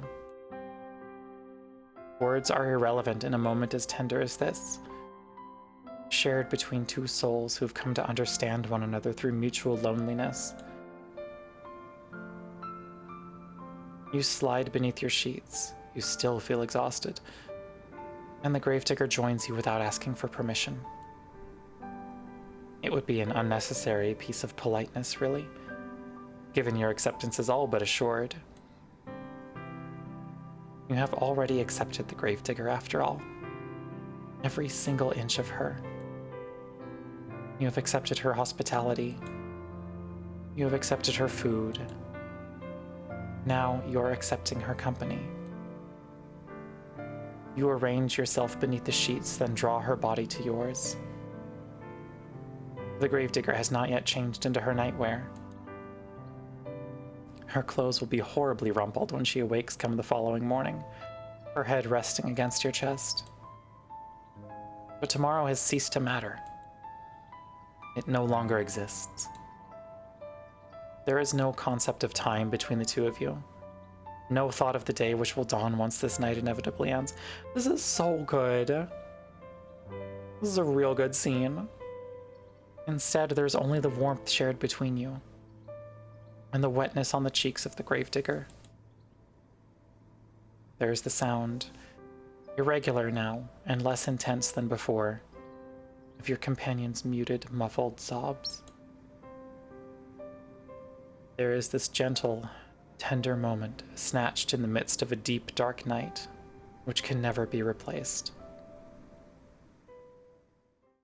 Your eyelids feel heavy, as though weighted down with stones. They droop inexorably downwards, pulling you like a drowning maiden into the dark, impenetrable abyss of slumber. You yawn. Then you fall asleep, cozied up behind the gravedigger like two cats in a basket. No, that's next round. God, Moth. You sleep and you sleep and you sleep more deeply than you have allowed yourself in quite some time. But when you awake, you find that you are no longer in the bed upon which you slept in, shrouded by sheets. It's about that time, everyone! The jarring nature of this was very good, IMO. The gravedigger, too, was nowhere to be seen. Look, she doesn't want to lose us, so she's preserving us the only way that she knows how. Instead, you are quite alone, lying by yourself in the dark. You blink, but your surroundings do not become any clearer. Is it the middle of the night? Or perhaps you were roused from your slumber by the desire to relieve yourself, or else slake your thirst. She could have pickled us. Your sleep has been awfully disordered as of late, and the smallest of noises have been enough to disturb you.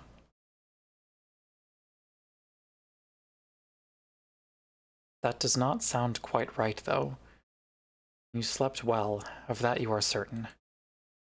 Your body feels invigorated as though it has slumbered for hours and hours. How many hours? You do not know.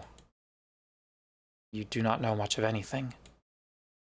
You can feel a strange pinching sensation around your chest, however, and around your arms. It would appear as though somebody, but who else could it have been save the gravedigger, changed your attire while you were sleeping. That is a startling thought, but the darkness which entombs you is even more so. The darkness which surrounds you is unsettlingly complete. It is so thick you cannot penetrate it. Your newfound woes do not stop, however, at this deep, unnatural darkness. It is too cold, and you are lying upon something hard. Some sort of stone slab? Preserved as we were when she found us is a choice. Uh-huh. What is going on? You reach out, but your movements are soon stymied. There is something heavy lying atop you. Something that is limiting your movements. You were anxious before upon awakening, but at this discovery you feel downright aggrieved. A sharp prong of panic pierces you, but you try to suppress it. Hysterics will get you nowhere. In most cases, they only tend to make bad situations even worse. You ought to know that already. There's that heartbeat. Uh-huh. You swallow your mounting dread as best you can. Load is coming on thick and fast, and try to squirm. You move your arms outwards, but they do not get very far. There was a wall above you, and walls on either side of you, walls which do not budge no matter how hard you push. Not, I must add, that you can push particularly hard, your anxious state notwithstanding. You never had much in the way of upper body strength, nor lower body strength. You do not have much in the way of strength at all. You feel quite helpless as you lie there, out of breath from your meager exertions, unsure of what you should do. Damn narrator, right? Narrator's always coming for our fucking life. You can hardly see a foot in front of your face. You do not know where you are, nor why, but a terrible premonition is beginning to bear down upon you.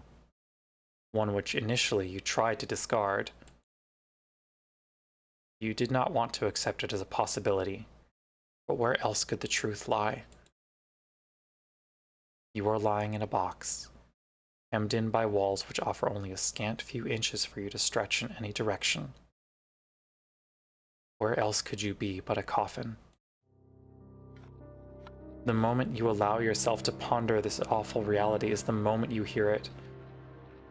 The irregular sound of drumming. It is as though somebody, though they must be a very large somebody, is tapping their fingertips upon the lid of your coffin. That, or it is raining. It is not the fingers of a giantess, though, which is disturbing you, nor is it falling rain. It is dirt. The sound continues on and on as though it is drilling its way inside your skull. It is relentless. It is merciless. Like the ticking of a great celestial clock, it cannot be stopped. Your time is almost running out.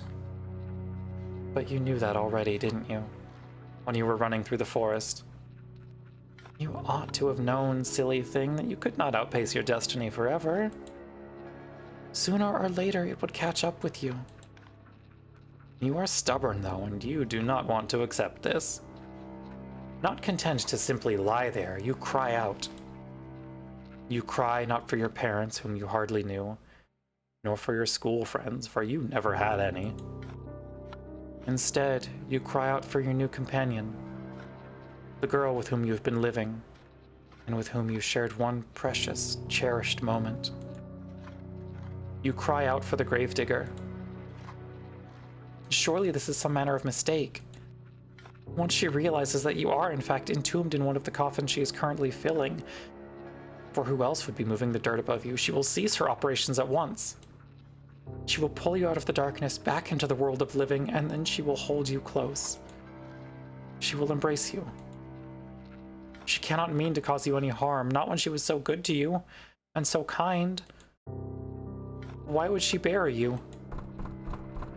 You cry to her so loudly you fear your vocal cords might tear.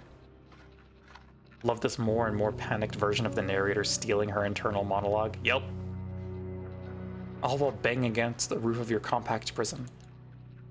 You cry desperately, helplessly, and to your relief your cries do not fall upon deaf ears. The sound of the falling soil stops, albeit briefly. Then you hear a voice. The voice is very faint, given it's being filtered through your coffin's sturdy lid, but you recognize it. So you're awake then, are you, dear one? The gravedigger says. She sighs. Then she says in a perplexed sort of voice, Now that is a pickle.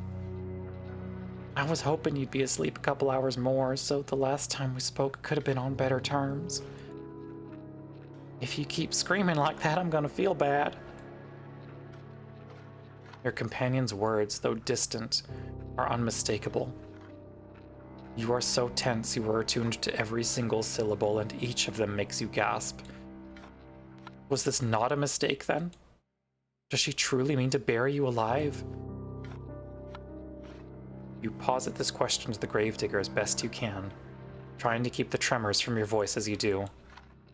Perhaps you think in your optimism that if you do not let her know how afraid you are, she will reward you for your bravery and let you go. If this is what you are hoping, though, it is in vain. That's right, you really do catch on quick. So it would appear she really has committed to the task of burying you. What an unfortunate turn of events. Yeah, that's a way of fucking phrasing it. Jesus. Why, though, would she do such a thing? You thought she was your friend. We are friends, the gravedigger says, her voice still worryingly offhand. Worryingly empty. I'm very fond of you. There's nobody dearer to me than you. Oopsie whoopsie, you're getting buried alive. Now, land's sakes, who could have done something like that? I had a really good time with you these last... how long's it been? I don't remember. Neither do you. Well, if this little detail has slipped both of your minds, it can't be all that important. You have other things to worry about. You really are friends, you say to the gravedigger, then what does she hope to gain by burying you? You do not understand. But you understand her reply even less. Well, here's the thing, the gravedigger says in a reasonable sort of a voice, as though burying somebody alive could ever be thought of as a reasonable action. I've been digging graves for a long time, see? You cannot see. It is too dark, but you affirm that you do all the same. Well, I was digging all these graves, but I've not had anybody to put in them. Not for ages. It was rather sad. You think you know where this train of logic, twisted though it is, might be going, so you do not interrupt her. You know no good would come of it. All you can do for the present is lie there and listen. I was thinking I'd never find another person to bury in this godforsaken village. Not after the plague messed everything up. I was getting desperate. Until you came along, that is. Now that I have somebody I can bury, I'm not going to let the opportunity pass me by. I'm sorry, but this is just part of my job. It's what my father taught me to do. It's all I know how to do. I buried my mother, and I buried my father. I buried all of my friends. Now I'm going to bury you too. It is sound logic, in a sense, as the daughter of a gravedigger. Digging graves is her job, but something about it rankles you. If only you could put your finger on it. Ah, yes. There's a bit of a flaw with her reasoning, is there not? You are not dead, after all. You might not be dead now, the gravedigger says in response to your ingenuity, but you will be, if given enough time. I mean, everybody else I've ever known's died. Who's to say you wouldn't be next? It seems rather more likely that you will die, and quickly, if she persists with her poorly thought out plan to bury you. Your coffin is not very large. It affords you precious little space. Girly, right? Eventually, if trapped within it for long enough, you will run out of oxygen. Then you will suffocate. That or you will starve to death. Either way, your demise will be a slow, painful one. You are unsure which death would be worse. Though given how precarious your situation is, you do not wish to expend the necessary energy to ponder it. Gotta speed up that process to the sadness. Defense mechanisms! Oh boy. You need to plead with the gravedigger, and quickly, while she is still here. You tell her tearfully that you would not leave her. Why would you? You try to sound as convincing as your disordered nerves will allow, but the gravedigger remains unmoved. You say that, she says, but how can I know you're telling the truth? I thought you said you were a traveler. They never stay put in one place for long. You'd get sick of me before long, then you'd leave me. This way, at least I can be assured that we'll always stay together. If I bury you like I did the others, we'll never be far apart. I even took care to put you in a nice spot close to my home, so you're only really a stone's throw away, really. Isn't that nice? Privately, you think that the gravedigger has a different conception of the word nice to you. You do not say this, however. You cannot say much of anything because the panic has begun to set in. It is choking you, stopping up your heart so you can only cry. You scream. You beg and you plead, but it does little good. The gravedigger has already buried her mother. She's already buried her little brothers. She's even buried her father, whom she loved above all else. She thinks by burying you, she's doing unto you an act of great kindness. You think that she is going to kill you. In a sense, you are both right. Your opinions are so diametrically opposed on this matter, however, that you will never be able to find any common ground. You might as well save your screaming. She will not listen to you. She is beyond listening. Shush, shush, dear one, says the gravedigger very gently. Just as gently as she spoke last night when she confided in you all of her fears. It won't be so bad, really.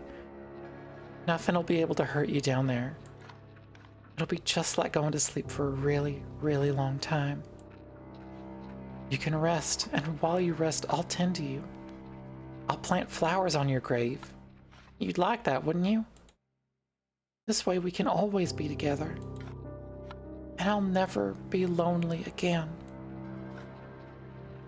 While the gravedigger speaks, she begins to pile even more soil onto the roof of your coffin.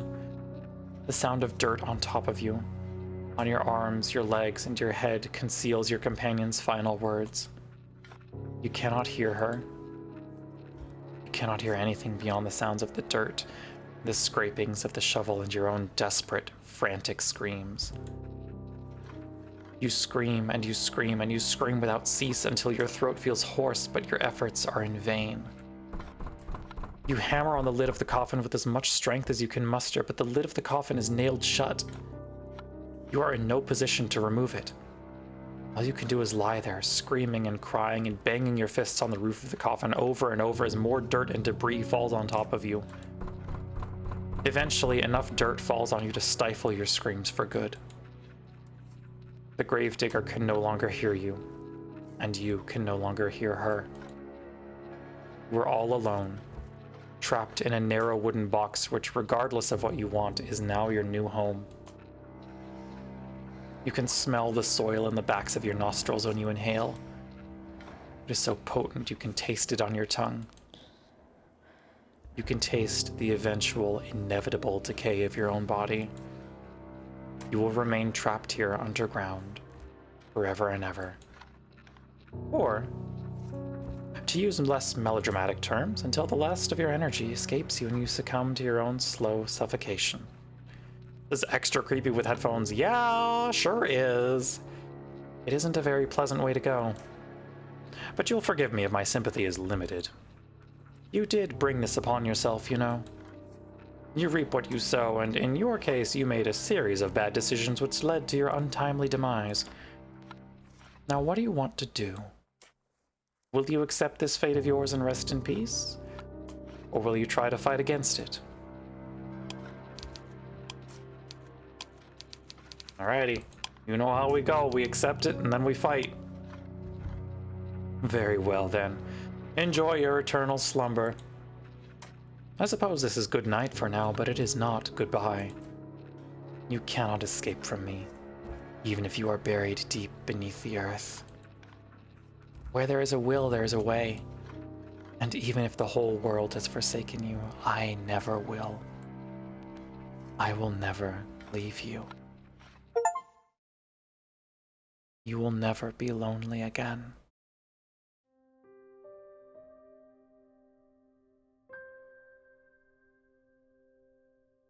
Oh boy. Okay, that's Route 2.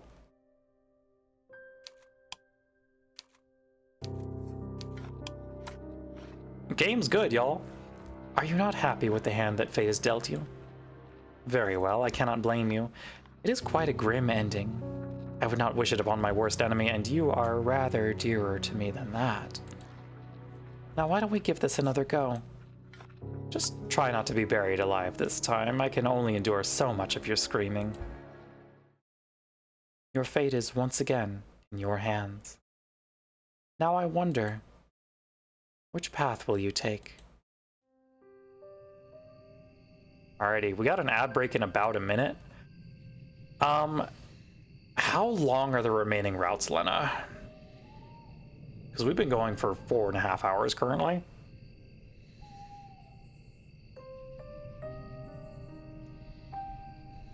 Love the option slowly going away. Yeah. This route is as long as all the other routes. Okay. And then I know there is stuff beyond that, probably. After this route, the rest of the game is shorter than a route. Okay. I think we are going to call it here and continue with this later. Because I definitely want to play more of this. It will likely crop up as...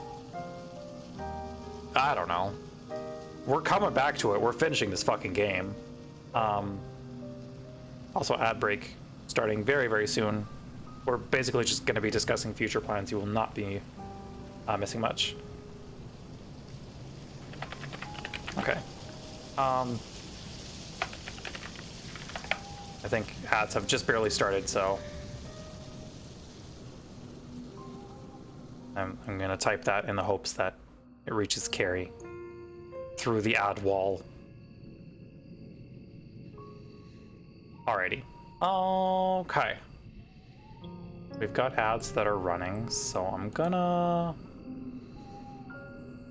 God, this game was so good. Mora Munch is playing Octopath Traveler and constantly yelling this to his Yuri. Mora? Yeah, we'll go say hi to Mora. Mora's great. Okay. Let me go to the title screen real quick.